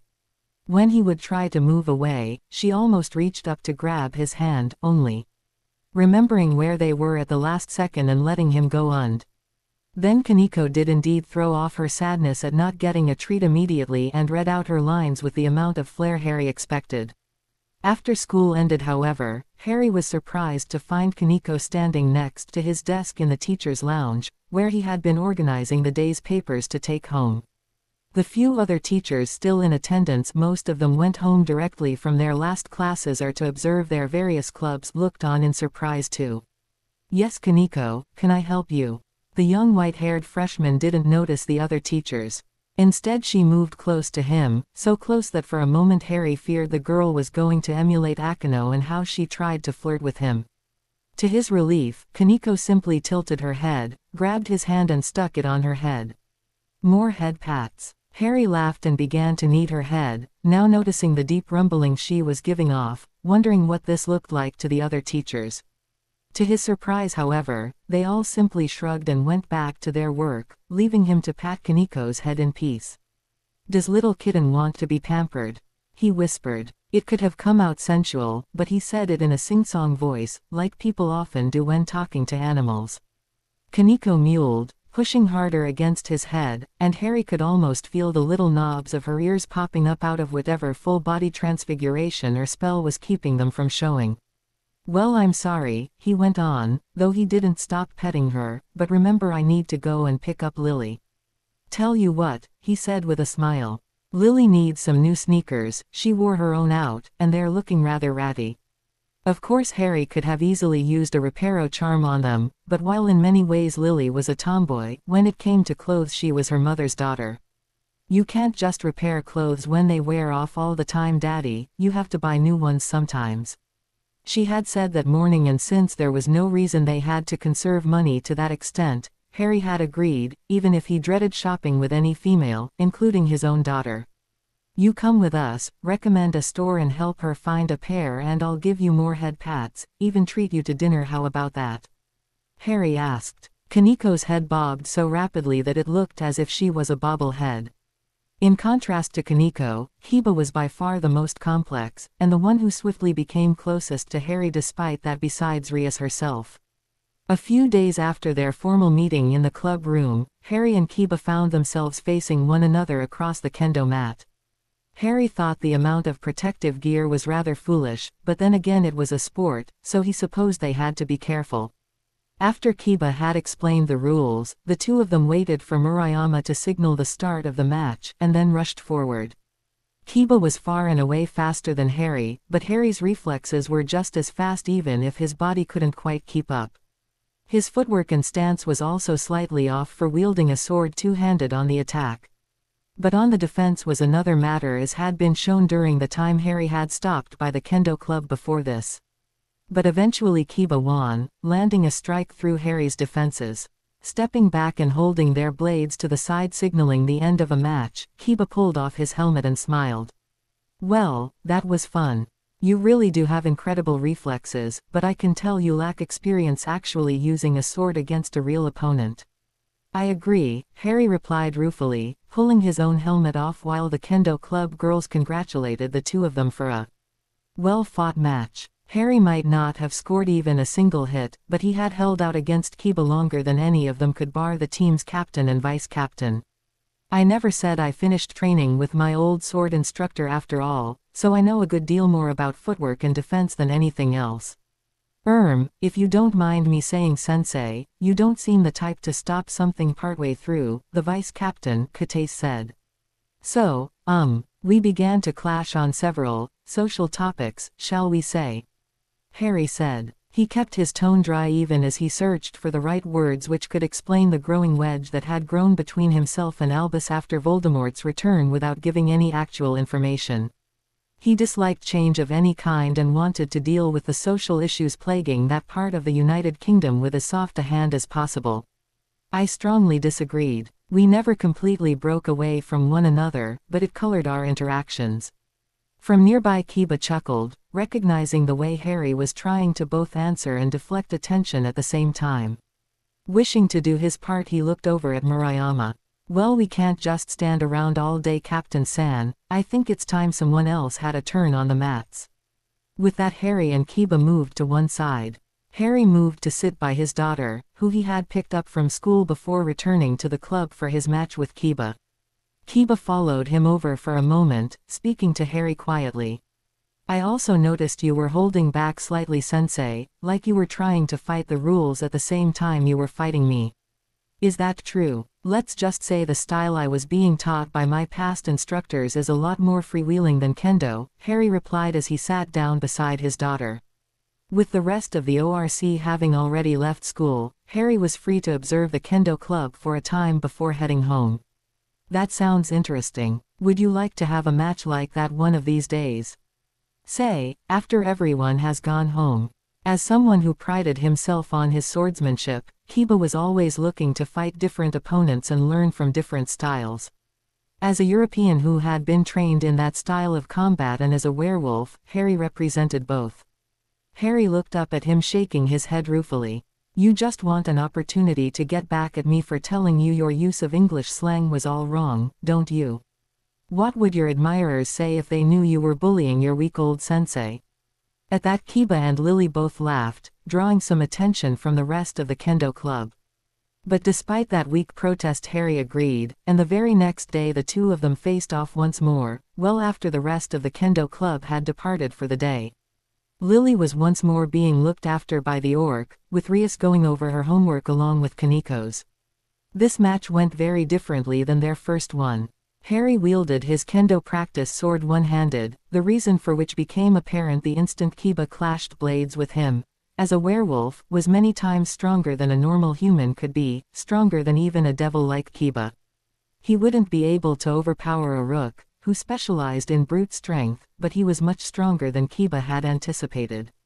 He also believed in using his entire body to fight with, that is, if he had to rely on his body in the first place rather than his magic. Kiba had become so used to fighting sword to sword he didn't even see the punch coming until it hammered into his chin, causing him to stumble back. "If I hadn't pulled that punch, Kiba, you might be without a head," Harry said warningly. I wasn't aware this was full contact match, Sensei," Kiba said, one hand moving to work his jaw, wincing. "Kiba, don't take me for a fool, you know what I am. In fact, if we were keeping score, Grimori-san would be well ahead of me in our little, figure one another out, game thanks to Kaniko," Harry said. Now, take the match seriously. That this in turn would let Harry get a better idea of Kiba's abilities, and by extension the two groups under Sona and Rias, was left unsaid. For his part, Kiba understood that. But suddenly, seeing the disappointment in Harry's face at how easily he had gotten a punch through Kiba's defenses, he didn't care about the game his king was playing with this man. Instead, Kiba just wanted to hit him in turn. With that in mind, he launching himself forward with a speed that was literally beyond human, forcing Harry to stumble back and further back. Be careful what you ask for, sensei. By the end of the fight, Kiba was limping, had several large bruises that were only slowly healing. Harry, in contrast, was just a massive mass of bruises, though they slowly began to heal even as he stripped off armor, the only piece of equipment they had been wearing. Both men were also wearing shit-eating grins. That was fun, Harry said, and then looked at Kiba seriously. Will you be able to heal up from those bruises? While nowhere near as fast as your own healing factor, my own heritage will see me right as rain by tomorrow morning. Kiba replied, only remembering at the last instant that Harry wasn't supposed to be told about them being devils. He thought it was silly, but Rias seemed to be taking an inordinate amount of pleasure in the game going on between her and Harry, even Akino was to a certain extent. So he was willing to go along with it. I hope I didn't hurt you too hard, he asked, mock solicitously. I'd hate to think my beating put you off learning the way of the sword further. Ha, Harry drawled, shaking his head and ruffling the younger man's hair. You wish. No, we're going to have to do this again. And so they did. Most of the time, given their disparate schedules, the two of them only had time for a short match, but sometimes, twice a week or so, they would get together for a real spar. Their normal matches became something of a circus show after class, with Kiba showing up to help the kendo club for a little bit, then Harry showing up after finishing his work and picking up Lily. Kaneko would then come over to collect her, and the two of them would do their homework with Rias, while Harry practiced with Kiba. Kiba got a lot out of the full-on spars thanks to Harry's werewolf heritage. Kiba could be as hard on him as he could on Kaneko, and Harry actually used a sword which made for better training than against the short Nekomata. Kiba also started to respect Harry as a capable fighter, having only respected him as a teacher before this despite his king's fascination with Harry. Kiba didn't have any of the special senses that Akino or Rias had as magic users, nor did he have Kaneko's ability to smell that Harry was a werewolf. So for him it was a real eye-opener. Despite that, it was not their actual training that brought Kiba and Harry close, but a talk they had afterwards in the men's locker room. Finishing up his shower, Kiba exited the showering area and went to change, but was surprised to find Harry waiting for him, looking at the younger man quizzically. You're really quite good, you know, he said conversationally. Thank you, though isn't it a bit late to compliment me on my swordsmanship skills? Kiba asked dryly. That wasn't what I was talking about this time, Harry said with a chuckle, but his face was serious, something Kiba only recognized belatedly. I meant the way you don't show any of the hardship you've dealt with in your life and mannerisms. I don't know what you mean, Kiba replied, his eyes narrowing for just a second, only realizing a second too late that was enough to give his words the lie. You have very old eyes, Kiba, eyes which have seen things they shouldn't have. It's only visible when we're crossing swords for real, but it becomes quite visible then. You're seeing other people when we fight, other faces, both friend and foe alike. I've seen the look before. Serious, moody, Shacklebolt, even Dumbledore had that kind of look, though it had been Flitwick of all people who told Harry how to see such things and what it meant. Kiba fell silent, looking away for a moment as he continued to dress. There's an old saying that you can figure out another person more easily by crossing blades with him than in any other manner. I hadn't thought it was true, but I suppose you learn something new every day. He kept his voice upbeat, hoping Harry would drop the subject. But like any good teacher, Harry knew when to push. It takes a lot of need and desire to become as good as you are too, and you're not just in it for the love of swordsmanship, Harry said, reaching out to grasp the younger man's shoulder and turning him around so that Harry looked into his eyes. I'm not going to ask you what you're seeing, or why you want to be so good at your chosen craft. I will instead tell you a story. A story? Kiba asked. Nodding, Harry moved away, sitting on the bench between the rows of lockers. He seemed to steel himself for a moment, then began. Once upon a time, in a faraway place there was a young boy. He was a normal young boy physically and at the time mentally. There wasn't anything really special about him, unless you count the fact that he lived with relatives who utterly despised him.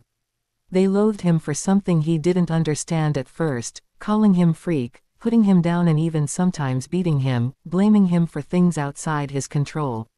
Indeed, it was only on the first day of his first grade, which occurred after his relatives were forced to send him to school lest they become a source of ridicule to their neighbors, that he realized freak wasn't actually his name.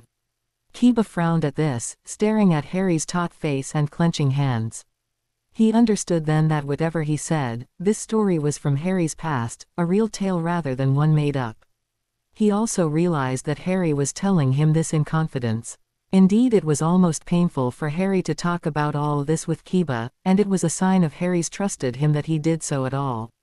So Kiba simply listened, promising himself he wouldn't tell Rias about it after all. Later, it turned out that the reason why they hated him was for something he had no control over. But he didn't care at the time, because by the time he learned that, he'd begun to interact with other people like him. He learned eventually that his parents had died, leaving him with his relatives, more to hide him than any other reason.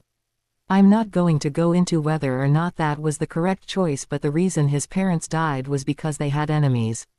As Kiba's eyes rose, Harry continued as if he was going off on a tangent. They specifically had one enemy, who came back after the younger boy eventually. That person was like a dark mirror image of the boy in many ways, and he seemed determined to take everything the boy loved away from him.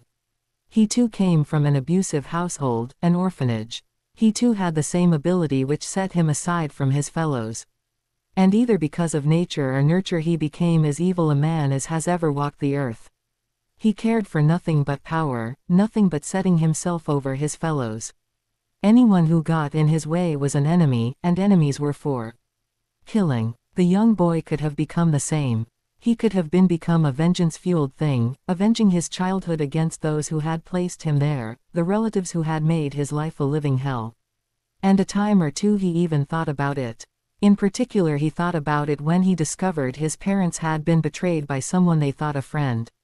By this point Kiba was leaning forward, listening intently, and Harry smiled grimly, turning his eyes back to stare into Kiba's own from the wall he had been looking at up to now. But he knew that he did, if he fell to the level of his enemy, not just using his weapons against them, but fueling that use through the hatred he felt for him and his followers, that enemy would win. And the boy refused to let his enemy have any victory over him. I understand your point.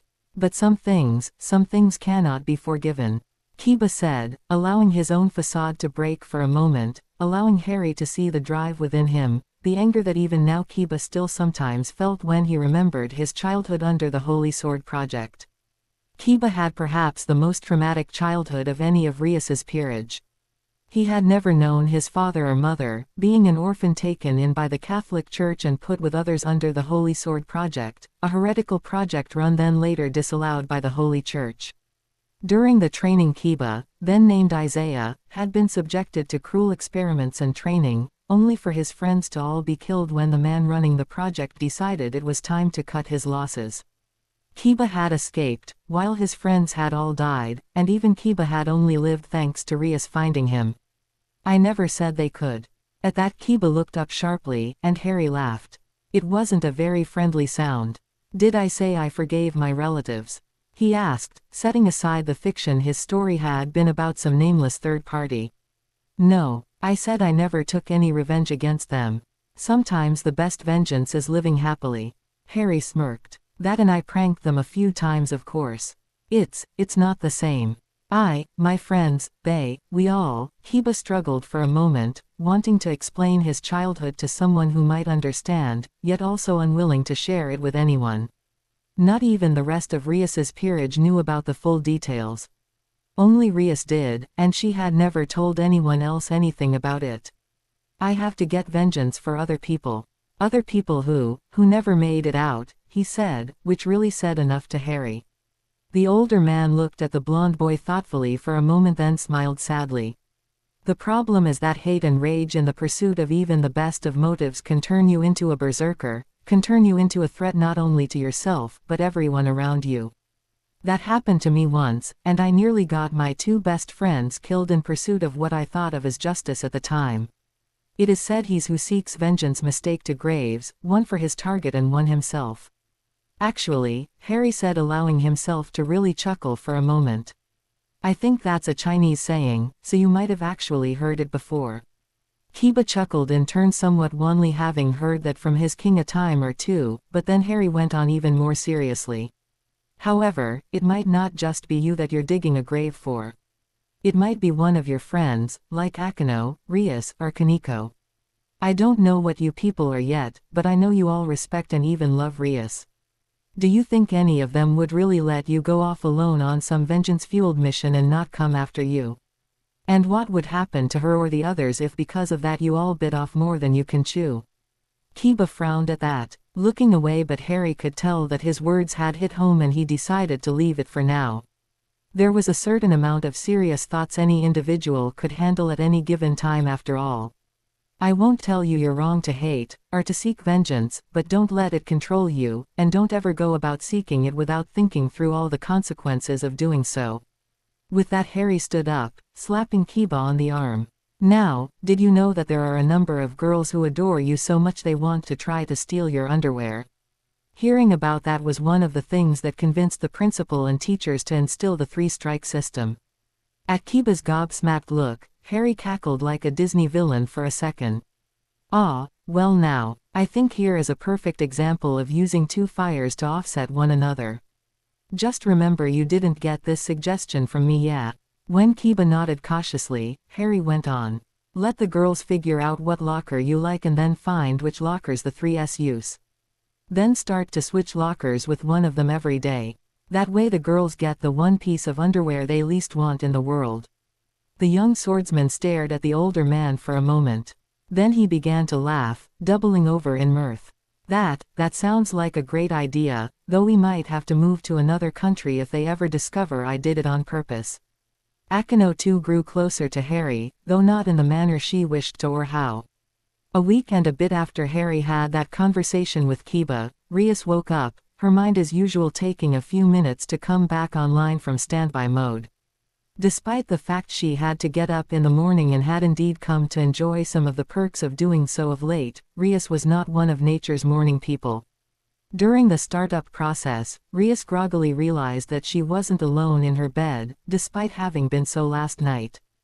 Gone was her body pillow which she had used the night before to cuddle up to.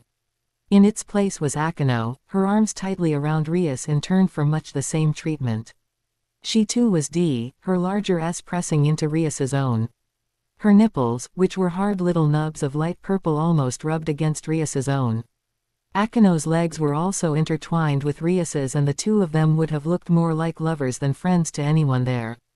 Yet even though Rias actually did enjoy the feeling of her closest friend pressed against her in such an intimate manner, she knew that Akeno's presence here was not for any such positive reason.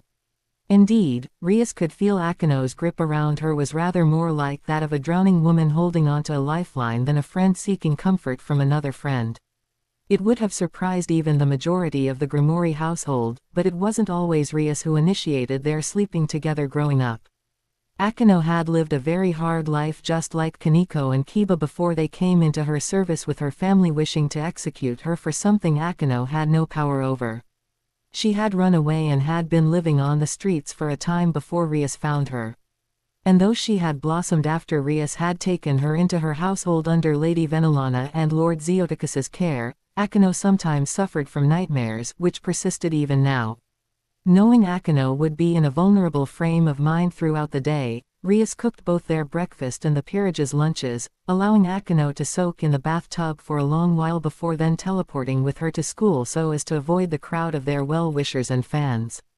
Although, Rias thought to herself as the two of them entered the school, it's not as if this is a waking up this early isn't exactly new to me. This is about the time I'd wake up to meet Harry and Lily for breakfast. Funny how you can get used to things given the right motivation. Walking through the near-silent school, Akeno and Rias were both rather surprised to see Harry already in the classroom where he would have his first class of the day, rearranging desks of all things. They stopped in the doorway and stared until Harry turned, spotting them, whereupon he smiled in greeting. We're going to have a bit of a debate in the junior English classes today, so I have to rearrange the chairs, he explained. Both of them nodded, but Harry's eyes had sharpened as he looked at Akino, who did not look nearly as put together or impeccable as normal.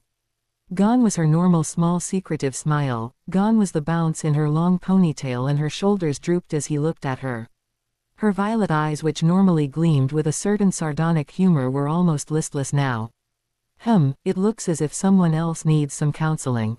Shaking his head, Harry pointed the two girls into chairs near the doorway, where they and he would be visible from outside, just to make certain no one thought anything improper was going on. Wait a moment, I'll be right back. Looking at one another, Rias shrugged for the pair of them, and helped her friend towards one of the chairs, sitting next to her and taking Akino's hand, squeezing it lightly. She knew Akino would bounce back from her nightmare eventually, she always did, but seeing her friend like this always made Rias feel helpless. Kaneko and Kiba both had nightmares occasionally, but Akino's stayed in her mind much longer once she was awake than either of them. It was as if her waking mind kept the nightmare going, but Rias had never been able to get her to open up about whatever it was that bothered her. Harry came back quickly, setting down 2 large mugs of something steaming. Hot chocolate? Rias asked quizzically, sniffing at her mug appreciatively. It smells wonderful, but it's not cold out.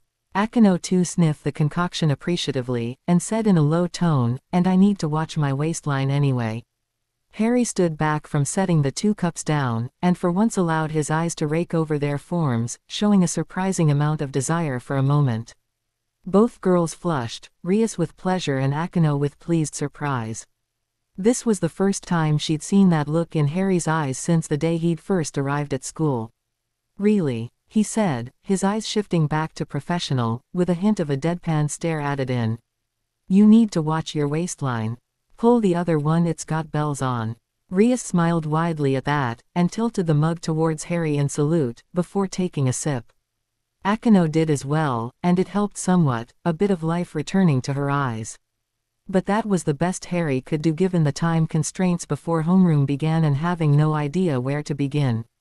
Instead he tried to engage Akino in small talk with Rias's aid, but even that didn't go anywhere. So Akino stayed much the same throughout the day. And when she seemed to come back to normal, she immediately began to flirt with Harry during the class. She dropped her eraser as he passed in front of her desk, and when he bent to pick it up, flashed her at him, opening her legs wide to do it. As he walked around, she stretched her arms above her head, thrusting her amazing chest out when he was making the rounds through their class as he taught. And when he was close by, she turned just enough to allow her S to press into his side as he passed. She also continually locked eyes with him whenever he looked at her direction, licking her lips or flicking her tongue out at him. This was so obvious, that Rias determined she was going to have to erase the entire class's memory. After they left, and did so too as they all went to lunch.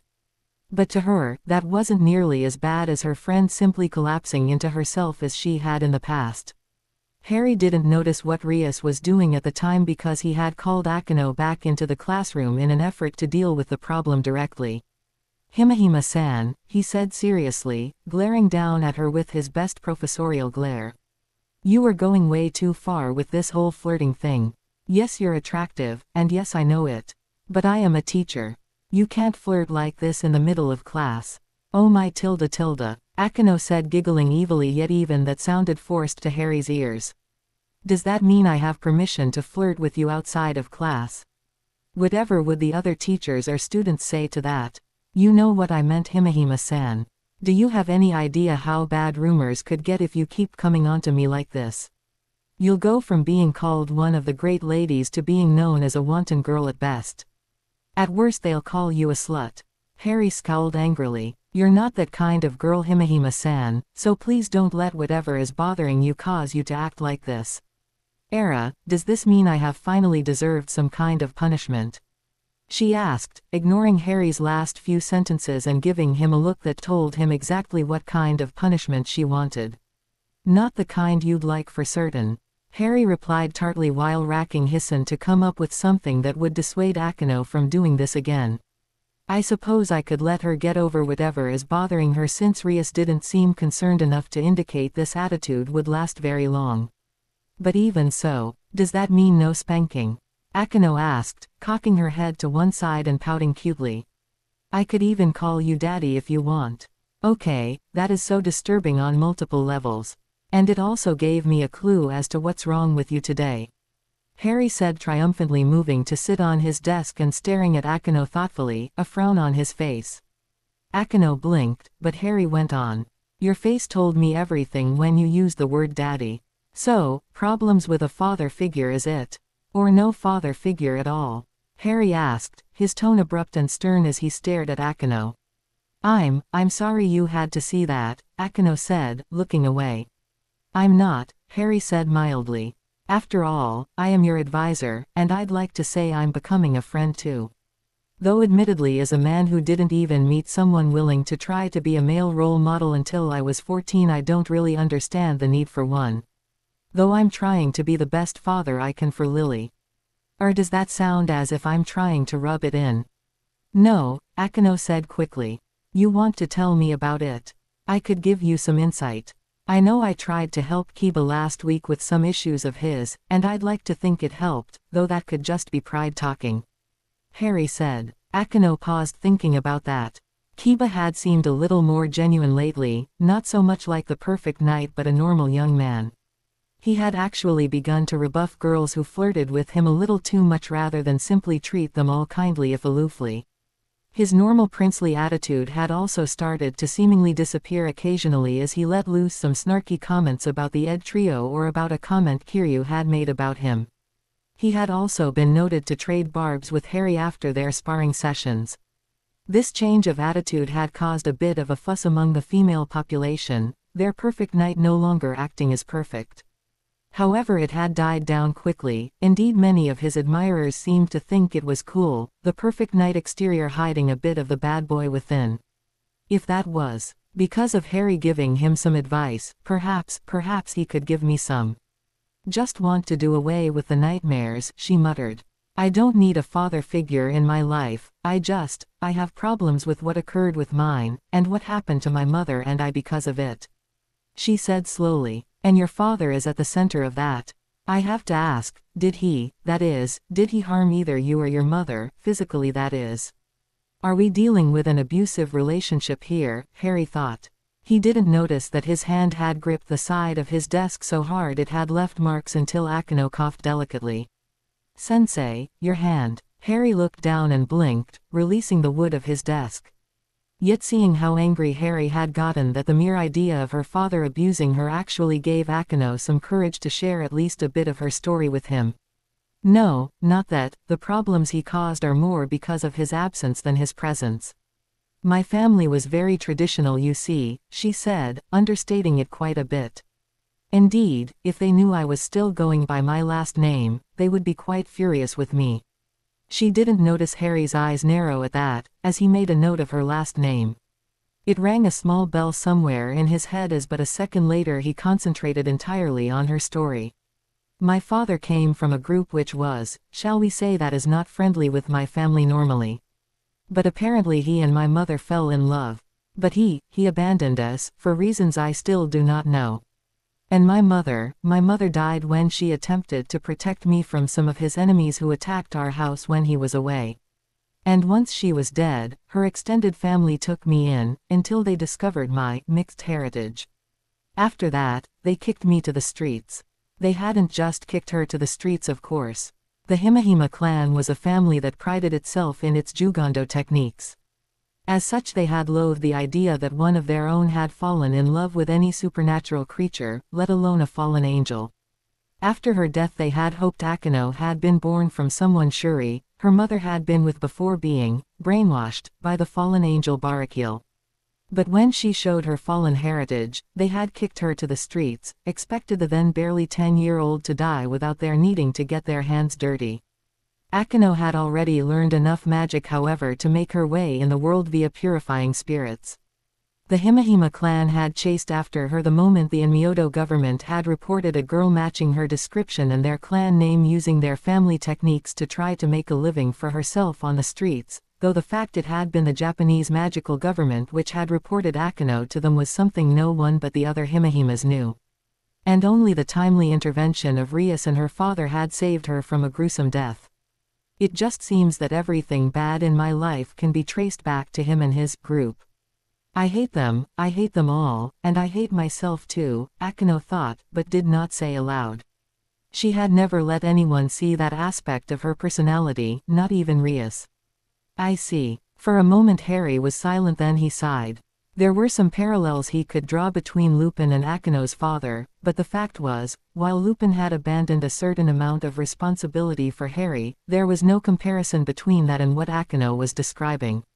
I'm not about to say there was any reason that would allow me to excuse such an act from a man, leaving behind his wife and child. A bitter smile twisted Akeno's lips, hearing at least some of her beliefs validated by Harry's words. But Harry wasn't done. Yet there is a difference between hating the acts a man commits, and letting yourself hate the man or the group he represents to the exclusion of all reason. You can't let your hate paint all foreigners, say, in the same mold as him. A small frown crossed Akeno's face, realizing that Harry had interpreted her mentioning a group as being indicative of a mere racial divide. In her mind there was no comparison, but she couldn't figure out a way to explain the real differences between her family and a fallen like her father, so let it slide for now. After all, I'm a foreigner to remember. Harry finished, smiling wryly. We are all individuals, and you need to take us as individuals. Akeno might have protested that oversimplification, if again she could have figured out a way to explain things properly, but Harry went one before she could even try to think of one. And when he did, his words struck like a scalpel, bypassing all her defenses with almost surgical precision. But that isn't why you have nightmares, Harry asked softly. Your nightmares are about yourself. Did you cause your father to leave like that? Did I cause my mother's death? Am I right? Harry asked softly. Akeno was struck dumb, unable to comprehend how Harry had seen through her so easily, but Harry knew he was right about that before he even spoke. It was a difference between hating someone else and hating yourself. That had been what Harry had seen in Akeno this morning, not hate for someone else but self-loathing. The story about her father. While relevant, it had only been the start of what Harry saw in Akeno. You are not at fault for anyone else's actions, he said again, emphasizing the word, and tapped the desk Akeno sat at for emphasis. Your father's actions had nothing to do with you. Your family's action had nothing to do with you. Only their own warped perception of what was right does. That reflects on them, not you. How do you know that? Akeno shouted, standing up abruptly, her self-control badly fraying by how easily Harry had seen through her. Because. Harry shouted in turn, pushing off his desk where he had been leaning against it. No baby can be held responsible for the actions of his or her parents. Existing is not a crime. And self-destruction serves no one. For a moment they stood, Akeno jing herself, and looking anywhere but Harry, as Harry stood, staring at her, willing her to understand. Perhaps it is time for another story, Harry thought to himself, with an internal chuckle. Let me tell you a little story, Himehime-san. Akeno turned looking at Harry incredulously, but Harry merely chuckled humorlessly and continued with his tale. There was once a little boy who grew up with a horribly image to live up to. You see, he was called the boy who lived, capitals and all. You see, there was before a Dark Lord terrorizing his homeland for over 10 years before he was born. I could have called him something else, I suppose, but I didn't, Harry said in response to Akeno raised eyebrows, her expression somewhere between amusement and contempt for Harry's try to make light of things. But despite that look, Harry went on calmly. Because in many ways that was what he was. He was a Dark Lord. He used, abused, killed, and was warped in turn by his own actions. His followers and murdered in his name, and he was the worst of them all, taking a delight in torture and murder, causing terror any way he could in order to take control of the country. I've never heard of such a terrorist acting in the United Kingdom, Akeno interrupted, though she was somewhat concerned because she could detect no lie or even hyperbole in Harry's voice as he spoke. What makes you think that the vast majority of British people even knew the war was going on? Harry asked, his lips twisted into a scowl, the origins Akeno could but guess at. He looked at her steadily, and she slowly nodded. A war among magicians then. Such an event, a clash between guilds of magicians, was hardly unheard of, though this one sounded particularly bad. Wizards actually, Harry said, not realizing the significance in that different form of address. Luckily neither did Akino, and even if she had, she wouldn't have cared at present, too wrapped up in listening to Harry's story. Anyway, he was a Dark Lord, whose name became synonymous with terror and fear. So bad was it that no one would actually use his name any longer, as if using it would summon him, because in a way it would. Rather than that, they called him you-know-who.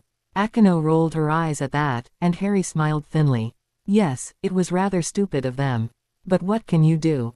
People are stupid sometimes, and very much prefer to have someone else solve their problems for them. Hence the boy who lived thing. Though people didn't realize it at the time, there was a prophecy that a boy would be born that would be marked by this Dark Lord as his equal, the only one therefore who could kill him, a so-called destined one. Now I don't agree with the interpretation of that prophecy, I think it was rather self-fulfilling.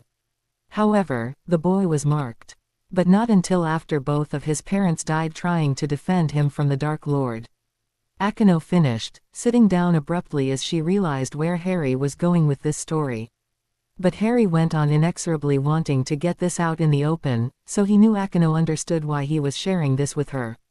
The boy often thought about that when he was alone. My parents didn't just die for me, they were targeted because of me, the boy often thought.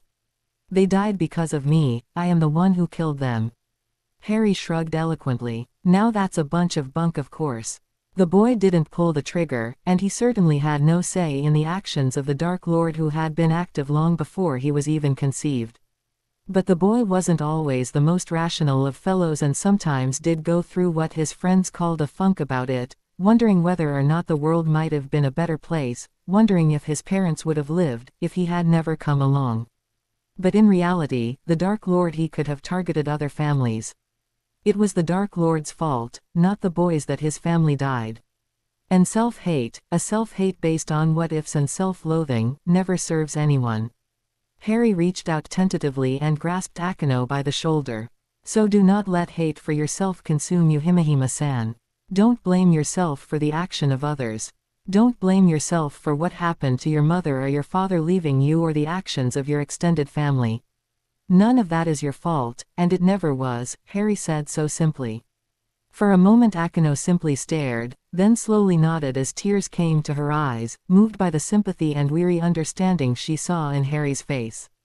She brushed her tears away quickly, and then as she looked around wildly, she noted the time, shaking her head.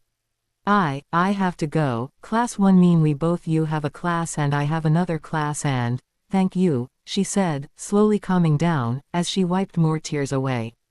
Thank you. The talk, it makes sense and I'll take your words to heart. I don't know if I can stop loathing myself as easily as that, but you're right, their actions were their own, so, thank you. With that she moved forward, jing Harry. There was nothing sensual or anything about it. It was just a young woman seeking comfort from someone who had just given her some very good advice, who had shown her that she wasn't alone in facing the problems she had been wrestling with for so long. Harry returned it, his arms around her shoulders and not straying anywhere else. Then one of her hands, which had been around his waist, suddenly lowered. Grasping his rear, that hand squeezed, and Harry realized with something approaching relief as he looked down into Akino's wickedly twinkling eyes that she was back to normal. Perhaps that was why he reacted the way he did, seeing the wounded girl Akino hid so well acting as her old self. Instead of quickly trying to disengage as he should have, Harry let one of his own hands drop down swiftly to Akino's rear in turn, squeezing it hard enough to make her gasp. Only then did he quickly stand back.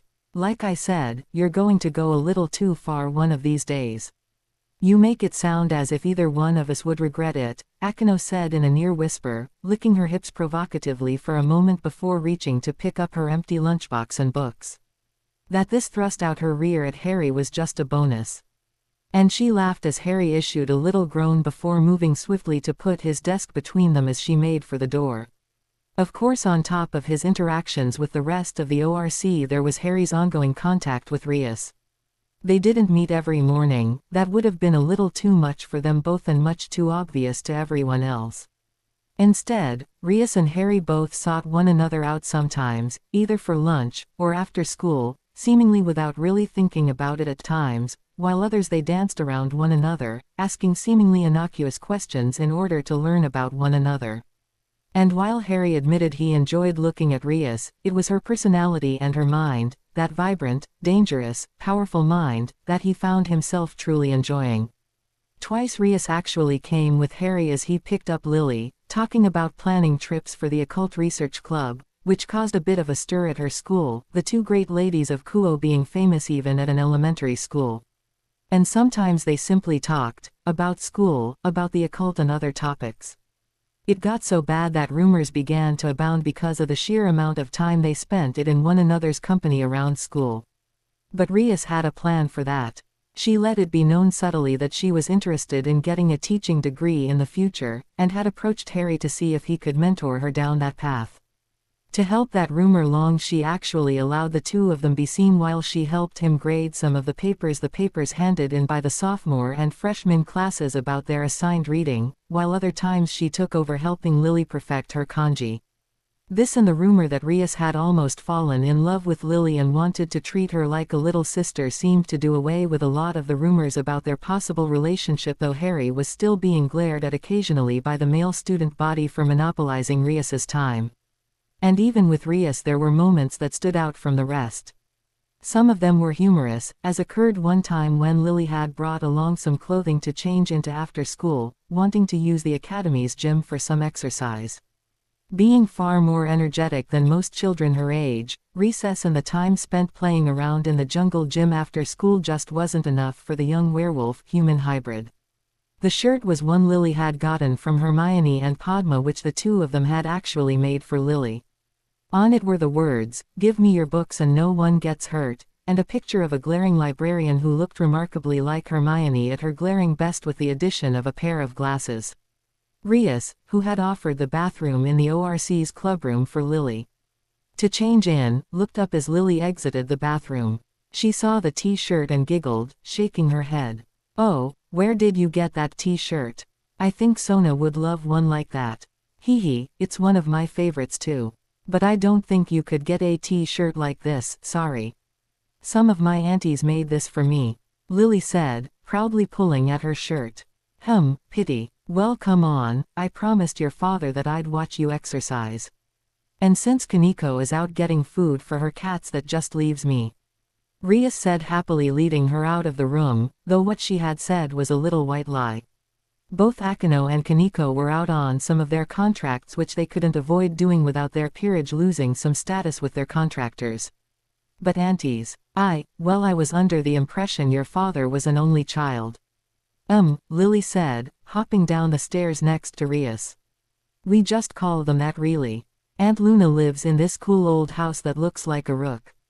She and Uncle Rolf are fun even if they aren't around often. I've also got a few uncles on my mother's side, but Daddy said most of them aren't going to be talking to us for a while for fear of Granny Weasley's reaction to him and Mother splitting up and me staying with Daddy instead of Mother.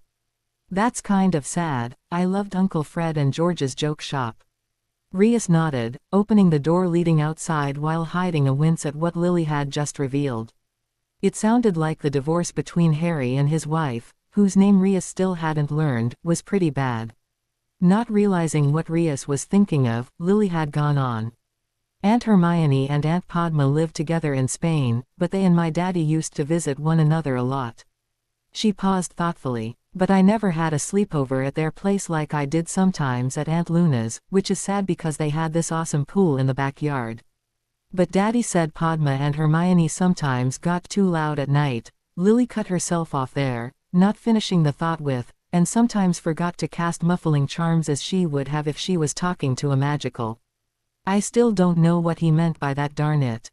Flushing slightly as she realized what that probably meant, Rias chuckled awkwardly, thankful beyond words that they had reached the football field at that point, forestalling any question on that topic from the younger redhead. There a few of the football club members were practicing, while to one side several freshmen had started a small pickup game. Rias walked Lily over and introduced her, then asked if they could join. In awe of Rias and practically squealing at being able to play with the little cutie they knew was Potter-sensei's daughter, they agreed readily. Later they returned to the clubroom, where they found Harry sitting there, bonking his head on the tea table. Before either could ask why he was doing that, Harry turned to look at them. I think I'm going to have to talk to Kiryu and the S again.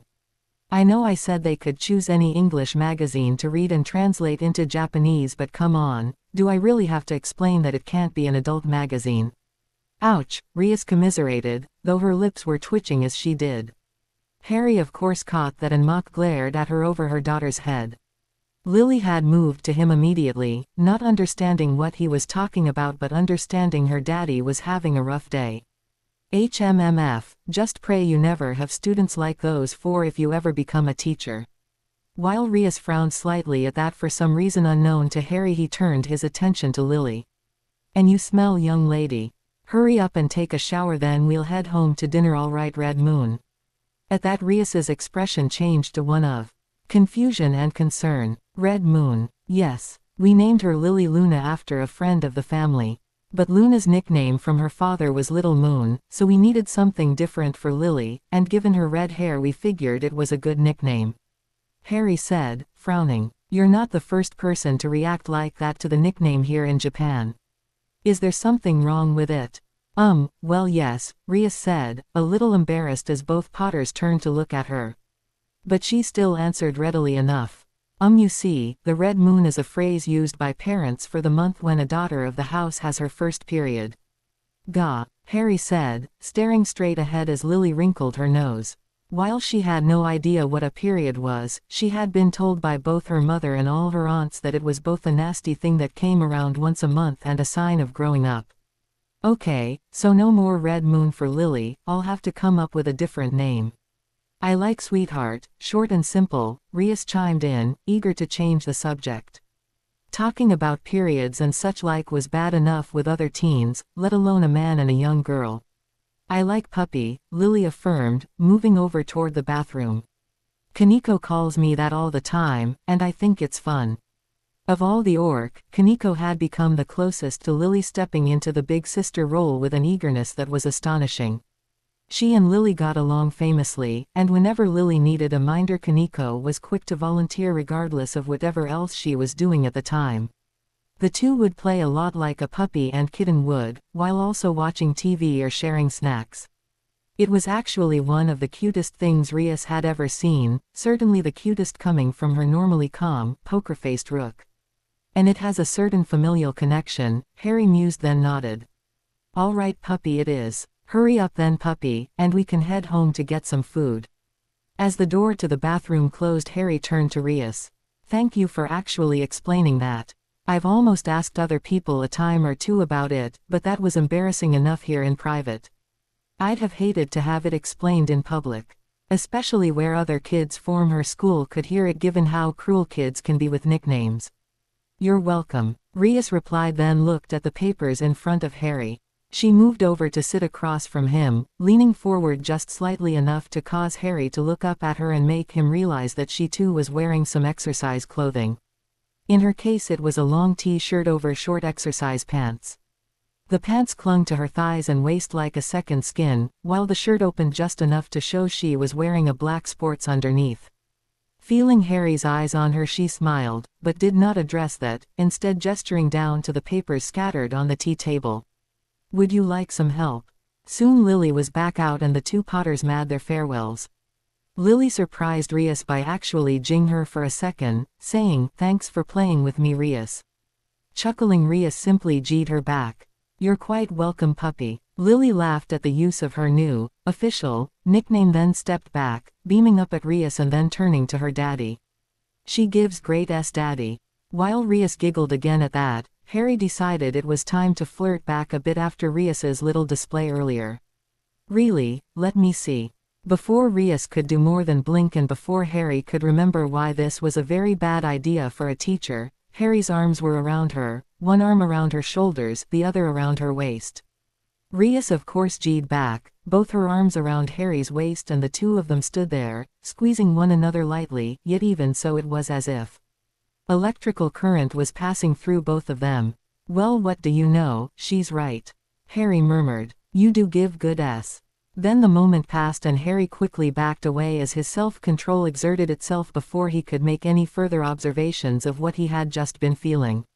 Harry simply smiled, stepping back and said goodbye to Rias before quickly turning to the door, leaving behind a pleased and flushed Rias. There were other moments like that, some more serious. Rias made Harry lunch to thank him for helping Akino out of her funk, and the two of them talked for a time about how Harry had been able to tell what was bothering her, and about how he had helped Kiba before that. Harry asked about Kaneko, and Rias hinted that she too had a hard childhood before they met. But easily the most important moment between the two of them had to do with what else was going on, because of course there were other things occurring in Harry's life during that month than getting to know the girls and one pretty boy of the Occult Research Club. For one thing, and completely unrelated to anything else, was that Lily had finished settling into her school. That sleepover she had the weekend after she had put the bullies in their place seemed to have been the icebreaker, and she had made several friends not only in her own classes but in a few upper years too.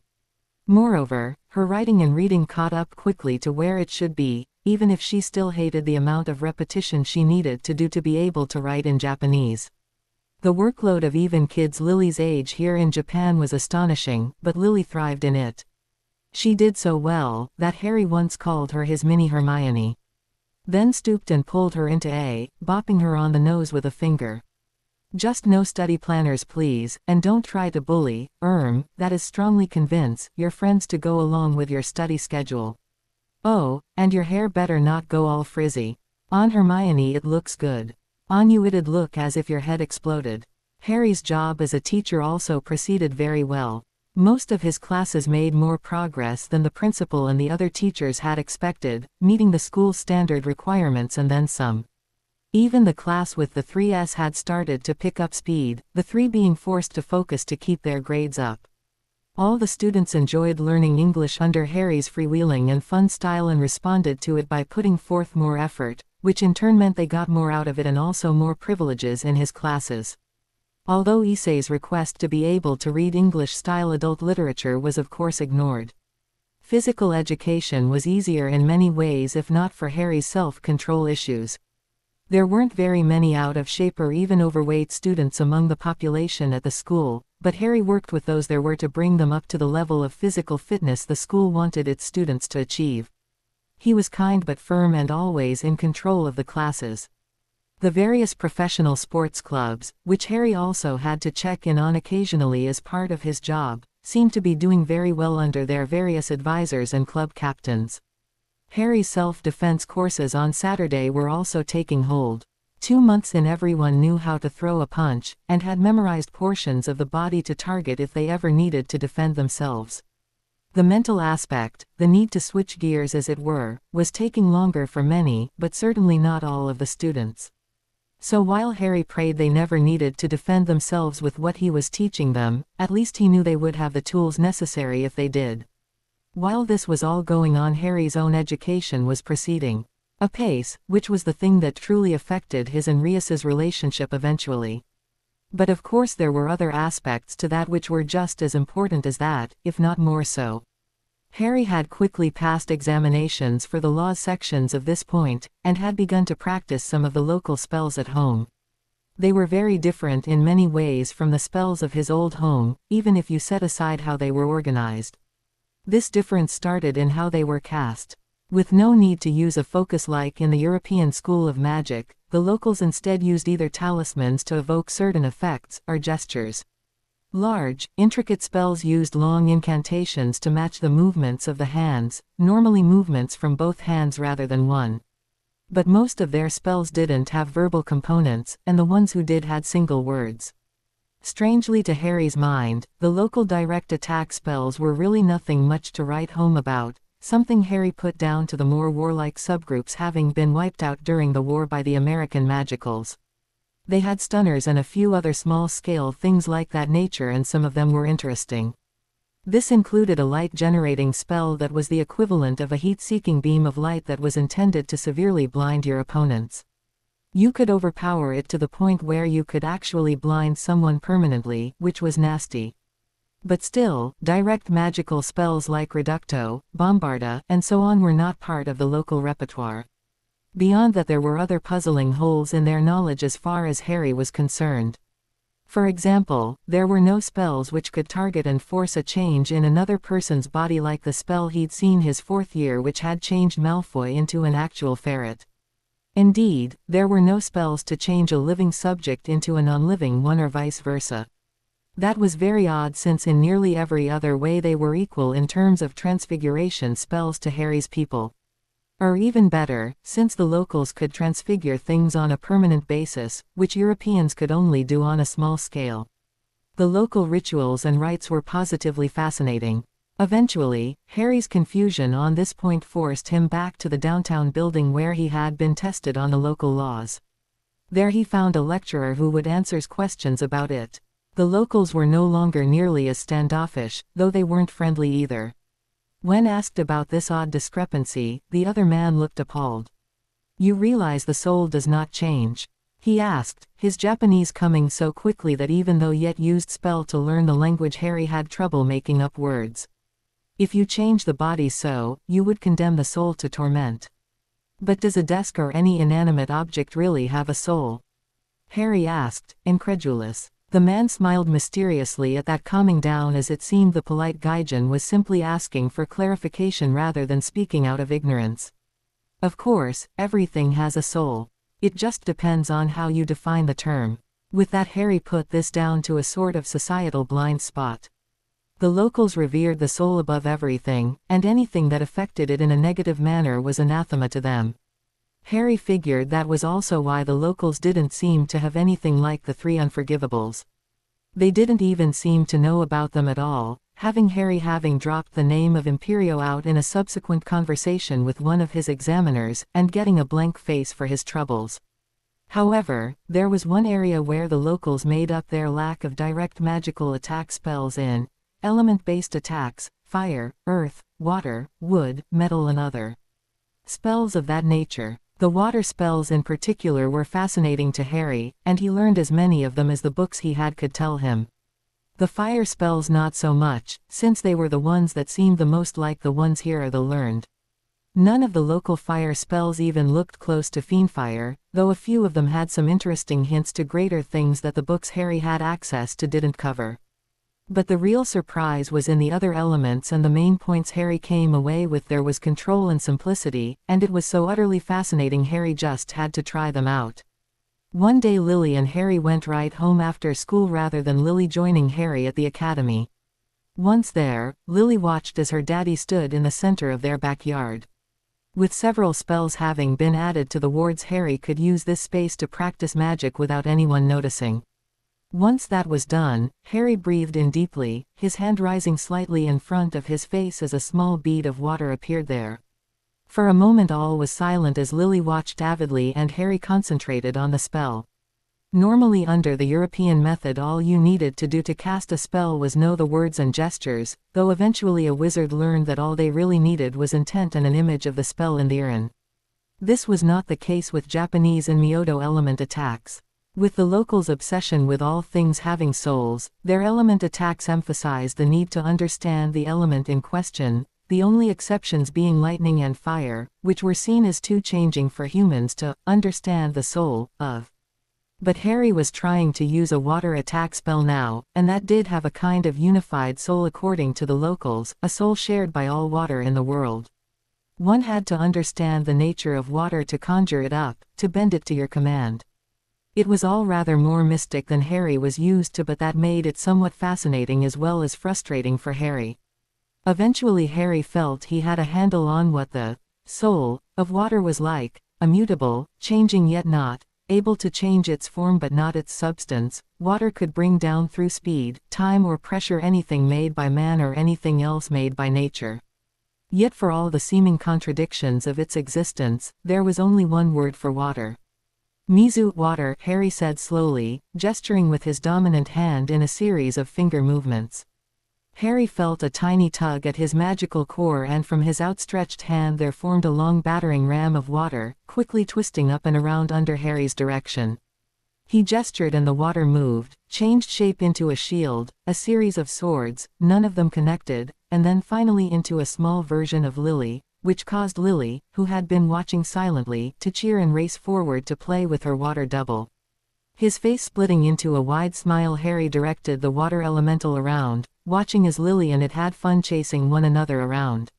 Yes, definitely interesting. In terms of talismans and runic arrays, Harry's education was going a lot more slowly than he would have liked. Still, he was able to add a few new tricks to the wards of their house, linking the wards to his own magical core in a way that he had never quite seen before.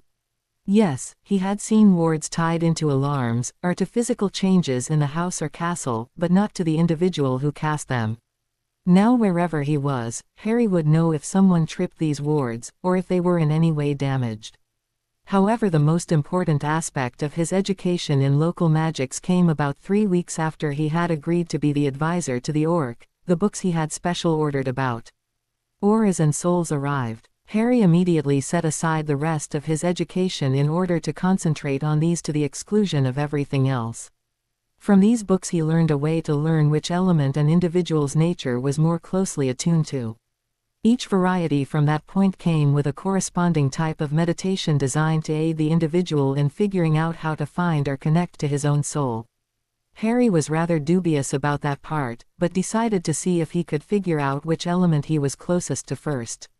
After casting the spell on himself, Harry looked up the corresponding color that had appeared in the palm of his hand. Nearby Lily looked up from her homework, eager for any reprieve. Since Harry had gotten his new books, they had been heading home right after school, Harry foregoing his training with Kiba or meeting with Rias, though Kaneko had come with them a time or two. "What are you working on, Daddy?" Lily stared at the ball of odd silvery-colored light in Harry's hands, leaning in to examine it. "Well, I wanted to see which NCH of the local magic I'm most connected to, Lily. The color corresponds to the subject, understand?" When Lily nodded, Harry went on. "It's just I would have thought I would be wood or fire, maybe even water. But instead I'm metal. I just thought that was strange. Maybe I did the spell wrong." "I don't think so, Daddy." Lily disagreed, looking thoughtful. Metal can be worked with, but only when, tempered. Doesn't that sound sort of like your life?" Harry had told her some of his adventures, of course, though not all of them given Lily's age. Still, he had to exceed the point. It could certainly be said that Harry had been hammered on the anvil, tempered by adversity. "And didn't you say in Myoto metal is connected to the mind?" "Well, you have occlumency, don't you?" Lily went on, announcing the word slowly. "And well, while you're really flexible in some ways, Daddy, in others you're not." Harry laughed quietly at that, pulling Lily into his arms and jing her. "Yes, I suppose you've got a point there. All right, then, in that case, let's see what else I can learn from these books. But first, I think it's dinner time for you, puppy." After Lily had been properly fed and watered, Harry went back to work on going through his new books. From the knowledge of the element he was closest to, Harry kept reading, learning that it was possible to protect the mind and soul rather than simply the mind like in the European school, which left the soul vulnerable. The locals started from protecting the soul from corruption, or as they put it, from being led down improper paths. According to the book, going the opposite way, from protecting the mind to the soul, was painful to the point of excruciating. There didn't seem to be a consensus as to why that was. Regardless, the book did go into detail on how corruption, foreign influences, could interact with the soul, twisting the individual to act in a way that he normally wouldn't. It went on to describe an effect that sounded a little too much like what Harry dealt with when he was around Calawarner, Rias and Akino for Harry's state of mind. In the example, it was a cursed sword, a katana of some kind, the name of which would no doubt have been of great significance to any native on Muji. The book went on to explain other ways the soul could be corrupted, and some of them included use of dark magics, which Harry knew did occur. Okay, color me convinced. Harry thought grimly. The question then becomes, how can I then defend my soul from this corruption of the spirit, and do Rias and the others know it is happening? I've never seen any hint in their actions that they do, not like Vila do, so are they acting, or do they really not know that whatever they are, they give off this corrupting field? Regardless of the answers to the second question, the answers to the first were within Harry's grasp in the books he had ordered. To start off, Harry had to meditate on his soul using the imagery of an anvil and hammer. Then he would try to connect to his soul by trying to remember the moments that he felt defined him as an individual. Each of them would then be placed on the anvil in turn, creating the image of a metal bar, which would then morph as he worked on it into his soul. Flipping through all the other meditations on offer for the other elements, Harry realized that part of why it might hurt to start from his mind and moving out could be based on the imagery used during the trance. So he decided to try on his own to reach out to his soul. If we say that my mind is one, call it a created realm perhaps. Then it stands to reason I can use it to access my soul, since that too is inside me, right? So all I have to do is try to push inwards I suppose from the deepest portions of my occlumentic realm. Sitting cross-legged in the living room as Lily watched TV nearby, Harry sent his thoughts inward, creating a mental avatar in the realm of his mind. From there Harry walked through his mind, which was created to be a castle similar to Hogwarts, with a moat around it and various other defenses against intrusion. Entering the castle he made his way into the basement, going deeper, far deeper than he ever had before. This part of his mental realm was devoted to his subconscious thoughts, the ones no one not even a master occlumens could control. Some of this area showed the wear and tear of the times Harry had to repair his mind after being around Calawarner or Akino or Rias, though the majority of the damage from those times he was affected by them happened around the large cell he kept his libido in. Pushing past them, came to the floor or earth of his mental realm. Once there, he tried to push through the substance, imagining its solid surface becoming like treacle. Nothing happened. His mental realm ignored his attempts to push beyond it, as if nothing beyond existed. It was only when he tried his hardest, gathering all his will and energy, focusing down as much as possible to get through the ground to what might be beyond that something finally gave. The ground of his mental plane crumbled, shattering like glass almost, with hundreds, thousands of shards flashing everywhere, and Harry groaned, grabbing at his head. The pain of that was almost enough to cause him to black out, almost dropping out of the trance. But Harry was no stranger to pain, having been placed under Crucio more often than he wanted to count.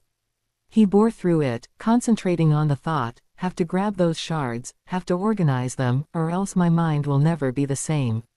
With that thought uppermost, Harry lashed out with both hands, his mental avatar suddenly holding two wands, his original Holy Wand and the Elder Wand in his dominant hand. For a second Harry balked, having conjured the Elder Wand into his offhand and his Phoenix Wand in its new form on his dominant one. But the change was so small he decided to ignore it in favor of using both wands to lasso the pieces of his psyche back. Although is that even the right term for them? I mean, they aren't memories, thoughts, or feelings, at least, I don't think so. Where did the floor for an occluntic realm come from anyway? I can clearly remember building my mental realm, creating the wall, and everything. The rest of the realm is an imagined construction of my mind, but the floor. What is the floor then if I can't remember creating it? Putting that thought aside, Harry slowly pulled the shards back together. Not putting them together as a floor, but rather the walls of what amounted to a well without a bottom leading downwards. Each shard's placement was accompanied by another spike of pain, but Harry persevered. Yet even if you set aside the pain constantly racking Harry's body and mind, the work was incredibly difficult. Imagine trying to catch a hummingbird with your bare hands while being buffeted by hurricane force winds and while trying to force said hummingbird to merge with hundreds of its fellows into a brick. This mental exercise was tougher than even that. And the pain of it was nearly beyond anything Harry had ever experienced. Right up there with being put under Riddle's Crucio while being d by silver spikes through his arms and legs. Yes, that had happened near the end of the war. Luckily for Harry, Voldemort had never learned not to gloat. And he had also not learned just yet that the Death Stick had a new master. Despite the pain and the difficulty of the task, Harry eventually was able to build his new well to what seemed at first to be a sea of silver. It wasn't silvery like a ring or the Patronus spell sometimes gave off. No, this was the silver of metal gleaming with a burnished sharpness that told of its strength. Eventually the sea seemed to coalesce into a plinth coming up out of the floor that hadn't been there a moment ago, a floor which merged seamlessly with the new walls of the well, creating an entirely new area for Harry to house his soul. So, this is my soul. Or at least how I perceive it. That's pretty damn amazing. But does this mean I can now defend my soul from further corruption, or not? Deciding to put off rearranging his mental plane to take advantage of its, and thereby his, connection to his soul, Harry pulled his senses back out of his mind. Harry found himself back in the physical realm. Thankfully no time had passed out here during that ordeal. Lily was still watching TV, and the clock on the wall had only changed by 5 minutes. Time flies when you're having revelations about the nature of life, magic, and everything in between, I suppose. Now, if I use that aura reading spell on myself, I should be able to see my soul radiating just beneath the surface. The spell, or rather a series of wordless gestures from the Kodadama school, doubled both to allow auras to be visible and for the user to see his or her own soul. But of course, the soul wasn't the aura itself. The aura of a person was a byproduct of the soul rather than the physical reality. Seeing another person's actual soul was much tougher than seeing the aura, which was like the heat given off a fire, or the surface of water in the analogies the books contained, linking the soul back to 2 of the elements in Myoto. The spell worked as advertised thankfully, and Harry saw the faint metallic sheen coming out just slightly from his skin. Lily barely even looked up from watching Mahu Shouju Serafal-chan, oohing at the color before turning back to the TV, letting Harry concentrate on what he was feeling. He could sense his soul within himself now, thrumming almost, a very odd but not quite disconcerting feeling. Rather it was like he had just added a kind of strength to his body somehow. But what he was really interested in at the moment was the fact he could also sense that his soul was somehow connected to other things beyond his own body. One offshoot led upwards, disappearing slightly away from his body. Another led out to one side of the house, disappearing as the first one at about a foot away from his body. Harry understood that to mean the spell failed at that point rather than the connection ended there. At the same time, another line of burnished metal led to something on Harry's body, in his sleeve. Specifically, in the sleeve which hid the wand holster containing the Elder Wand. Now why do I suddenly wonder if... Standing up, Harry moved upstairs into his room into the trunk where he kept the invisibility cloak his father had left with Dumbledore for him.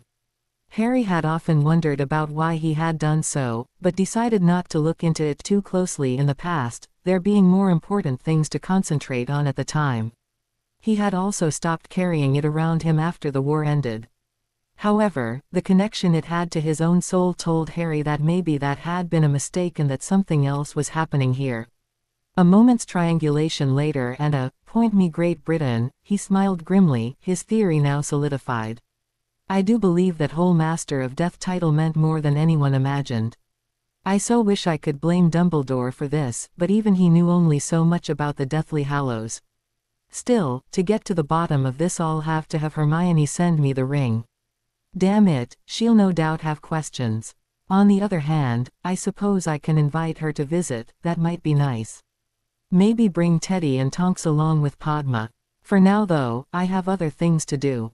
Heading back home from the edge of town, Harry put Lily to bed, then went back to learning how to defend his soul from external corruption.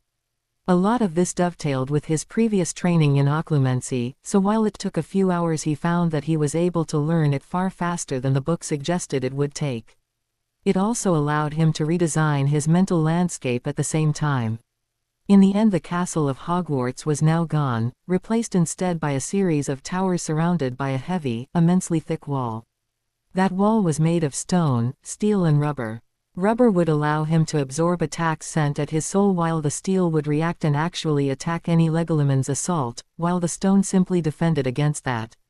The different materials had been a suggestion from the book, implying that using the same mental creation to defend both the mind and soul from attacks was something like splitting your forces in the face of an enemy assault.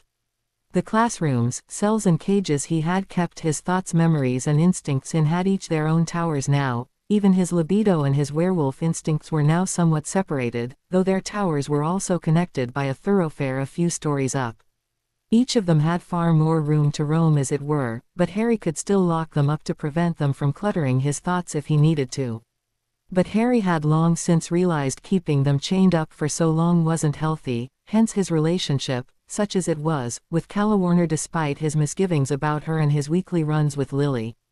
But the biggest change was what was lighting Harry's mental plane. Before, Harry had used a sun made of pure imagination to light his mental realm. It had doubled as a defense, blinding or even shooting ultra-powerful light beams at intruders. But it was gone now. In its place was Harry's soul, gleaming silver from a lighthouse set in the direct center of his new realm. Its light shone everywhere, casting odd shadows, but the effect was everything Harry had hoped for. The odd egg shape of it was strange and hadn't responded to Harry's attempt to mold it into a new shape, but that was simply a curiosity rather than a concern. The day after Harry had started to learn these new skills was the day that truly marked a change in not only Harry and Rias's interactions, but his relationship with Calawarner. Despite his concerns about how her presence affected him, the same concerns he felt about Rias and Akino, Harry had continued to go out with Calawarner occasionally. He was unwilling to leave Lily alone, of course, even behind their home's wards, and the idea of hiring the Occult Research Club to babysit her so he could go out and play seemed both wrong in some indefinable manner and something that could all too easily blow up in his face. So the times they could go out was very limited. Since that first meeting they had only seen each other about 7 times all told. This was more than enough for Harry to start to realize that theirs was not going to be a very deep relationship, though he still hoped for more. Each date would start the same way. They would meet, eat something while making small talk about their jobs and other things, not really sharing anything important with one another, and then they would go dancing or seeing the sights. After that they would end up in an alleyway somewhere making out furiously or even more, though Harry hadn't allowed their flirting to reach its climax just yet. Even while in her presence and being affected by both his lust and Calawarner's aura, Harry retained enough presence of mind to stop things going that far precisely because of his knowledge of said taint. Despite that misgiving, at times Harry thought there was something there between them, something that could go beyond the physical and into the realm of an actual relationship. Harry liked Calawarner's wicked senses of humor, her irreverent attitude, and even her adventurous lustful side, which fed on Harry's own growing sense of adventurousness in terms of what could be euphemistically called courtship. But whenever Harry tried to have a deeper conversation with her, Calawarner would draw attention to her body somehow, and the thought would go out of his mind. But this manipulation in turn fed Harry's desire to not follow through their flirting to the level Calawarner wanted, making her more frustrated. On top of that, Harry had realized that while the idea was a pleasant one, he was just not emotionally built for a purely physical relationship. For her part, Calawarner hadn't yet realized how much she had in turn begun to fall for Harry. Her own personality, and the sin she fell for, got in the way of her realizing the depth of her feelings. All she mostly felt was frustration at how slow it was going, and his refusal to leap into the sack with her. Yet despite that frustration, Calawarner knew she had never been happier than when she was with Harry, just talking, let alone flirting. Of course, the other problem was her partners for this job. Raynor was not happy about being stuck here for so long in enemy territory where she had to walk on eggshells all the time, never using magic, and always worried they would be discovered with nothing to show for their pains. Part of that was having to go to school every day to learn subjects she didn't care about or had already learned several times over. Raynor wanted to be finished and done with this project and go on to more important things, constantly reporting her own lack of progress in more and more frustrated tones as the month went by. Donacek fully shared in Raynor's desire to move on, only he was stuck in a nearby town trying to rein in the urges of more than 24 bloodthirsty excommunicated exorcists. These were men who had very few qualms about doing whatever they thought was a good idea and saying it was God's will, revealed to them rather than the church. Already he'd been forced to make a few examples to keep the others in line. The time for action couldn't come fast enough in his opinion. On the other hand, Mittelt had come around to Calawarner's idea of the need to go slowly. She had staked out Harry's house from a few streets away and felt the power of the wards he had thrown up around it. They weren't by any means the most powerful she'd ever felt, but they were powerful enough to make her leery of getting on Harry's bad side. It pricks her pride that she has to be afraid of so many young devils. Mittelt said one evening, speaking of Raynor. There's not a one of them who is yet older than 18, and all of them are more powerful than she is. And Raynor's pride will never allow her to realize that's the reason, Calawarner said with a laugh. Oh shit, here she comes, Mittelt said quickly, staring over Calawarner's shoulder before she nodded seriously. So you were making progress, she said in a loud voice. Calawarner went with it, smiling at the younger fallen angel.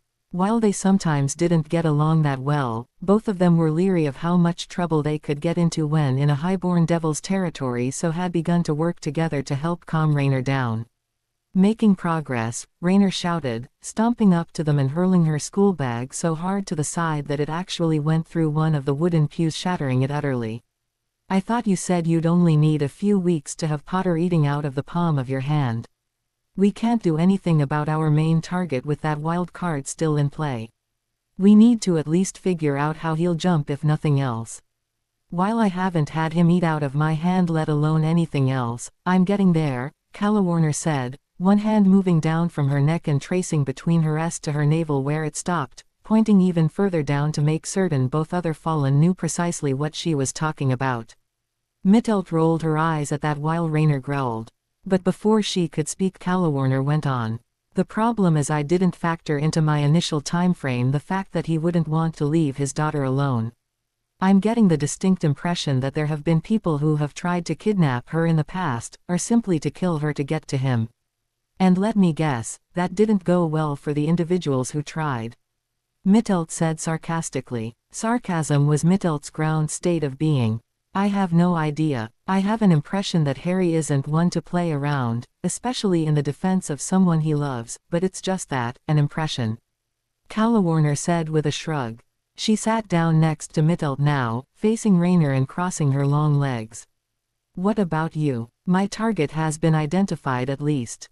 But we still don't know what kind of sacred gear Hyodo has, right? Yes, damn it. Which means I still have to go to that school.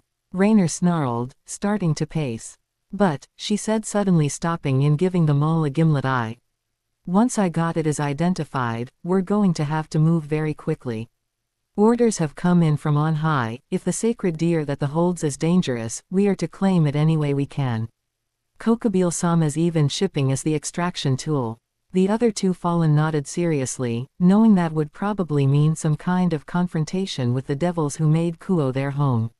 Raynor turned to glare at Calawarner. And that means making certain that Potter stays neutral at best, or is neutralized at worst. If it comes to it, do you think you could stick a dagger in his back? I don't know, Calawarner said honestly, ignoring the frisson of unease that went through her at the idea. I probably could, so long as there weren't any witnesses around, and I could use a spear of light to do it. Spears of light could be conjured up quickly and with little fanfare, so it was a very rare individual who would be able to spot them coming. If, say, I conjure up a short spear and stabbed it into his back while we were making out, that might work. Keep it then. If nothing else, our secondary target's sacred gear is almost strong enough for me to tell whether or not it is worth going after on its own. Raynor said, smiling evilly. I also contacted Carlamine about another little project going on, so whatever happens, we'll be getting at least 2 sacred gears out of this. All we have to do is be ready to strike. Ooh, once more Saturday dawned. But for once Harry found himself looking forward to teaching the various PE classes rather than dreading seeing Rias and Akino in their exercise uniforms. As he knew would happen, Akino once more took a chance to flirt with him. Since today was a day spent in the gym with various weights, that meant she called for him to spot her occasionally rather than rely on Rias or one of her other friends. The sight of her chest heaving under a shirt that barely restrained her massive bust would normally have forced Harry to more forcibly control his libido and werewolf instincts. This reaction would have been helped along by the fact she had decided to forego not wearing a sports at the moment. When Harry looked, he felt his libido start to respond, and then felt a wave of something try to get by his defensive walls. It was everywhere at once, trying to seep through the cracks of his defensive wall via the ground of his mental plane and right above it. But it was stopped by the rubber veneer of his wall, and was unable to get through. Harry watched Akino's face as that happened, and saw no reaction, no flicker of unease or surprise or anything else. She simply smiled up at him, slyly commenting, "Era-sensei, aren't you supposed to be watching the weights rather than my face, Tilda? Or does this mean you've become enamored with me?" "Hey, no Himehime-san, I haven't. I was just struck by those pretty violet eyes of yours." Akino blushed at that, unused to comments about her physical appearance that didn't mention her chest. But Harry simply moved on. "Now, I think you were about to start your second set of reps." After Akino was finished with the free weights, Harry called the next girl over and began to spot her in turn. Rias walked over and took her turn, and even though the wave of her aura was somewhat stronger than Akino, it didn't penetrate just like the wave Akino gave out. His own reaction to her was stronger, simply because Harry had a redhead fetish, but it was much, much easier to control his libido without the wave of corruption affecting his soul. Just as importantly, Rias also showed no reaction to his defenses stopping her corruption from getting through his mind. The smile he had on his face when he realized that set Rias to blushing and looking away, but thankfully she didn't say anything. Halfway through the class, Harry turned his attention away slightly from the girl he was currently observing with the free weights. So I know now that neither girl reacts if I stop their auras, I suppose, from affecting my soul. But let's see what I can tell about those auras in the first place." So saying, Harry shifted his fingers through the 2 silent patterns needed to cast the aura reading spell, then looked around him. As Harry had expected, the normal students around him had what the book had called a formative human soul, gray with splashes of color signifying emotions. Not thoughts so much, because in humans thoughts changed and redirected themselves so quickly it couldn't be spotted. The power of their souls varied wildly, with more than half showing seemingly stronger than average souls. Rias, Akino, Sona and Tsubaki on the other hand stood out from the crowd, their auras being far larger, so large they encompassed the entire area in pulses of black corruption, enough to almost drown out the other auras. Yet at the same time, those pulses seemed uncontrolled, as Harry had already tested. Furthermore, Rias's aura might have a core of black to it, but it was also laced with solid blue, green, and yellow colors, the colors of love, kindness and friendly feeling, and another color, a deep umber color whose meaning Harry couldn't remember seeing. The others had some of the same colors. Sona and Tsubaki's auras seemed far more controlled, their emotions more regimented but also less powerful than Rias and Akino. And Akino had both a darker all-around aura than Rias, and the colors of hate and lust mixed in, red and purple respectively. Reading their auras like this is fascinating, but also somewhat invasive at the same time. I don't like that, but it's told me 2 things for certain. Whatever species they are, it surely isn't human and they are naturally a tainted species of some sort. But at the same time, Rias and the others are also good people. That's good enough for me. The smile on Harry's face at that point caused many a blush among the students. Even Rias and the other devils were not immune to the impact of it, and they all wondered in their own way what had happened to make Harry so happy. But for the most part they just ran with it. Soon enough PE ended and the class began to break up. The majority of the students headed for the changing room while a few stayed to help clean up the gym, helping Harry put away the various machines and free weights. Akino was one of these, always on the lookout to be around Harry, while Rias had decided to call it a day, wanting to get some of her homework done before heading home for the rest of the weekend. This had become more important to Akino after she and Harry had their heart-to-heart. Like her king, Akino found she was now genuinely interested in Harry above and beyond either the aid he could give Rias or the amusement value Akino got out of trying to get a literal rise out of Harry. Unfortunately for Akino's desires, at the moment she was not the lady on Harry's mind. As the group of students finished cleaning up, Harry subtly approached Akino, grabbing up a number of the free weights she had been transporting, easily lugging 3 times the amount she had been moving on her own. "Is Grimori-san going to remain at school for a time? I'd like to talk to her after I drop Lily off at home." How mean of you, sensei." Speaking of one woman to another, Akino said lightly, though there was a bit of real hurt in her eyes for just a second before it disappeared. "I believe she will be, and I will inform her that you wish to speak to her." Akino then smiled slightly, a smirking uptick of her full, pouty lips. "Is this a private talk, or can anyone join? I think I'd like to talk to her alone if that's possible," Harry said apologetically. Very well, I will inform her. Once more Akino was miffed, but didn't show it. She knew Harry had not realized that she was honestly interested in him instead of simply playing a game, and was unwilling just yet to enlighten him on her actual feelings. Besides, even a blind man can see the chemistry developing between Rias-chan and Potter-sensei. And I'm not so selfish, or should that be devilish, to get between them just yet. Besides, think of the teasing opportunities if this goes the way I think it will. Harry nodded, though he had noticed Akino was bothered that time, and decided to get to the bottom of that later. Right now, he had a daughter to pick up. As usual, Lily was waiting for him with the other students, wearing the little uniform the elementary school demanded and bouncing on the balls of her feet, eager to leave.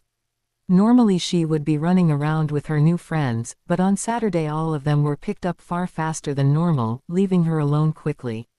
When she saw her father, her face brightened up as it always did.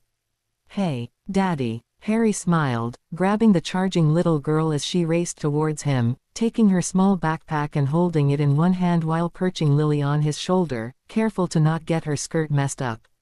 "Hey puppy, how are you doing?" "I'm fine Daddy," Lily said, jing her father's head for a moment before asking hesitantly. Is it okay if I go to another sleepover? There's a marathon of a show called Sailor Moon on tonight. It's like one of the oldest and best-known magical anime shows, so a lot of my friends and I are going to get together and watch it. If you promise that you'll do at least one subject's worth of homework while I'm gone, I'll drop you off after I return home. I have some paperwork I need to do at school. And none of the ORC are around to watch you like usual, Harry said, lying slightly but feeling it necessary. The conversation he was going to have with Rias had a serious side to it, and one that Lily didn't need to hear just yet. Nor did he let on how this plan dovetailed with something else he wanted to do soonest, see how Calawarner reacted when Harry's mind was no longer influenced by her aura. After dropping Lily off and supplying her with a nutritious snack, Harry called Calawarner and made a time to meet up with her later that night. Then he set the wards on alert, and made his way back to school. Harry found Rias sitting at her desk in the Orc clubroom. She was alone, with even Akino nowhere in sight. Her hair glinted wetly under the room's dim light, sticking to her head and neck despite having been combed out since her shower. She smiled as Harry entered, looking up with her blue eyes catching his behind her glasses as her cheeks dimpled slightly. Once more Harry was struck by the beauty Rias possessed. Akino was a gorgeous young vamp, Calawarner a mature, seductive beauty, but Rias had them both beat with the perfect mix of girl-next-door innocence and a more adult, homebody sort of attractiveness. The dimples she showed and the light in her eyes was a case in point.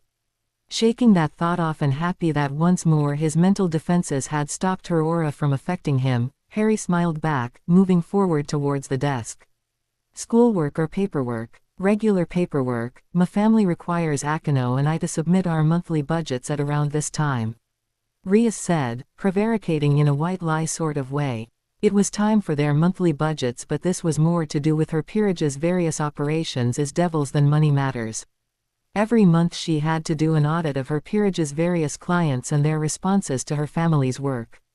"Nothing that I can't set aside for a few minutes.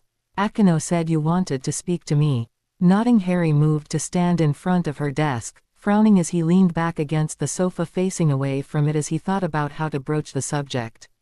"I know we are both still trying to gather information about each other and I have no wish to bring that game to an end just yet. It's been fun, our little word games. But I think I've discovered something about you that you might not even know yourself, at least I don't think so. So I think it's time for another sort of exchange of information. I tell you what I've discovered, and you answer a few questions for me." "Agreed." Rias frowned at that, putting a bit of her hair in her mouth and nibbling at it in a manner that despite her aura no longer affecting him Harry found quite distracting. So long as the information you have discovered is indeed something I don't already know I will agree to that. But if it isn't you'll need to face a penalty and answer a few of my questions in turn." "Agreed." "Should we shake on it?" Harry asked, his emerald eyes twinkling. Slightly. Shaking her head, Rias pulled off the glasses she always wore whenever she was doing paperwork and leaned back, crossing her fingers in her lap as she looked at Harry, wondering what he had found out about her and possibly the others that he thought they wouldn't already know. I don't think that's necessary, Sensei. Now, what is this mysterious information? There's no easy way to say this, so I'll just spit it out. You and the others like you, both your own and Sona's group, have auras around you, far more powerful and formed than a normal human's. But beyond that, you all put out this, call it a field of corruption which attempts to taint the people around it in various ways. Most of the time it's subtle, other times not. In terms of the effect, I think it makes people more susceptible to suggestion and more disposed to feeling and acting upon various instincts. Harry said slowly, not having come up with any better way to describe what he was saying to another person, but he felt that he had done a good job of it. Rearing back in surprise so much she nearly tipped her chair over, Rias stared at Harry in shock. What? I've never heard of something like that. How do you know, and what does this tainted aura thing do? I don't know what it does to other people, though as I said it probably makes them more susceptible to suggestions. But to me it made nearly lose control of my libido a few times when I would not have otherwise. Mind you, in my case my werewolf side helped to make it more vulnerable to it, so I can't tell you what it would have done to a normal person, though it might have had a greater impact given my self-control. Standing up abruptly, Rias began to pace, looking irritated and angry and actually hurt. This makes too much sense for me to ignore.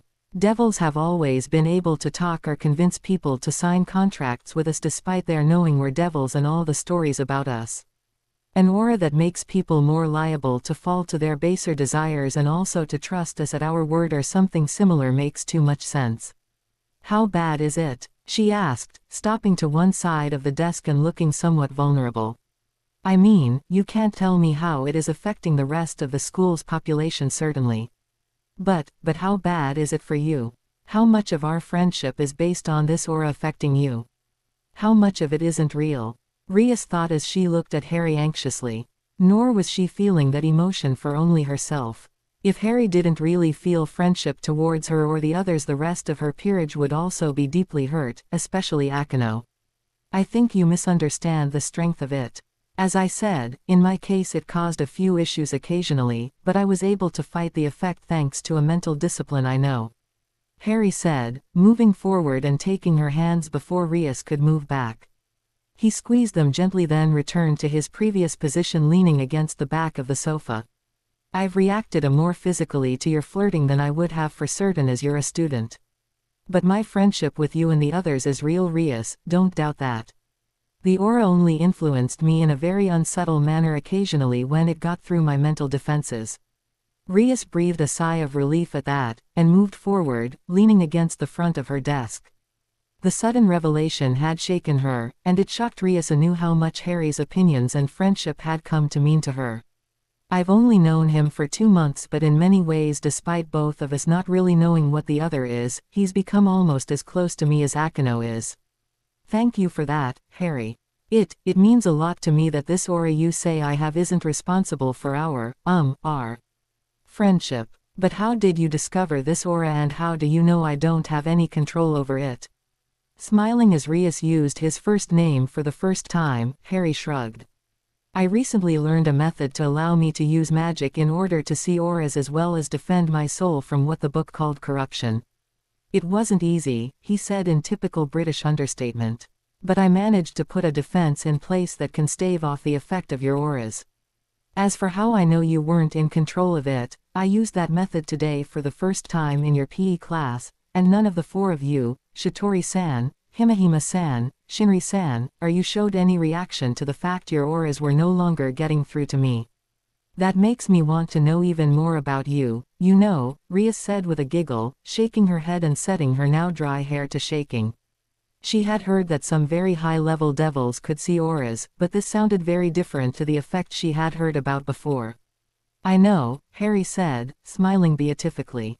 But now it is time to pay the penalty for my sharing this information. Ooh, if I was Akeno I would so jump on that line, Rias said, still feeling relieved and now in a playful mood. Still, since I'm not, ask away. And I am most glad you are not like Akeno, though that does bring me to my question. Harry paused for a second, gathering his thoughts. I have gotten close enough to Akino and the others to know that their childhoods were not the most pleasant. Indeed, I think that in many ways they were horrible. But somehow you gave each of them a new lease on life. Now they serve you in some fashion, though I haven't quite figured out how you turned them into whatever you are. But my question is, why did you do it? Did you do it because you knew they would be useful to you, or just on a whim? I saved Akino and the others because they needed to be saved. Rias replied simply and instantly, not even having to think of the answer. Nor was there any great prevarication as she went on, though she didn't go into any detail either. Each of them was in danger, and they needed help. Akino needed to both run from her old family and gain a new one. Kaneko needed to leave her past as a Nekomata behind. And Kiba would have died if not for me stumbling on him at that moment. I saved them because it was the right thing to do and I could never have done otherwise. Could you? Harry's face softened noticeably, and his eyes warmed so noticeably that Rias flushed as those emerald eyes regarded her. No, I couldn't. So is it safe to say you have a people-saving thing? Rias blinked then laughed at the wording. I suppose it is, yes. Though the way you say it makes me wonder where you came up with the phrase. It sounds a little practiced perhaps. Ha. Well, you're not the only one who has a saving people thing. I suppose my role in the war, I know I was a kind of soldier at one point, was based upon my inability to simply look after myself, and my desire to help others. That's at the basis of my desire to teach too, Harry replied, his voice still an alloy of warmth and admiration. Admiration, Rias realized, for her actions. Actions which far too many people thought had been calculated and self-serving, but which Harry knew and further believed were anything but.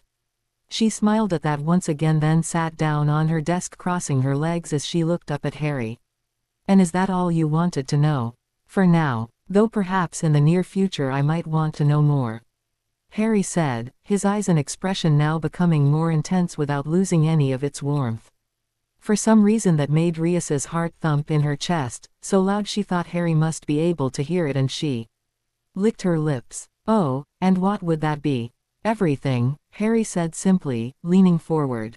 Despite no longer being influenced by her aura, despite the fact that she was still his student, Harry found himself drawn to Rias Grimoire. It isn't just her body, and it isn't just her red hair, but that mind of hers that is just so amazing. That's up to you though, and I certainly wouldn't ask for that without replying in like kind. With that Harry stopped moving. Rias hadn't backed away or moved an inch after Harry had started to move forward. Now she sat on her desk, with her legs spread slightly to either side of Harry's own, not touching but certainly close. His arms note his body on either side of her, and his forehead was touching Rias's. In turn Rias reached up with both her own hands, resting them lightly on Harry's chest. She could feel the muscles under his suit, which he still wore from teaching. The hardened pecs and ribbed six-pack of his stomach was not noticeable when he was teaching but was very noticeable to the touch. He was no muscle-bound oaf but neither was he as built for speed as Kiba was.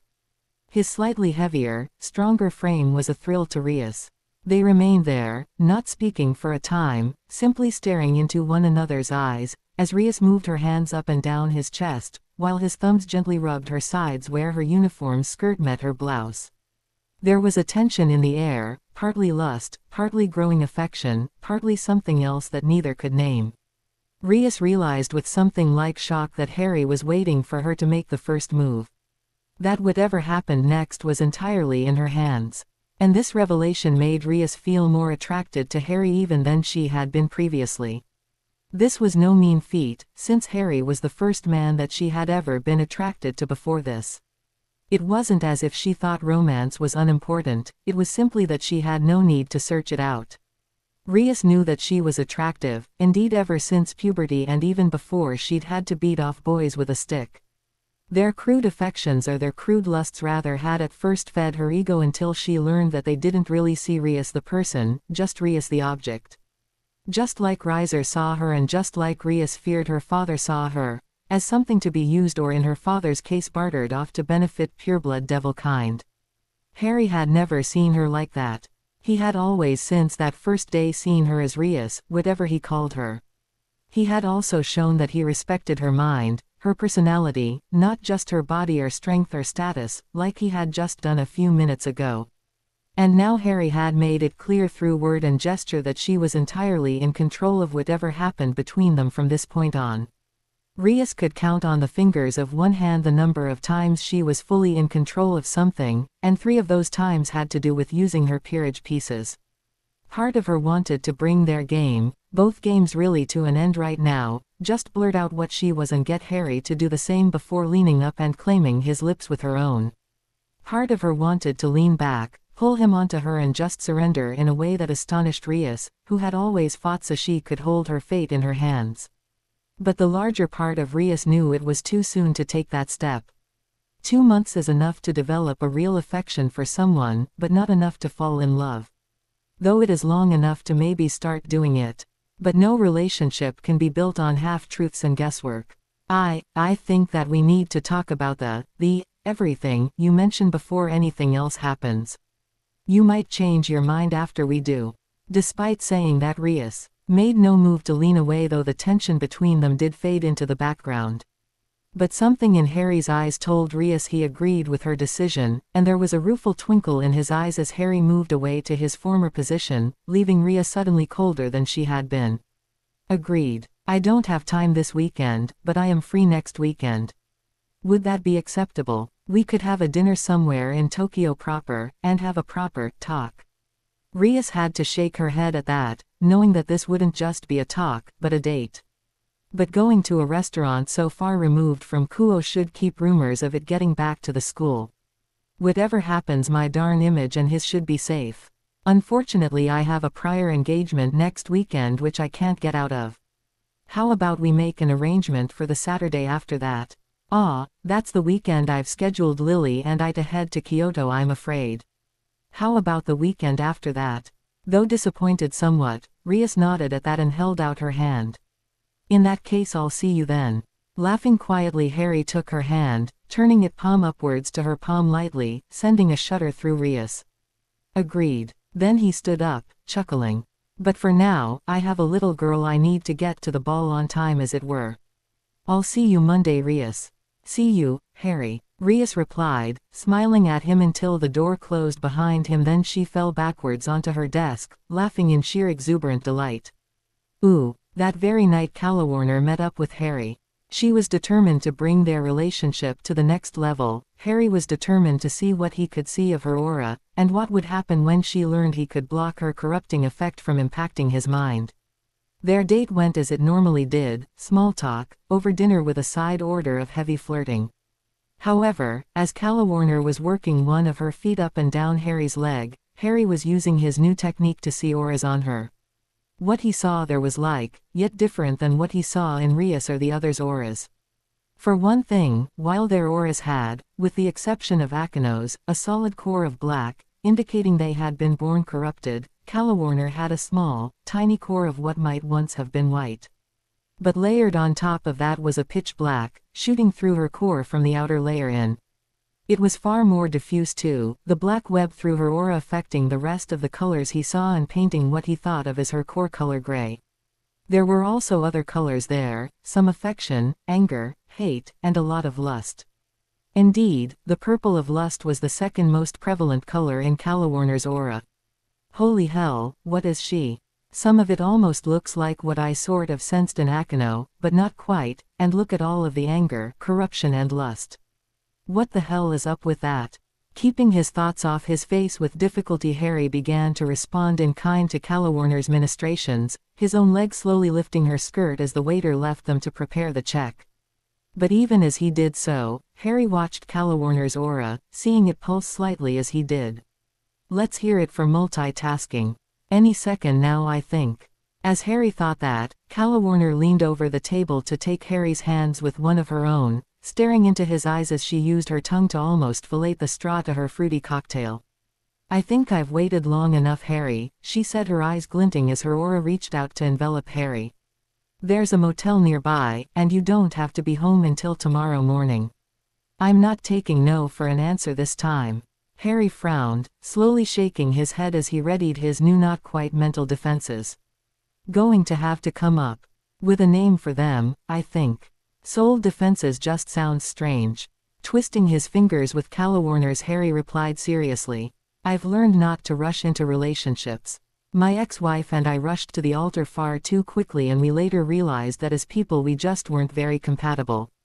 If you're thinking of this just being a start of a long-term physical relationship, I am going to keep putting takes on us going that far. Sorry Calawarner, but I'm just not able to divest from emotions. You want to go that far, we need to start being more than just acquaintances who hook up whenever we can. Are you sure? Calawarner asked. Her foot had made its way into Harry's crotch now, and her toes had begun to work at his rising manhood. Gritting his teeth, Harry shuddered, but was able to fight her touch off and concentrate on the conversation and preparing himself. I'm sure. I like you, Kala, but I don't want just a physical relationship, not anymore. Calawarner should have backed off. She should have realized what Harry was really proposing, that they become a couple rather than just would-be buddies. But she couldn't. Her sin was in the driver's seat, and Calawarner couldn't have stopped herself even if she had tried. Not with Harry right in front of her, so able, so enticing and powerful, and denying her like that again. Instead, Calawarner did the very last thing she should have done short of physically attacking him. A second later, Harry felt the impact like a hammer blow against his defenses as Calawarner's aura of corruption seemed to congeal, then lash out, attacking his soul's defenses from all sides. It battered at him, but thanks to his new defenses and the fact he had extended his occlumency to protecting his soul, the attack failed. Then Harry pushed out, using the rubber of his mental wall to bounce Calawarner's aura away from him. Calawarner felt that and blinked, quickly releasing his hand, her other hand dropping to the table with a thump as she stared at him. The shock of what had just occurred had blown out her lust and her anger at being denied like a candle, leaving her both lucid and very, very afraid. What, Harry, what did you? I think we should probably call it a night before one of us does something we would both regret. Harry said coldly. Damn it, I knew it. I knew she'd try that. Pity, I did like her. But at least this way I won't feel like a two-timer if Rias and I agreed to try going out despite the teacher-student thing. Still not certain if I'm willing to ignore that, but it's looking better and better, and besides, while we'd have to be discreet, she's of age and it's not entirely unknown in this country. Harry, Calawarner began, only to stop as Harry's emerald eyes caught hers and she fell silent, knowing she had just screwed up big time, and not really understanding how it had happened. The two of them remained silent until the waiter returned with the check. They both stood up, the atmosphere between them almost frigid now, whereas when they entered it had been practically boiling. Some of the other couples in the restaurant noticed this, and murmurs began as they walked out, but both participants in this little drama ignored the background noise. Outside, Harry turned to Calawarner. I don't know what you are, and I don't particularly care. I knew you weren't human the first time we met, you and that little girl, and I don't care. But I will not be manipulated. If you had been doing that without even noticing, that would have been one thing, but you did know. And that changes things. So we're done then. Calawarner said, chagrin, guilt and something like regret rising in her as well as anger. No man could talk to her like this. Just like that. Seeing more through her aura than Calawarner would probably have been happy about, Harry sighed. I don't know. I like you, Kala, but like I said, I won't be manipulated. Not by you or anyone else. And you just tried to do that very thing. Maybe in a few weeks I'll have calmed down enough to listen to an apology. But until then, yes, we're done. Harry leaned in Calawarner on the check and pulling her into a brief before letting her go and stepping back just as quickly. If not, then I hope you find the courage to let someone in, Kala. I think you'd be happier for it. With that, Harry turned and walked away, leaving Calawarner leaning against the wall and staring down at the street below her, cursing herself for a fool. At the same time she was dealing with feeling regret for her actions for the first time since she had been an angel. Calawarner was also wondering what she was going to have to tell the others. Rainer isn't going to like this. The bit about Red Moon, that is somewhat made up, though I think I remember a Japanese friend mentioning that it is indeed a phrase that was at one point used, could have been a local thing or just a false memory, but I wanted to use it in order to get rid of the silly nickname I'd come up with for Lily ever since I stopped calling her Lily Luna, which yes, was annoying in hindsight. I haven't gone full on lime yet, but the time will be coming soon. Calawarner. When I came up with the idea of the devil's angels fallen having auras which affect those around them, I knew that an experienced individual of any of the sects would be able to manipulate theirs, otherwise it makes little sense. And after the life he's led, Harry's not going to be led or used by anyone without his consent. Hope that aspect, and the fact that his response in person made him even warier after every date, made sense to everyone. This doesn't mean she won't join the harem, she just won't be the first to do so if she does. The Soul, going to be going into more depth here later on, but I think that the impact of the whole Master of Death Angel can be seen taking shape already. Akeno will start to become closer to Harry in the future, once she, like Calawarner, realizes she needs to let her defenses down to do it. Unlike Calawarner however, Akeno will be able to right off the bat. Anyway, hope everyone liked this update, even if it was late. Again apologies for that, and look for the polls to be uploaded tomorrow both here and on Padaron. To be continue, I hope you enjoyed this story. Also remember to subscribe and like this video. See you in the next video.